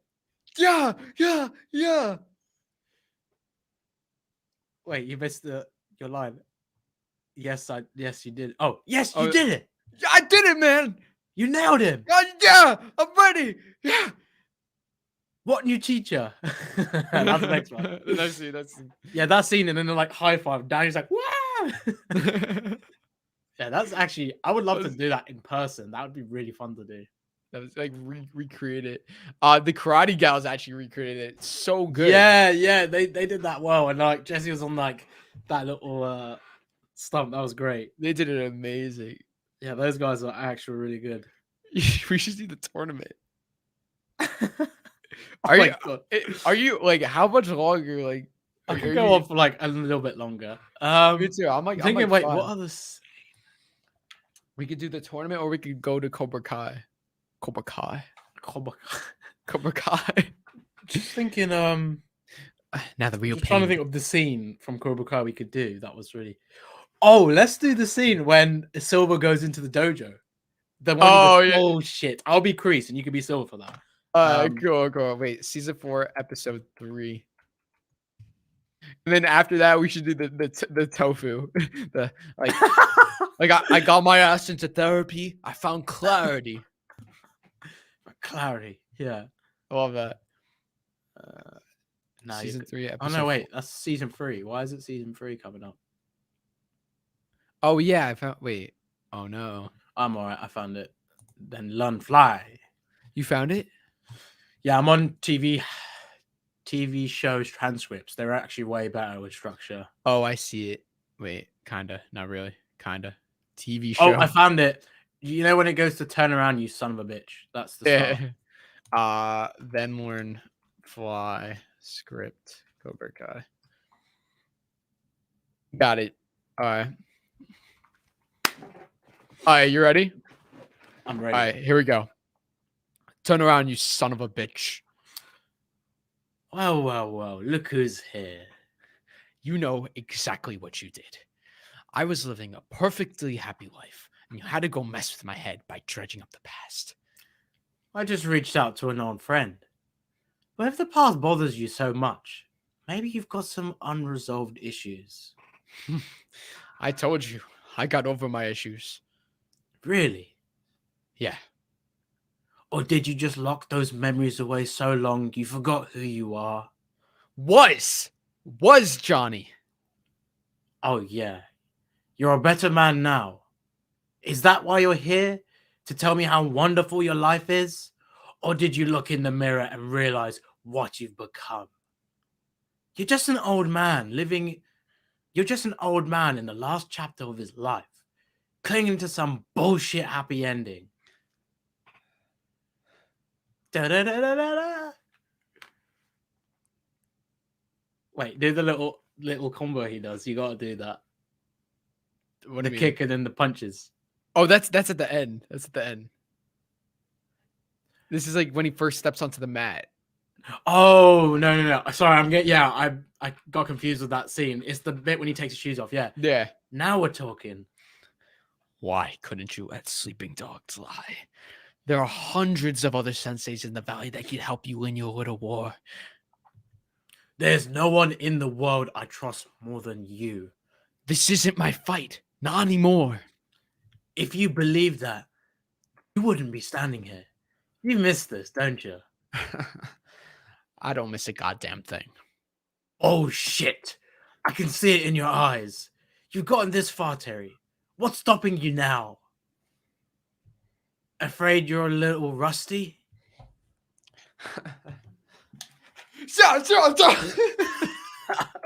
Not bad. Not bad at all.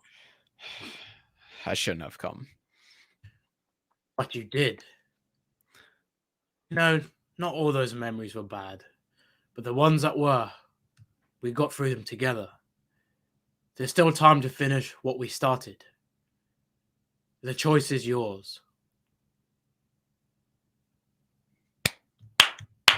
Yeah, that was sick, good, bro. Nice one. Nice one. Can we do a scene where someone says a little pusso? Do you want to, which part? Because the Kenny one would be hilarious. Oh, like when Anthony's apologizing to him. But that's so quick. Maybe the basketball. Should we do the basketball? Yeah, let's do episode 2. The basketball's good. Yeah. I'll be do you want to be Anthony and I'll be Kenny? Yeah, sure. Because Anthony, but then you can be Zach as well because he does some really Okay. Wait, so it starts off with Sup, Slade. Oh no, yeah. no. Well, okay, let's switch it up. All right, you want to be the coach? Okay. I'll the gym go teacher? from Let's switch it up. let's switch it up. New kid, get in here. We're gonna get you some gym clothes next week. Russo, Thompson, you're on 2. Let's go. All right, subs out. Or sub out. Sup, Slade? Huh. Look who it is. I'll cover the ballerina. Ba-dum-bum. Ba-da-dum, ba-dum-bum. Ba-dum-bum. Ba-dum-bum. And then you make the shot. Come on, Russo. You got to stop that. I'm open. Oh! Gym teacher. Hey, break it up, new kid. Get the ball. Oh, shit. Dude, you just got facialed. Bust out some of that karate. I told you, okay? I can't. Those moves cause like permanent brain damage. Whatever, so. Sorry, man. It was an accident. Bullshit. Hey, come on. Give the new kid a break. Oh, no, wait. That's Leah. That's You Leah. want to be Leah? You want to be Leah? Or... Hey, come on. Get a break, Aunt. We've got a game to finish. Yeah. All right, Leah. Just ignore them. Dope shirt, by the way. Thanks. I'm Kenny. Oh, we should do it. Can we do the Dr. Scribble Wait, which one? Like the end when he comes in the costume and he's like, Oh no, yeah, we have to do that. You That's got it. so funny. Okay. That's- Oh, so it starts with where is she? So it's like if she's I was on that. Yeah, where is she? Oh, you found it? Yeah. Okay, And so then then, Anthony, Zach, Anthony. What we could do is, you can do Zach and Jaden. you'll Do you want to do go bust some of that Miyagi shit, and then I'll do Anthony, so you're not doing it all on your own, and I'll do Kenny. Okay. Or So, or wait. Here, you do Kenny, I'll do Anthony and Zach, and you could do Jaden. okay, all right, I'll do that. Because Anthony and Kenny go more back and forth. Yeah, okay. Okay. So you could go first. Anthony says, "Oh my god, look at him." Oh wait. Kenny says, where is she? Oh, where is she? Oh my god, look at him. Come on, look at him. Look at this loser. Oh man. Oh, I think he's wearing glitter. Get a close up of that. Hey, Stop it! you gotta post that. No, don't. Oh shit. He just broke your phone. You're gonna let him get away with that? I wasn't trying to break it. You guys were being assholes. What did you just call us? Yeah. Little noise Pick him again. up. All right, Lurso. Let's see your moves. Yeah, bust some of that Miyagi shit. Come on, little pusso. Don't call me that. Then hit him. Come on. Do it. Yeah, and then they run away. It's locked. Hey, there's a hole. Go. Where'd he go? Okay, that's yeah.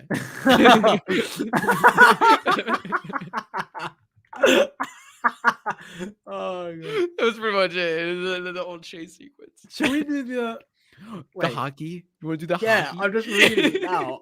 You want to be Daniel or Johnny? Who do you want to be?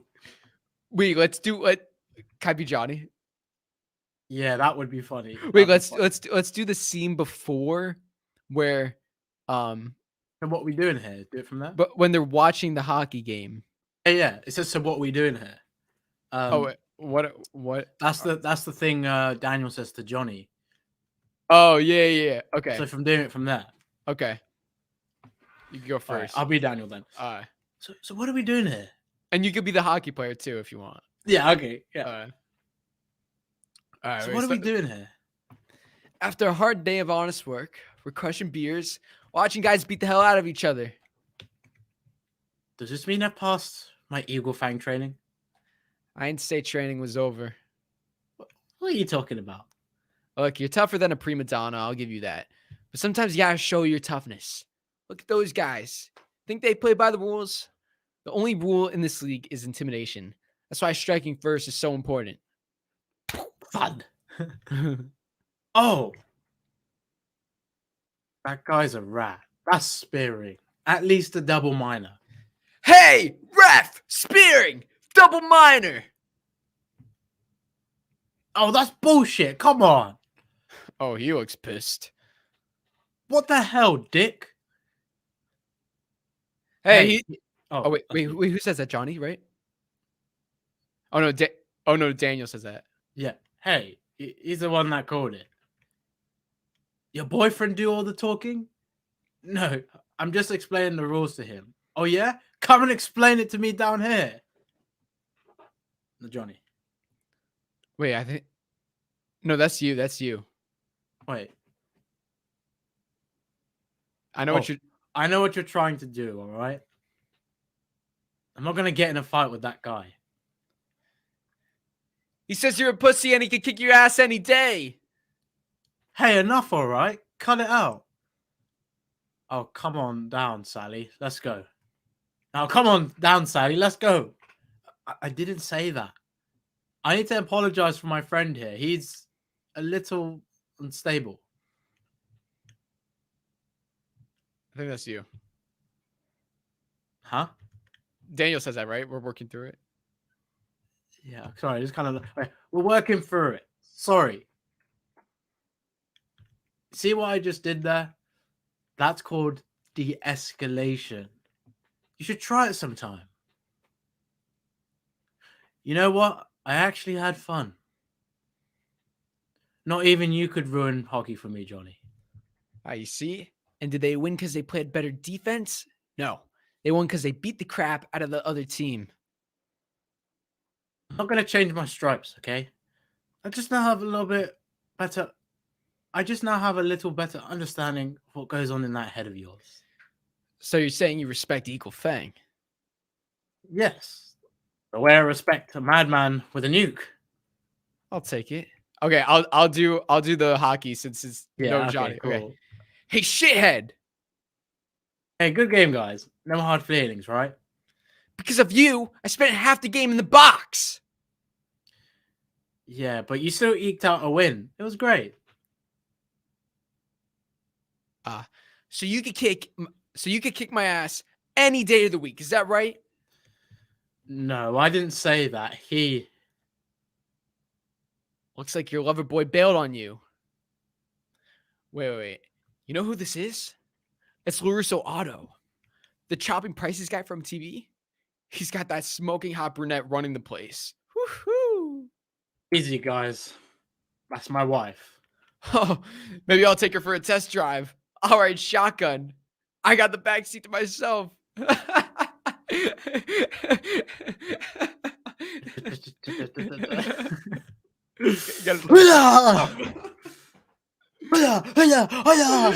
Oh, and then you gotta go to the end. You gotta go to... Ready? Boom! And then it pushes up against the glass. And he does like the break of the fingers, like... And Okay, then, go to the end. Go to the end. Okay, ready? Yeah. it is a... Kick ass. Nice work, Russo. Way to assert your dominance. Where the hell were you? No, be there. Dun, dun, dun, dun, dun. That's actually sick. Oh, well, that's my favorite line. No, be there. Just wish we could do the fighting. I'm trying to think of a dialogue that... I'm trying to think of a scene that's very dialogue heavy, which is like, there's no like action in it, so we could fully like act out the scene. Kreese talking to Silver in episode 1. You want to do that? Wait, which one again? Kreese talking to Silver in episode 1, like about like on the balcony. Oh, I was thinking we could do that as well, but I want to do some Kyler stuff. So can we do like when Kyler interacts with Kenny? Like that would be hilarious. Yeah.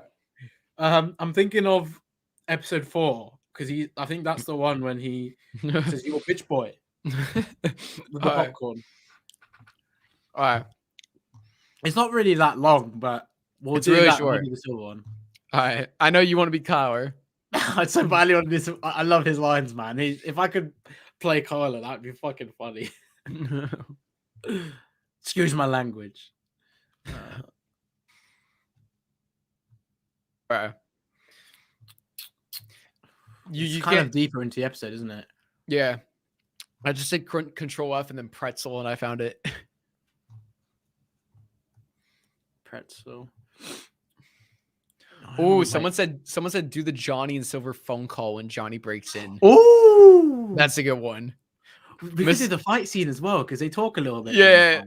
Woo! Let's Let's go. I'll Mr. definitely do that. Lawrence breaking and entering, are we? It's so good. And he said what he says to Silver is amazing, and then Silver's response. Wait, where the hell was that scene? Such a pretzel in Control F.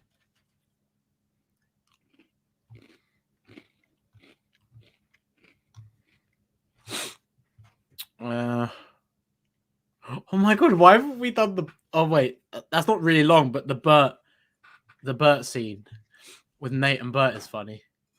With Kenny. Oh yeah, we could do that. Wait, it's episode 4, isn't it? When they, it is episode 4, but where is it? Do you such a pretzel?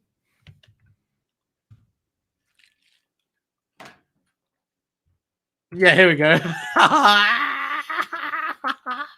Oh, I have to go from the John Claude Van Damme, that bit. All right. I'll go from, hey, I'm feeling this move. Yeah. Okay, so Bloodsport plays. You ready?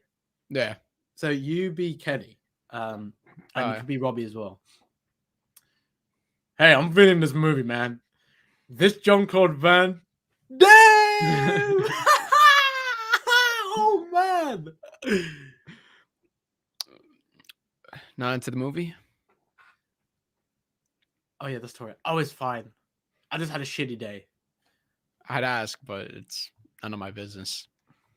Here's your stuff. Hey yo, bitch boy. What about mine? You said you didn't want anything. Well, I want some now. So get me 2 buckets of popcorn with butter, 4 large Cokes, 2 hot dogs with mustard, no ketchup, and a pretzel. But I can't carry. And some nachos with some extra cheese and jalapeno poppers. All right? Hurry up, man. Is that it? Or? Yeah, I guess that is it. Both. It's just that bit. Now we have to do the Silver Johnny scene. Oh wait, no, just do the Nate first. The Nate. the with Kenny. Yeah. It's like one of the first scenes. All right, so it's like it starts with, I'm telling you, we had a moment. Okay, so who you want to be, Nate or Bert? I'll be Bert. I will be.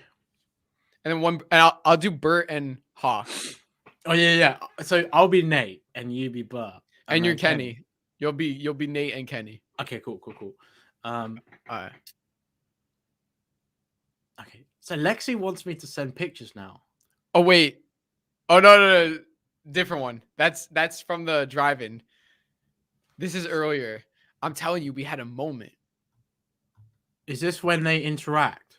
In the very beginning.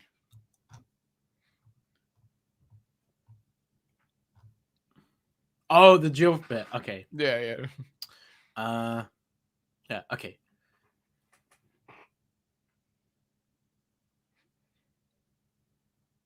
That's you. Okay. I'm telling you, we had a moment. Bullshit. No way is Lexi DeMarco going out with you. She's a junior. I know. She's a total Jill. What's that? Junior, I'd like to. Whoa! Looks like someone's a little lost. Yeah. What makes you think you can wear a shirt like that in here? Oh yeah, it's from my dojo. Maybe they started a kindergarten class. Or a nursery. You can do that, coward. Oh my god. Oh yeah, this is the whole The flashback. Look at him running to mommy. Bye, you little bitch. And then you go to punch. Thinking about striking first, huh? Oh no, that's Hawk. That's Hawk, yeah. Oh, you do Hawk. You do Hawk. All right. Thinking about striking first, huh?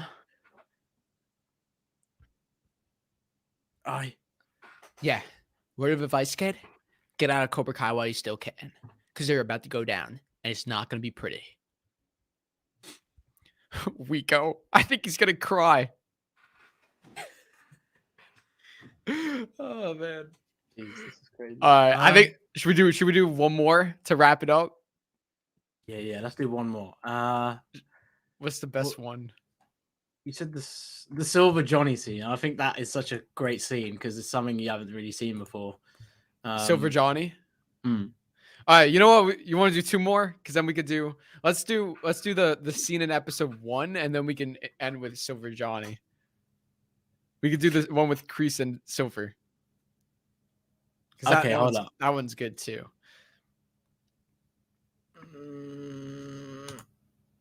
I will get it up. Wait, which episode are we doing first? Do you want to do episode 1 with like nice view up here? Like I guess you get what you pay for. Yeah. Let's do that one. You want me to be Alright. Silver and then you're Kreese. All right. Because Kreese has got quite some good lines there. What are you doing who's gonna be Silver for the next one? What would you rather do? You want to do Silver for the next one? Yeah, I'll do Silver for the next one. I'll do Kreese here. Because I want to try some of these lines. And you'll do Silver for the fight. Okay. Okay, yeah, sure. I'm just trying to find the moment we start with. Nice view from up here. Okay, nice view from up here. Okay. Okay, so you ready? Yeah. Okay. This is your line. No, that's you. That's you. Oh, wait. Oh, sorry. For a second, I thought I was Silver. Nice view from up here. I guess you get what you pay for. Is that what you want, John?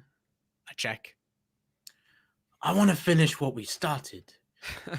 Finish what we started. Oh, no, you say that. You say that. Finish what we started. Just like we were supposed to do 35 years ago before you vanished. I was in a bad place. No question about that. I'm back now. And you can be too. Look around. I'm doing just fine. Are you? Was the Terry Silver that I knew with a roundhouse old 4 eyes back there for calling Cobra Kai adorable? Do you remember when we got back from Nam?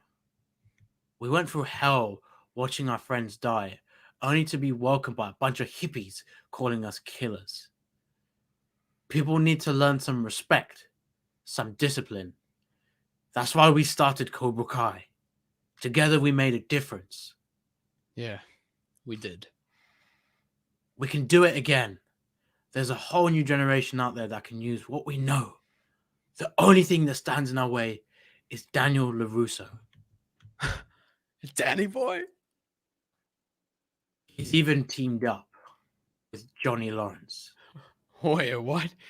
Your champ and LaRusso working together. That's why I'm here. I need a partner. And the only other person who knows how to teach Cobra Kai is you. What do you say? I say no. Back in the 80s, I thought I could conquer the world. And I came pretty damn close. I was so hopped up on cocaine and revenge. I spent months terrorizing a teenager over a high school karate tournament. It sounds insane just talking about it. After that tournament, I hit rock bottom. But I built myself back up, got my ass into therapy, found clarity. Turns out, you disappearing was the best thing that ever happened to me. You know, people expect men of our age to pack it in and go off into the sunset. That might work for you, but I still have some fight left in me. Please thank Cheyenne for the tofu. Now we got to do the party time one. That's good. That's good. Nice. It's funny. We should just do like an episode where we're just like doing lines from the show. I'm not gonna lie. Maybe next episode we could do this. Just literally just this. We could do like so many lines. Party time. I can't find it. Yeah, I've got mine up. It's from. You think chaining a lock's gonna stop me? Oh, got it. Okay, I'm there. Or wait. Let's start with the conversation, and then we could skip right to that. Oh, okay. Like the phone conversation. When you go hello. Wait, where is it?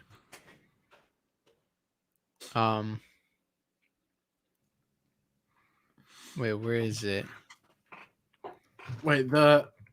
Oh yeah. You're right. That is that Yeah, is. remember he breaks in. Oh, and he goes, okay. come out, you sons of bitches. Oh no, you think changing the lock's gonna stop me? Yeah. Okay, so I'm you want to Johnny. do Johnny because your Johnny's pretty good. All right. Okay. Here we go. And then after this scene, we'll go right to the fight. Yeah. That'd be great. You think changing the lock's gonna stop me? Come out, you son of a bitches. Ring, ring, ring. Hello? Mr. Lawrence. Breaking and entering, are we? I don't know what your deal is. Oh no, wait, that's you. yeah. Look, I don't know what your deal is, but you keep your cars and your cash away from my son. Prom is a special night. Did you even know he was going? Look, as long as Robbie's with me, I'm going to take care of him. Oh, and I got to say, Shannon, she is a special lady and deserves so much better. Listen to me, you ancient piece of shit. Whatever you and Kreese are up to, I'll kick both your asses to the nursing home. I would love to see you try. Corner of Magnolia and Lancashire. You know it well.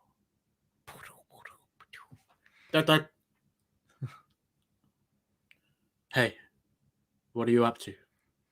Nothing much. I'm just taking care of my. Imagine if this time on the other end of the phone, Kreese is playing piano, and then he decides to put the phone down, and he just keeps playing piano. That'd be funny. Oh, or he's like playing guitar. Okay, and I'll do Kreese. I'll do Kreese and Johnny. Mm-hmm. Okay. Okay. I'm just saying that we need to go. Found it. Oh, are you doing You brought me to the old dojo. Unless you want to do the part before that. Let's do the part before that.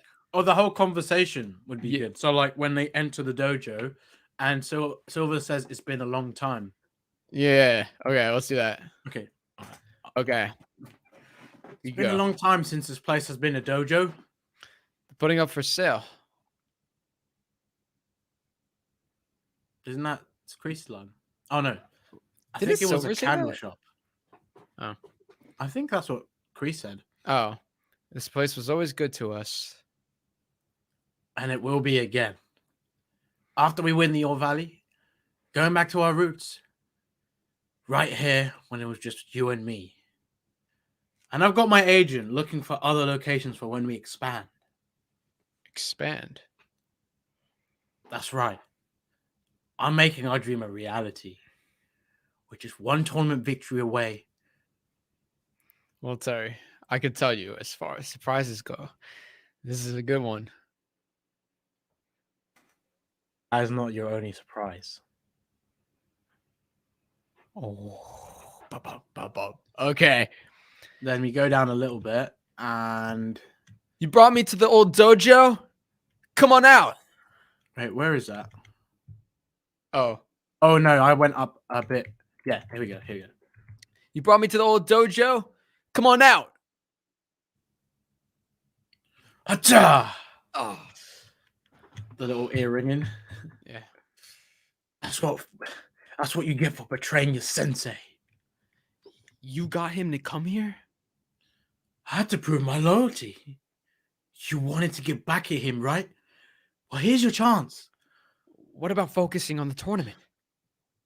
I am focused. The only way that loser has a shot at winning the tournament is with the DS kid, right?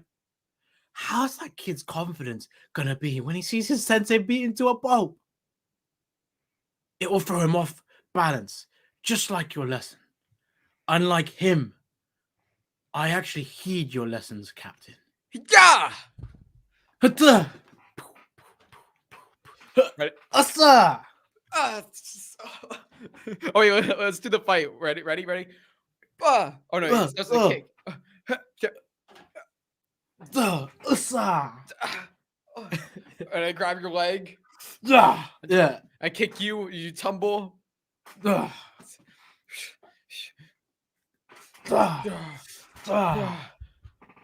Woohoo! You see this? Looks like LaRusso taught him some defense. Okay, pretty boy. Let's go. Let's see what you learn.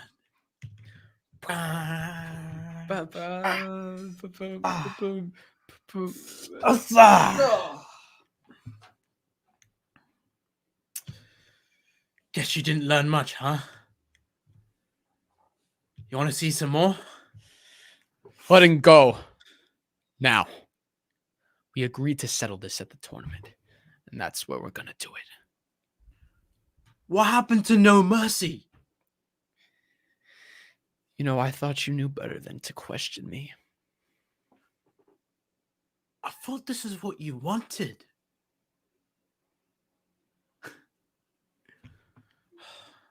I tried not to smile then. I was trying to stay in character, but just the whole thing. That was good. That was good. I feel like we should do one more scene. I love this. I can't stop.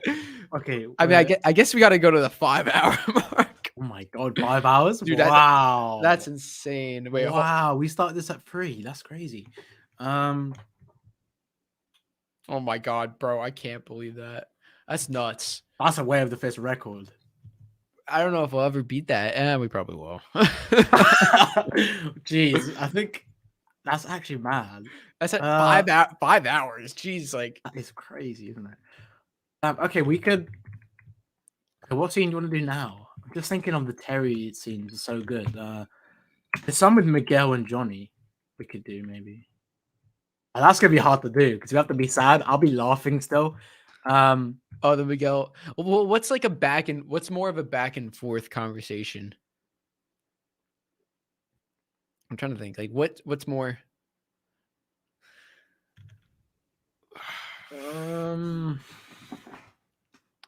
You guys in the chat have any ideas? Yeah. Someone said Tory and Amanda LaRusso also. Well, I was thinking maybe Robbie and Kenny when they're training. Do what Miguel says, what about Rocky 3? Oh, the Apollo scene. Dun! Yeah, that's easy to find as well. Wait. That Miguel. episode... Oh, Miguel. Oh, when Miguel and... Wait. When Miguel and Johnny are eating watermelon. That's a good one. That's a good one. What episode is that again? That was 7. When they were like having the heart-to-heart. Yeah, that was 7. Because then 8 is when the prom thing happens. Then the love you scene. Or Johnny and Robbie last scene. Okay, wait. Should we do the Miguel and... I don't know. Which one? You want to do Miguel and Johnny? Yeah. We'll do that one. All right, so that's emotional. So we gotta like really like. Wow. Okay. Yeah, we'll do our best. Wait. Where's that? It's episode 7. So I'm just trying to find where the hell that scene is. This transcript is a bit confusing. The way they've done it. You just have to like kind of remember like who said what. Yeah, they don't have it very clear.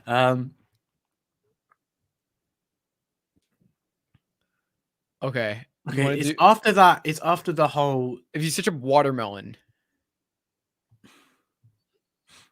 Is that when they're sitting together before he learns a tornado kick? Yeah. So you want to be Johnny or Miguel? I'll be Miguel because I gotta represent Miguel. You do Johnny because your Johnny's really good. Thanks, man. I appreciate that. Okay, so let's like really like let's get into it for this one. Like let's do like the whole time. Like let's be into it. Like the whole time we're on camera. Like when I'm talking to you, you're talking to me, and you know some tears, you know all of it. Okay. I'm gonna try my best. I don't feel like I'm gonna screw up the lines. It's more so like just remembering who said what. I do remember that conversation fair enough though. So like, yeah. You got it. I believe. Yeah, in I'm you. excited to do this. Okay. Where do we go from? So I start when I say, "Well, you don't like watermelon?" Okay, so. Oh, why does it say teacher? That was from that was from the scene before. No, that's right. Yeah, this is what I mean. They've just kind of thrown it all together. They should have spaced it a bit. That was from before when Kenny. Oh yeah, when Anthony and Kenny get in that fight. I remember now. And then like the teacher goes, "Yeah, what's going on in it?" Yeah. All right, you ready? All right. Yeah. Cool. Why you don't like watermelon? No, I like watermelon. I just thought when you had me cut class, that would be training, not having another awkward conversation. It doesn't have to be awkward. Look, if I'm acting a little weird with this, it's only because I don't really have any experience. Ask me about anything, about karate or 80s rock or Roddy Piper. I'm your guy, but when it comes to, you know, this, I guess I freaked out. That's what happened with Robbie, right? You got afraid. Yeah. But I never told you why. My dad left when I was in kindergarten. I barely remember him. My mom did everything she could. Married a rich prick. Thinking that would be a good idea. But it only made me miss my dad more. I couldn't figure out why this was all happening. You know, I felt so cheated. Yeah. You ever go out and try and find him? I don't even know what I'd say. Maybe you could ask why he left. Hear his side of the story. No.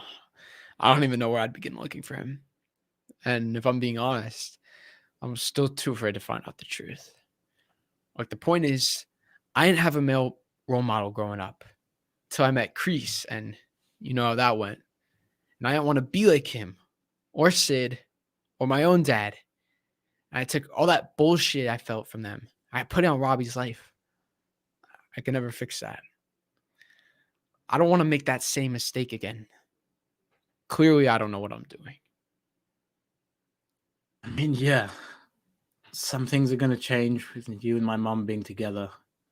And it feels kind of weird to say it out loud, but it's also a lot of things I want to stay the same. Yeah, like what? Being my sensei. Yeah? Yeah. All right. You asked for it. What's with the watermelons?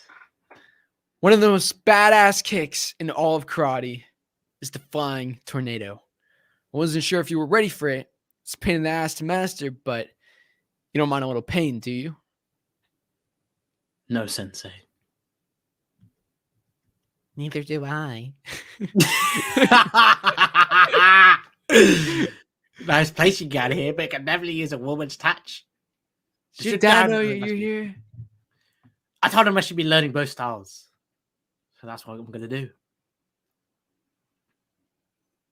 Oh. Yeah, that's a good scene. That was good. That was really good.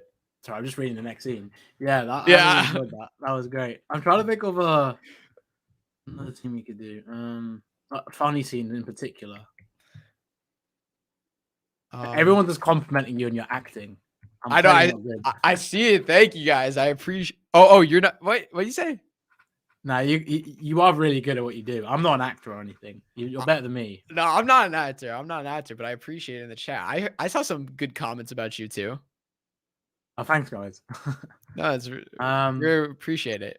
I'm trying to think of the scene we could do. I just love, like, you know, I just always love doing the impressions of the characters and just, like, you know, impressions is really fun because like mannerisms. I always do it. It's always admiration of just the character. They're funny or they have like a way of doing it. I love it. It's like what Joe does with Kyla. That's just Yeah. I'm just trying to. Have you seen any like YouTube poop Cobra Kai memes? Because I was thinking maybe we could do a reaction next time on here as well once we do the script stuff. That would be funny. That'd be funny. I don't think I've seen anything really like that, but Because there's really some really funny ones I've been seeing, and like they are actually there's like I think there's a Kylo one. I watched a bit of it, and like I can't remember the name of the YouTuber that made him. Something you, Parker you, I think they did it. Shout out to them. They do some great edits. It's so funny. Yeah, maybe we should like watch one on Way of the Fist. yeah, Or react to it. that'd be cool. What? Trying to think of a scene that we could do would be really, really funny. You want to do Daniel and Anthony talking about well, that's not funny. What's a good funny scene?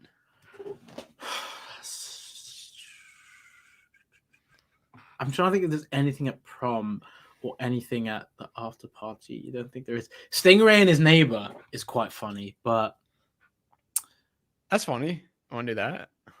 shall we do? It's on episode 8. Oh wait. It's We gotta do Johnny talking to Piper.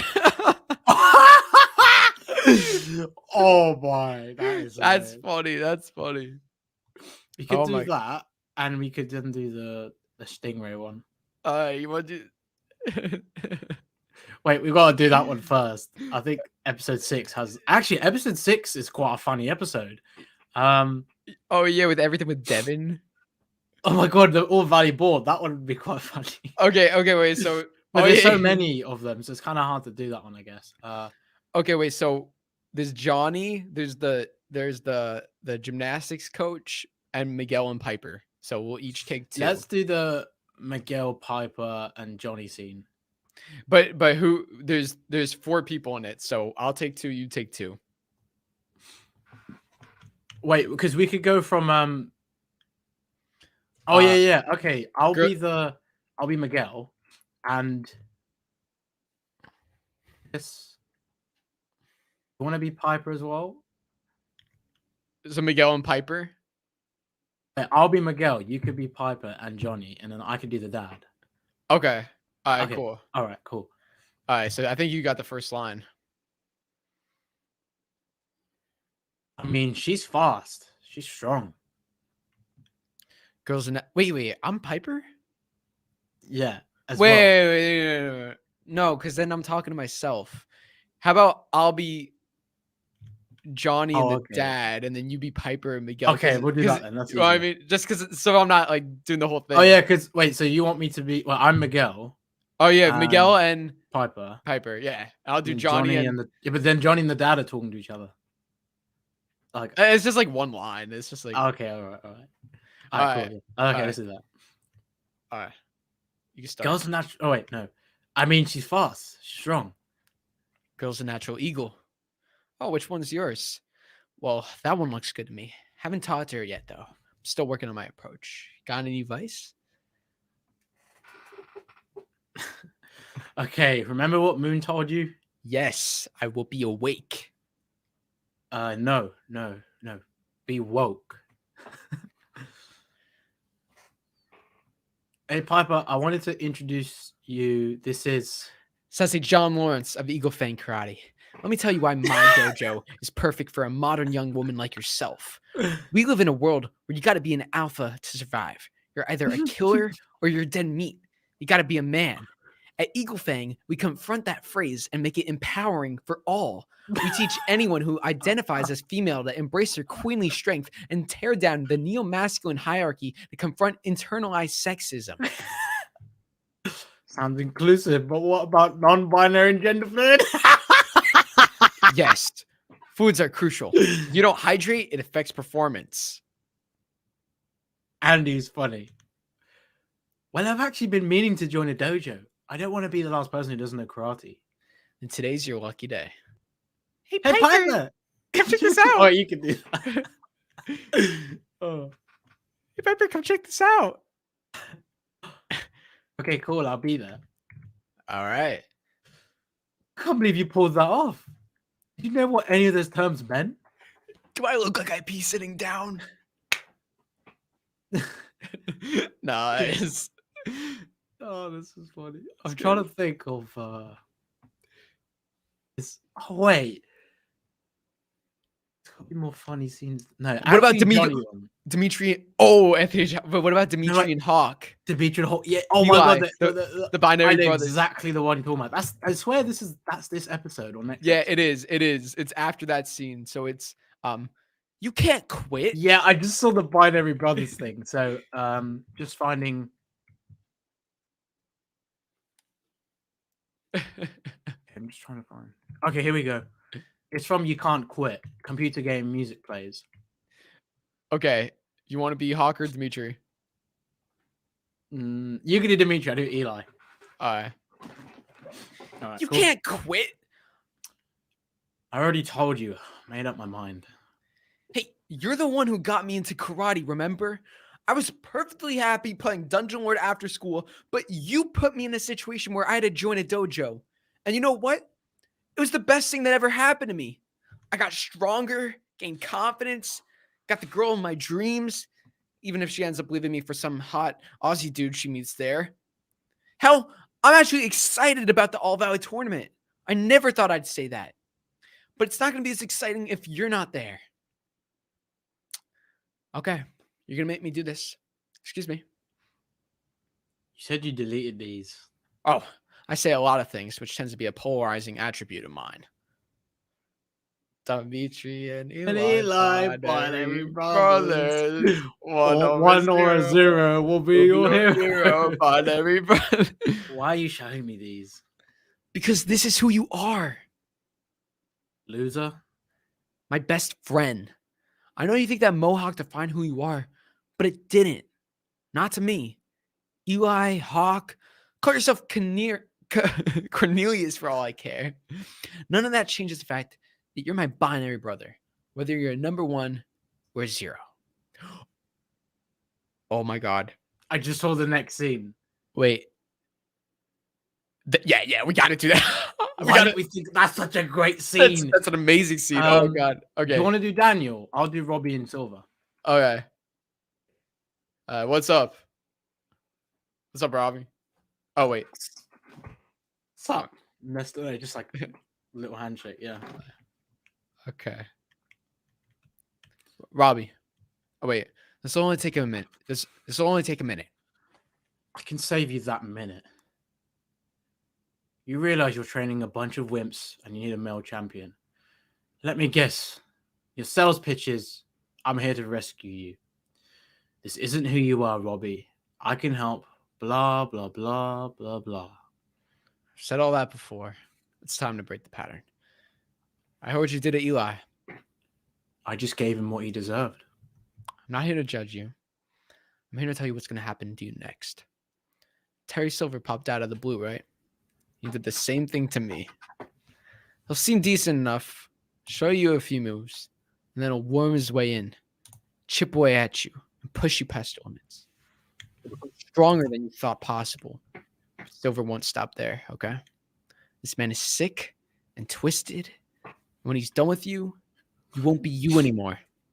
One day you'll find yourself with some kid's blood all over your shirt, and you'll hope it's not too late to change course.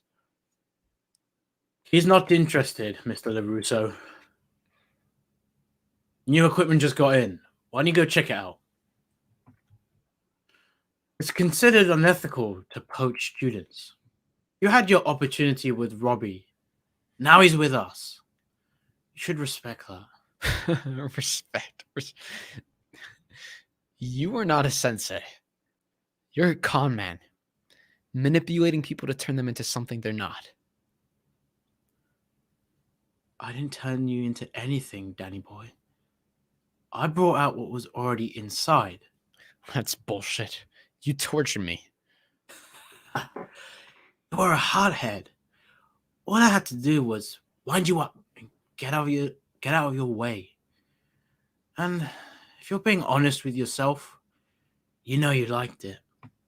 You were powerful, free. You just don't want to admit there's always been a little Cobra Kai in you. We'll settle this on the mat. And when we win, Cobra Kai and you will be out of business. One of us will be. If you're going to use this place as a conference room, buy something.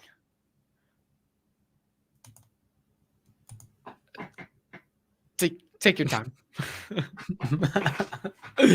Oh my god, unseen. I love that. Oh, so Wow. good. Oh, Wow, we hit the 5-hour mark. What? Wait, not yet. We're at 30 seconds. Ah, that's crazy. Okay, I think we should just end the stream before the 5-hour mark. Don't do Sorry, guys. We'll see you next time on Way the Fist. And until then, remember, See you guys. Way the Fist. Peace.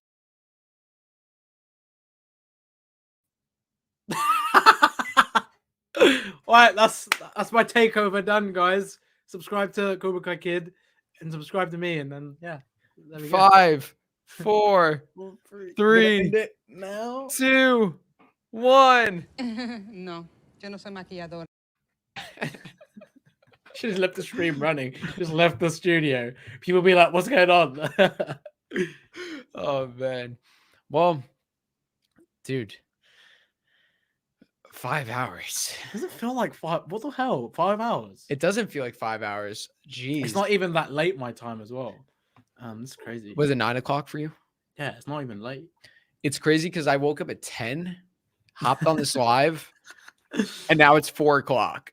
Wow. Wow. Like I gotta go to the gym. I gotta like do some Hitting the work. gym. I love it. Yeah, I gotta do some work. So I was like, but you know, this was fun though.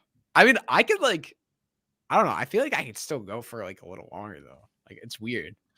Yeah, I know, because usually I'm like at the 4th hour, I get a little bit like, oh, I need a drink. I need Me to too. go. I've been sipping a lot throughout, and I don't feel hungry, but yeah, we've just done so much. I feel like this is like a post-credit scene, as my friend would say. The chosen one. Let's just chill. Let's just sit here, just chill. Let's just relax.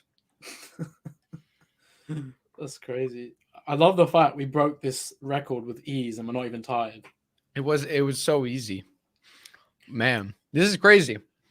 Let's see. What do I have? I only have. How are you feeling? I actually feel good still. All I need to do is go to the toilet real quick. I'm good. All right. So you wanna? You want to go on longer? Oh, that's funny. I mean, like, I don't know. Could go on for like another 20 minutes, I guess. I just like to take some time off the screen, but Yeah. it's not that I can't handle it. It's just like I don't want to. All right. So why don't we take like a? Why don't we meet back? I'll leave the stream running. We can meet back at. Oh, I love that. That's I've never seen this before. This is amazing. That's amazing. All right. We could take like a 5-minute, 8-minute break. We'll meet back at like 4:15. You want to do that or no? Or do I don't know. Yeah. Okay. Yeah. I'm done. Yeah. Let's do it. All right. All right. So I'll just like I'll put some music on and then we'll meet at 4. Is 4:15 good or 9:15 your time? Yeah. That's fine, man. That's all good. Yeah. All right. So cool. I'll see you soon, I guess. See you in a bit. All right. Peace.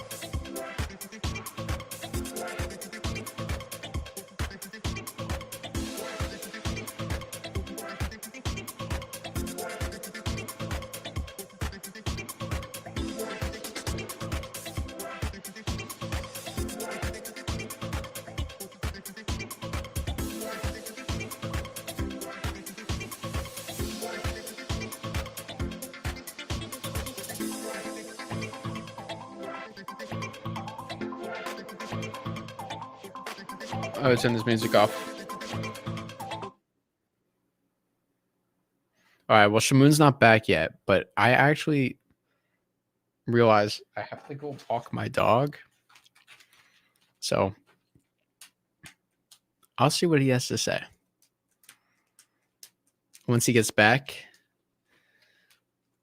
But in the meantime, I'll take some questions.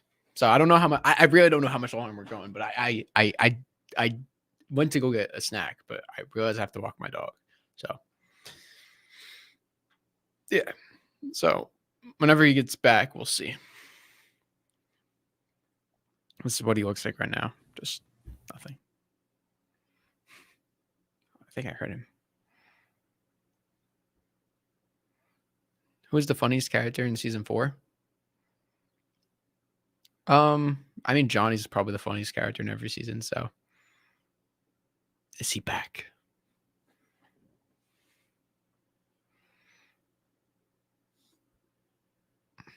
I don't want to wait till he comes in screen.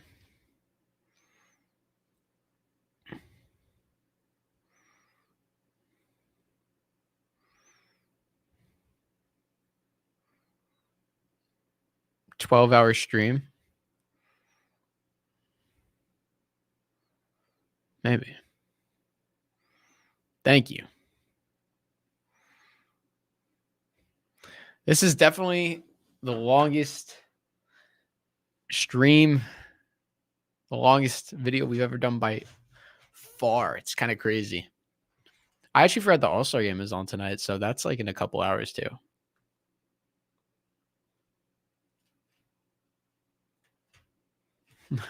Skills competition, BS. Where is Shamoon?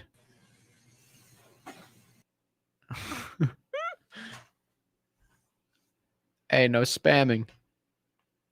There he is. There he is.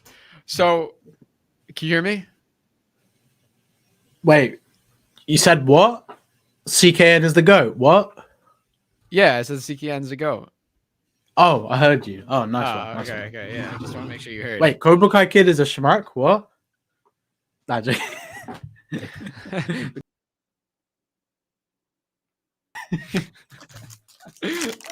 love that. Okay, wait. So I actually just realized that I gotta walk my dog. You know what? I'm cool to end it here, man, because like it's been a long one. It's been a long I don't one. mind like We could take. we can do this like leave this on for the next 7 days, and we'll come back in 7 days. Leave the same stream running. Overnight stream. I'd actually do that if I had the energy. Maybe one day we'll do that. We'll plan that out. An in-person wave the fist that has to happen at some point. How do you know we're not in person right now? Turn around. Oh, hey. I told you I'm right behind you. I'm not gonna lie, but that'd be the coolest but weirdest wave the fist. Yeah, because we'd be like sitting next to each other, talking. I mean, behind me would say Cobra Kai Kid. Wait. High five. Hey. Wait. I don't know. The timing's like weird. Yeah. Yeah. Hey, we got it. Okay. Let's take. We could take like 2 questions before we end, if you want. Sure. Oh yeah, of course. Questions. Oh yeah, we forgot questions. Okay, we want some good questions. 2 questions. Gotta go walk the dog. Don't let me. 2 questions and then doggy time. Can't keep my dog waiting. Yeah. Okay. Can't keep that cute doggy waiting. Exactly. Oh, this is not Cobra Kai related, but All-Star game. You gonna be watching tonight? Oh, damn, that's tonight. It's tonight. That is. I'll be honest, I haven't really kept up with NBA recently, but All-Star I love watching, so I'm gonna try and watch that. I don't know what time it is in my region. It's probably like 12 or 1 a.m. my time. Oh wow. Oh yeah, it's late for you. It's 8 o'clock my time, so that's 1 o'clock. God. Right. Okay, 9, 8 10, o'clock your 11, time. 12, Oh, that's 1 a.m. I could watch it for a bit, then go to sleep, but yeah, I could just watch it tomorrow. But I do like watching it real time. I don't like it getting spoiled because that's just so fun to watch. The teams that LeBron picked, or the people that LeBron picked, were great. And I think Durant's team is like, what? Because Durant's not playing. That's why. It's like, yeah, but like his team just is trash. Damn, the whole stuff with Harden leaving. I mean, the Brooklyn Nets are one of the biggest failed trios, I think. They didn't have injuries and stuff, but yeah, that's madness. That's like a failed Cobra Kai, literally. That's like if Johnny never won season 1 tournament. Yeah. I think this is a good question to end off on. That's a good question. Oh, how did you first get into doing Cobra Kai content? You want to take that one first?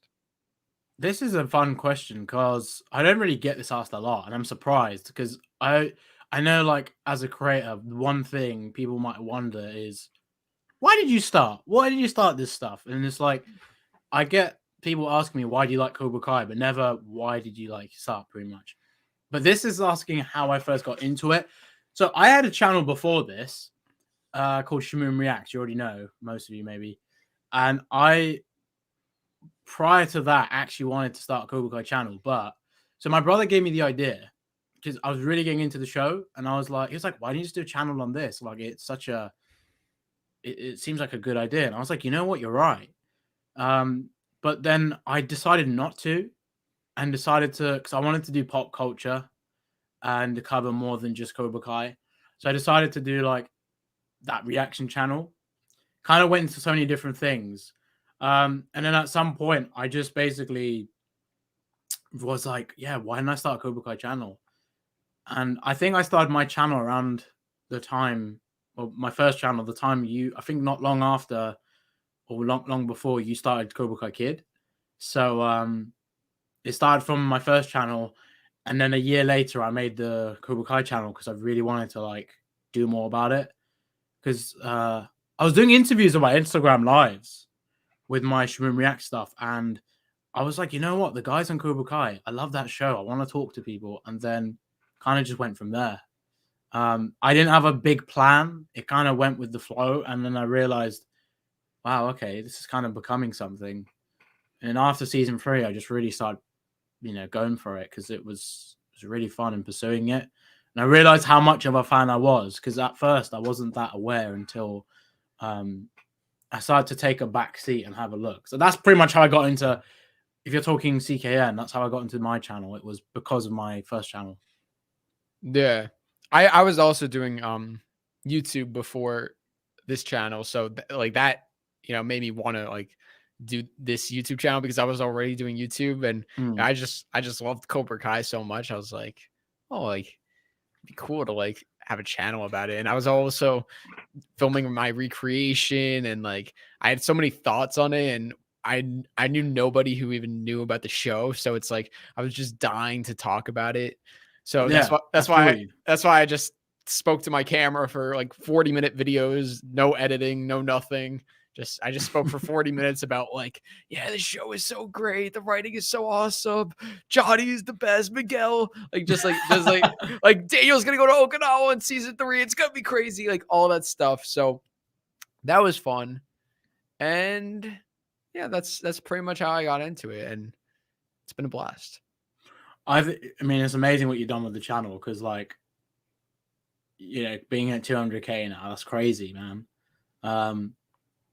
Like, first time when you first made your channel, did you ever think it was gonna pop? Like at some point, because you knew that there's not too many creators in this. I mean, obviously after season 3 and 4, more people started popping up, like myself, during season 3 or right before. But it was like crazy. There's a lot more people now, but it's still not a lot, like the scale of like Star Wars, let's say, or anything in that sort of way. Yeah, I mean, I just made it to like just talk Cobra Kai. I really didn't care like who was watching.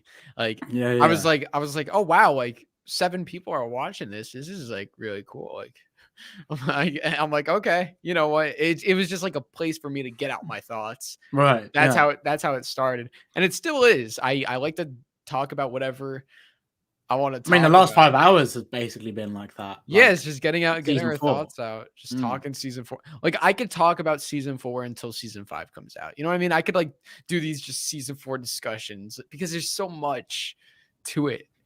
Oh, the more and more we did like Wave the Fist as well, the more and more I was like thinking about Cobra Kai because like we just share so much about the show. Like it just connects you more to it, like the discussions we have. And it's like what you were going back to saying, like when you just wanted to talk to someone about it. Not many people knew the show. I kind of feel like that with the people that are involved in this. Like you guys we're creating content, but it really goes back to just being able to interact with people about the show, because like that's the best aspect. It's like you can just share your passion with other people, right? Look at all the people that tune into live streams and stuff like now. Like we have 50 people who've been watching for 5 hours. Like, what are you guys doing? What are you guys doing? Yeah, that is actually crazy. We thought we were the crazy ones. You guys are just as crazy, but we love it. We're here for it. Thank you guys. Thank you. Like, yeah, like this is like, thank you guys so much for. Yeah, appreciate it. Honestly, like, that's nuts. 50 people are watching us. They've been interested in the whole. Wow, that's crazy. Wow. You guys are patient. I'll give you that. Yeah, I don't know how you put up with me. Yeah, neither. I don't know how you put up with me. How did they put up with you? How did they love my accent? It's actually... No, I don't talk English. This is my real accent. No, but people, I remember someone in the streams over the last since we started Wave the Fist, there's been a few people that go, That's a fake British accent by Shamoon. And this is me. I'm not American. I'm not from anywhere else. It's so crazy how people thought I was faking my accent. It's like, why would you be faking it? It's like if Drew was doing an American accent, you're like, oh, he's faking it. He's British. It's like, no. Guys, I'm not British. I don't think enough people know I'm actually from the UK. They think because I do Cobra Kai and cover that, I'm just immediately an American. But I remember reading a comment a while ago, like a dumb hate comment. So I was like, why is a British guy talking about an American show? It just doesn't feel right. And I'm just like laughing my ass off when I read it. Those sorts of things, those sorts of comments, you just gotta like. They make my day. I'll be honest. They Yeah. make my day because it's so stupid. It's funny. And thank you for giving me a laugh. I have to say that. But yeah, that's the best way to take anything negative. Just try and turn it to a positive. Yeah, if you're getting some really funny comments, if you're getting hate, you know you're doing something right. Yeah, definitely. No matter what you do in life, if you generally feel like you're doing a good thing or you're doing something you really want to do, and someone hates on you, I think that just proves you're doing the right thing more and more. Unless the hate is so extreme, like, you know, you're corrupted thinking you're doing the right thing, like a Kreese situation. Yeah. But you might seem evil, but nah, it's not like that. So yeah, just got to do you. And there's always going to be, you don't please everybody in the world. No matter how pure someone is, there's always one person that's like, nah, screw you, I don't like you.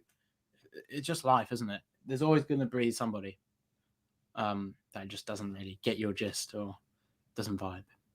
Yeah, exactly. You just got to do what you got to do your own thing.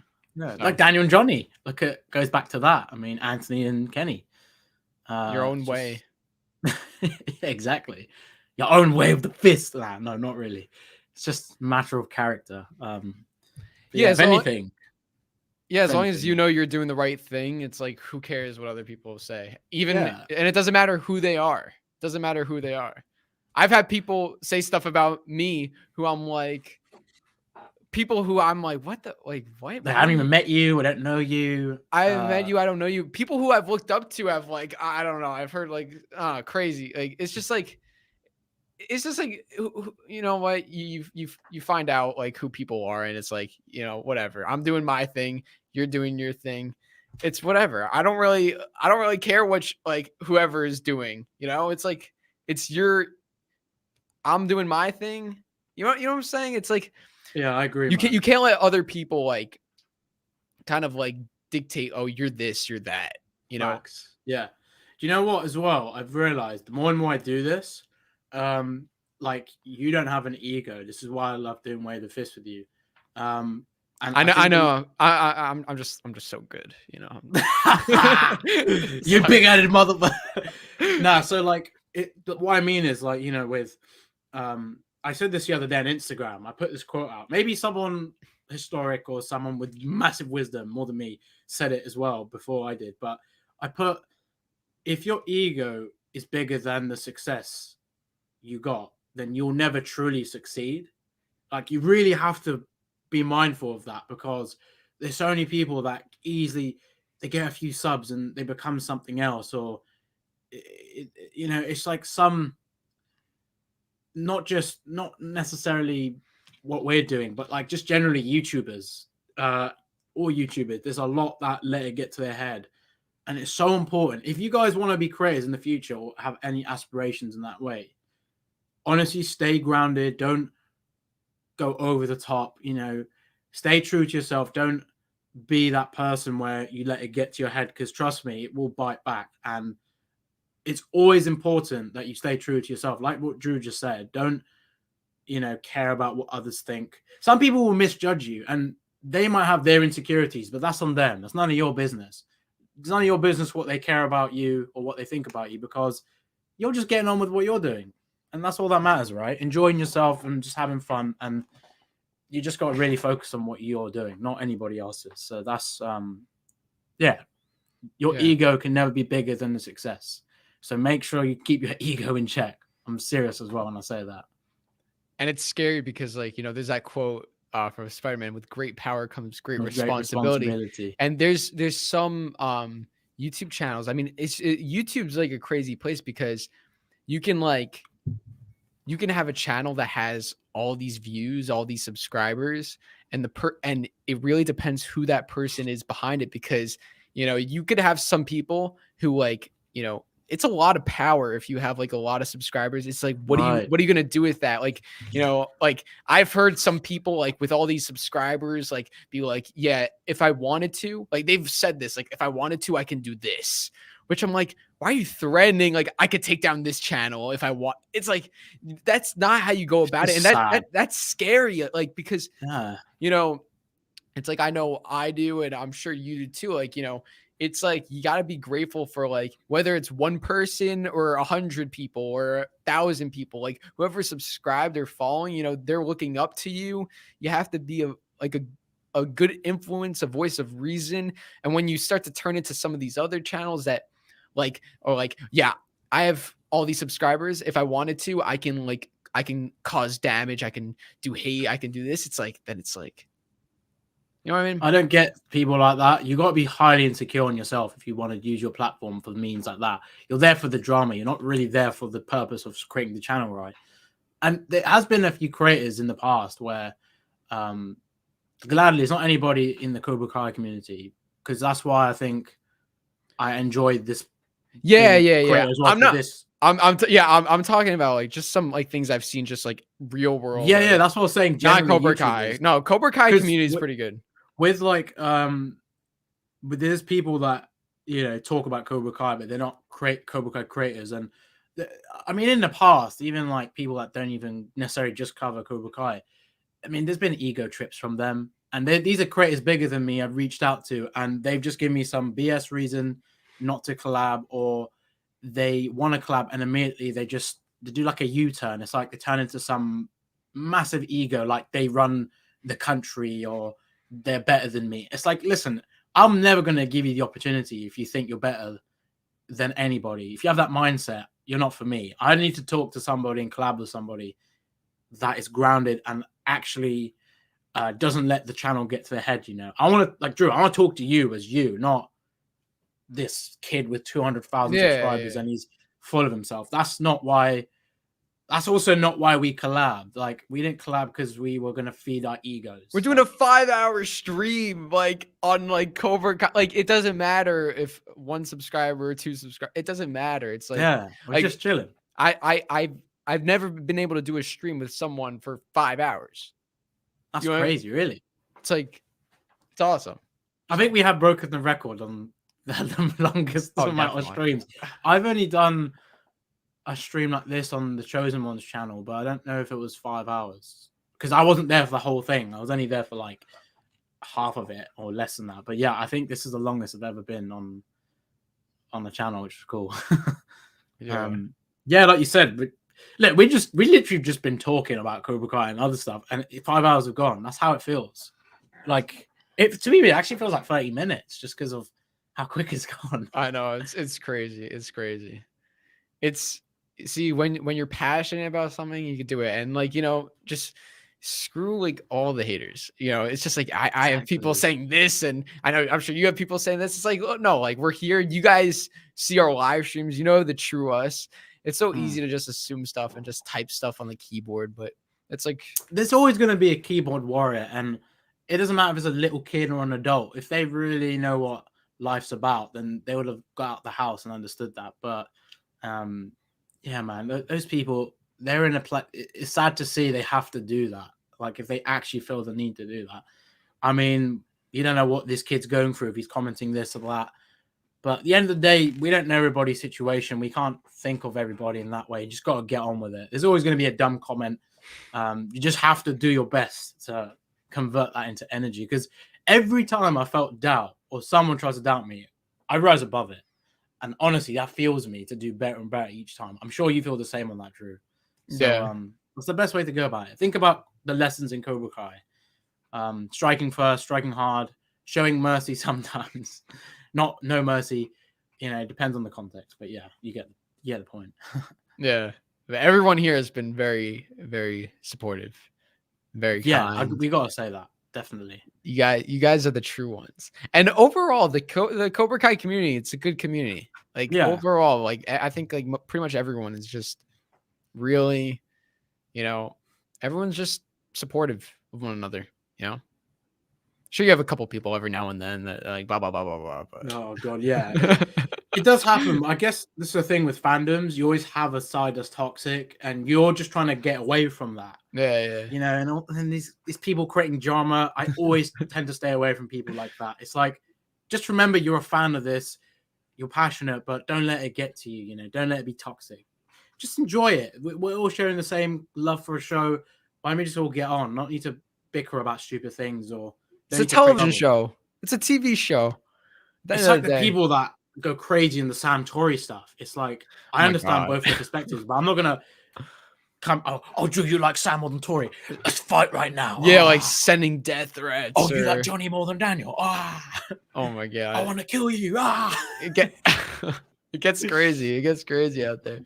It's like I don't care if you like Sam or Tory or Bert or Dr. Scribblebottom's. Like I don't really care. Like I don't care if you think Clarence is the GOAT. Fair play, because Clarence isn't the GOAT. I mean, he's just a useless. Yaya is the GOAT. No, Yaya is the GOAT. I think this is fair. This is fair opinion, but no one can be the GOAT. Yaya, he's undisputed GOAT. Anthony or Yaya though. Oh, maybe we should do a stream on that. Debate wars. I would take. Who would you take, Anthony or Yaya? As you go, I could defend whoever. We need to see how their arcs fully play out from the end of the series, but based on now, I think because of Anthony's progression, I think might have to choose him. But then Yaya's so cool. But Yaya started the whole show, bro. But Yaya, I mean, there could be a spin-off on Yaya. That's how important it is. Yaya got diarrhea and started everything. Yaya got diarrhea. Do you know what? I'm hoping the creators. I mean, they have told the story, but I hope the first thing they pitched was literally after like Johnny and Daniel comes back, Yaya gets diarrhea. They're like, sorry, who's Yaya? Only the most William and Ralph. Who? Only the most important character in the Cobra Kai Karate Kid Miyagi-verse. That's crazy. I'm just trying to imagine that. Oh, such a great one. Oh man. Well, this has been great, man. Thank you again for having me on. It's been a blast 5 hours and a half. Yeah, some good philosophical stuff to end the yeah, show. I don't know how did we get on that? I don't know. That's the thing. When you're enjoying a stream so much, you get philosophical about stuff. I only get deep. I mean, I'm a deep person, but I only tend to get deep with people who actually understand what I'm saying. Because like some people are just like not that deep, and I'm just like, yeah, they just, I guess they don't see life in some ways. You definitely do. I get what you're saying. Like I've experienced some of that too. But it's part of the game. It's part of the experience. You gotta take the good, take the bad, and just balance. I love it when they do that. I know. Find the balance. Before we wrap up, I have a question for you. Yeah. Mongoose? We should have seen Bert saying something about that. I would have loved to see Johnny's reaction to seeing Bert like getting a girlfriend. Bert, what are you doing? Bert, nice one, man. What was you gonna answer the question? A mongoose? A real animal, Bert. You made your choice, and you are gonna regret it. Am I? Yeah, because a mongoose is a real animal, and you are gonna regret it. Is that right? Yes, Sensei! Are you subscribed? Yes, Sensei! Are you sure? No, Sensei! They didn't subscribe.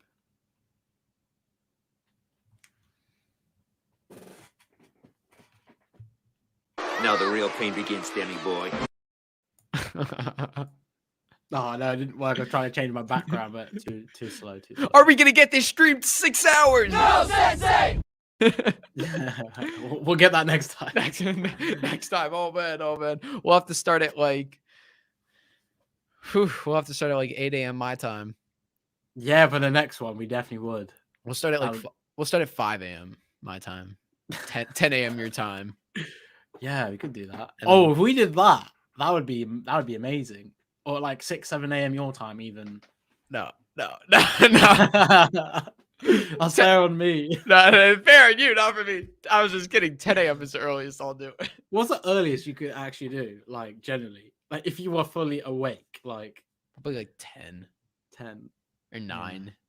Probably 10. Yeah, that would probably be the only time that works. Oh my for you, God. like for that. I if I did a 6, 7 a.m., I'd have to be quiet for my family's sake and just I wouldn't want to wake up my mum or anything. Yeah, you do a 7 a.m. I'll be sure to wake up at 2 a.m. for that. Oh man, that's crazy. Well, I feel sorry for you. It's like when Cobra Kai comes out, it's like 3 or 4. It's 3 a.m. for you, isn't it? When they drop the episodes, It's 3 a.m., but like it's all good. I enjoy it. it doesn't matter if it's Cobra Kai. I love it. I love it. It's one day. I actually had, I don't know if you know, I had COVID Oh, when Cobra Kai came out. I didn't think did you post about it or anything? No. Oh, that explains it because I didn't know. Damn, I didn't know. I hope you're all right. Yeah. You still got it. No, I'm good now. That was a while ago. Thankfully I recovered. Yeah. Family's good. But yeah, like I was really sick. So it was like I was able to enjoy it and I stayed up at 3 a.m., but it was just like a rough week. Hmm. So, but I hope you're all right, man. I'm good. I'm yeah. good. I was still able to enjoy it though. I was like, Aisha. Wow, that's crazy. But all good. Yeah, all I good. mean, I just hope this COVID stuff goes. But yeah, just I still find that crazy during COVID. There's been 2 seasons of Cobra Kai filmed. It's nuts. That's mad. It just sucks that. I mean, I don't know. I wonder. They never spoke about it, but I wonder if COVID impacted that tournament situation. I don't know. We don't know. We don't know that.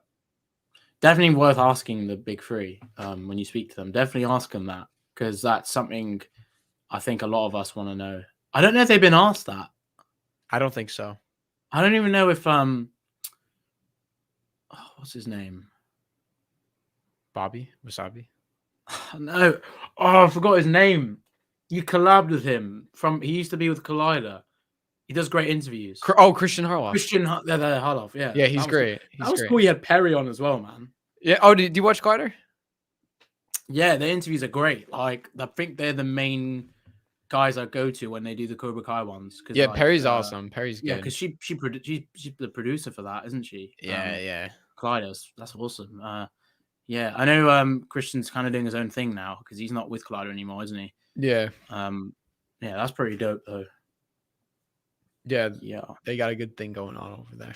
definitely. Imagine we started our own thing like that at one point. The way of the fister. Cobra Kaider. Oh my god, Cobra Kai Collider would have been a really good name for a channel. Cobra Kai Collider sounds like a good name. Oh, one question I have before we go. Was Cobra Kai Kid always the name you want to go for? Or did you have other names? That's a good question. It was always Cobra Kai Kid from the beginning. Not even Cobra Kai Child or Cobra Kai Toddler or Cobra Kai Children, Cobra Kai Kids. Cobra Kai Kids. That was funny. Wait. Hey, I'm Cobra Kai Kid 1. I'm Cobra Kai Kid 2. Okay. I got a twin like brother or sister. Banzai. I'm Cobra Kai Kid. I'm Cobra Kai Kid and Cobra Kai. Oh god. It was always Cobra Kai Kid. It's just boom right from the beginning. So Can you imagine in the multiverse, you're Cobra Kai Nation and I'm Cobra Kai Kid? Wouldn't that be crazy? And then like, I'm trying to think who else. Like, Cobra Kai Theory is Watch Party, and Watch Party's like Watch Party's like Star Wars Theory. Terry Silver. I love Theory. Oh, that was funny. Oh man. Well, Bye. see ya. See you, I mean, everybody. listen, we're 20 minutes away, but I don't know if we're gonna hit it on this one. I think that'll be the next one, right? I think we're forcing it because then it'll be like, can we get 7 hours? Can we get 8 hours? Can we get 9 hours? Listen, I would love to do a 10-hour stream, but that would be, we would need like a good intermission for that. We would definitely. need like an hour intermission. Yeah, that'd be crazy. I didn't eat lunch. Why? Oh, because of this. Why didn't you just eat? I was eating in between. I don't like to eat on camera. I mean, I don't like to. That's why I cover my mouth when I I do know it. I'm a I don't weird yum in your face, you know? dude. I once like took a video of myself eating because I was curious, and I eat weird. I eat weird. Like I look weird when I eat. I'm like, I'm not gonna lie, eating is quite a weird thing, right? Eating- like like, it's not.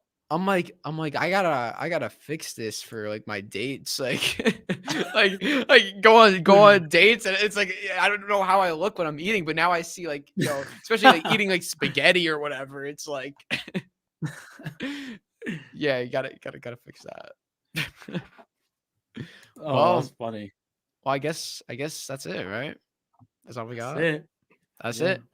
Okay, well, everyone chat. We'll get a 6 hour in one day, but 5. This was 6 hours pretty much. Yeah. 6 hours. What do you do in 6? You do a lot in 6 hours. Do you know what's crazy? 6 hours is a school day. Cause 8:45 we'd start. Well, when I was in school, it was 8:45 start.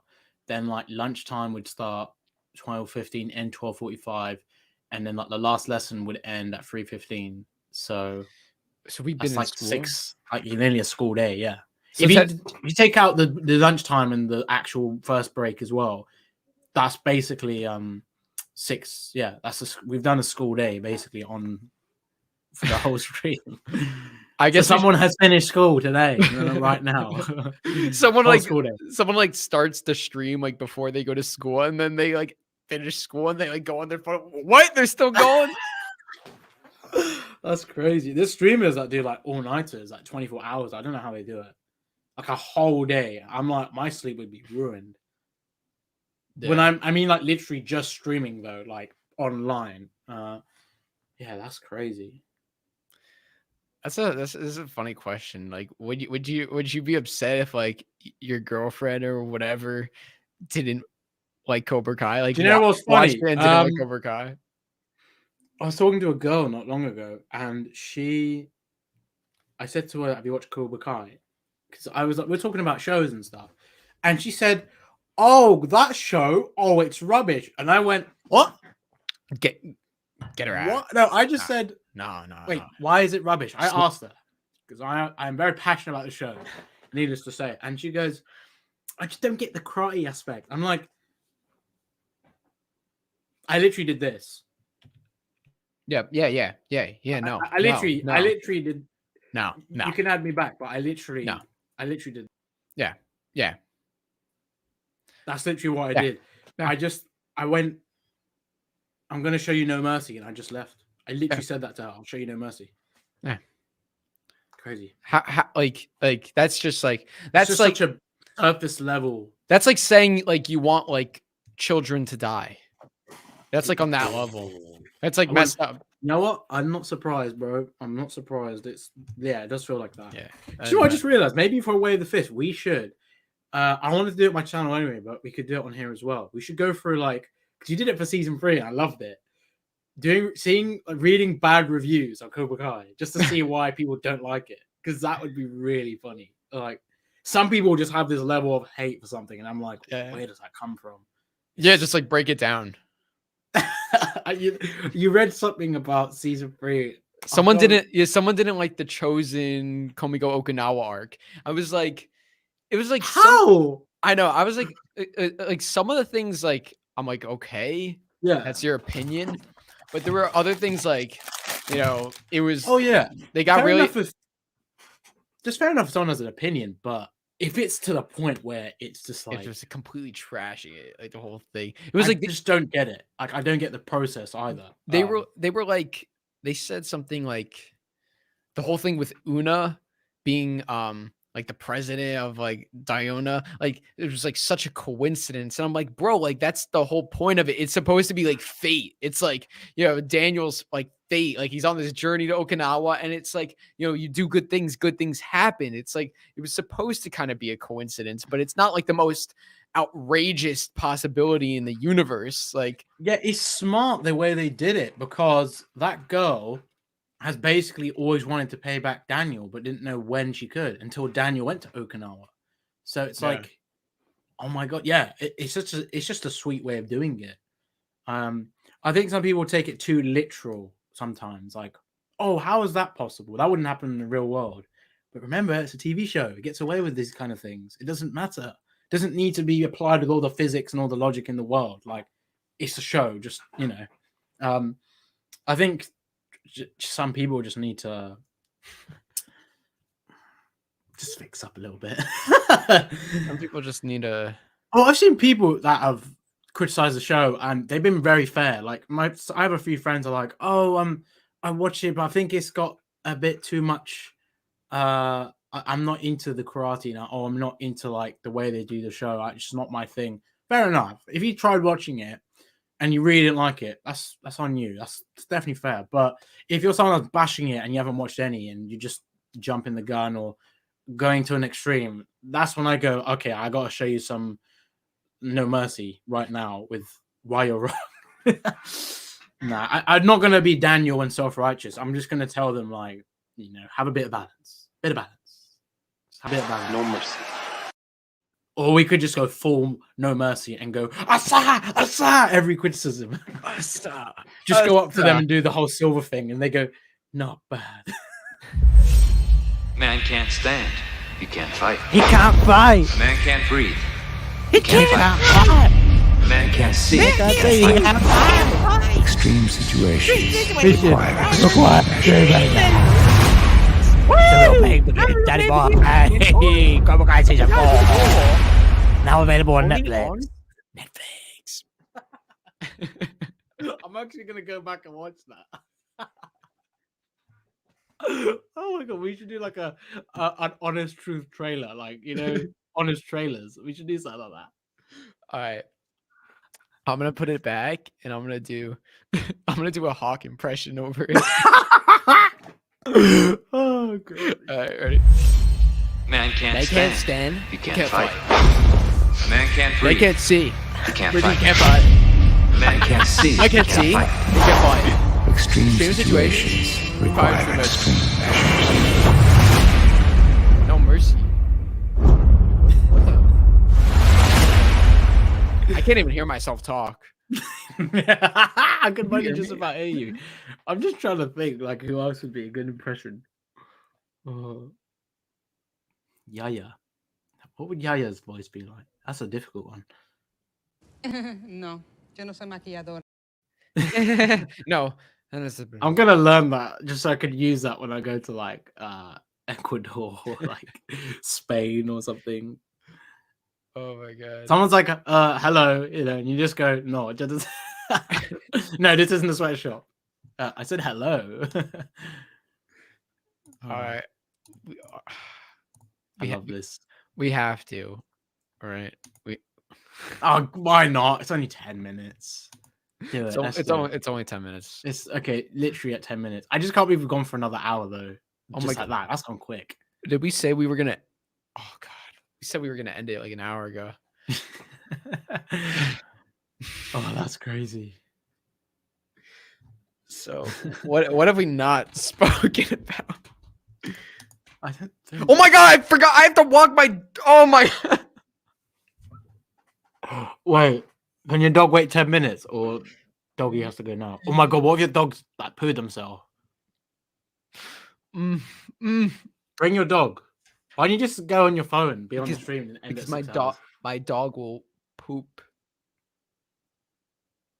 Oh my god! You take over. No, or should we just end it? Yeah, let's just end it. Okay, Oh, let's it's just like close to 6 hours, but it's got to be done. It's not. I know. I gotta go walk the dog. I'm sorry, everyone. I'm sorry, everyone. Okay. Oh no. All right. We love you all. Yeah, Okay, thank you, well- everybody. Oh my god, I totally forgot about that. Sorry. Oh, it's okay. I will come, dog. I will be there in 1 second. Well, thank you all for watching. Shamoon's out of focus. And I'm back. Anything you want to say before we wrap up? Subscribe to us. Thank you for Drew for having us on again. We'll see you next time on Wave the Fist. And until then, Cobra Kai. Never dies. Wait, join Cobra Kai. Let us show you The Way of the Fist.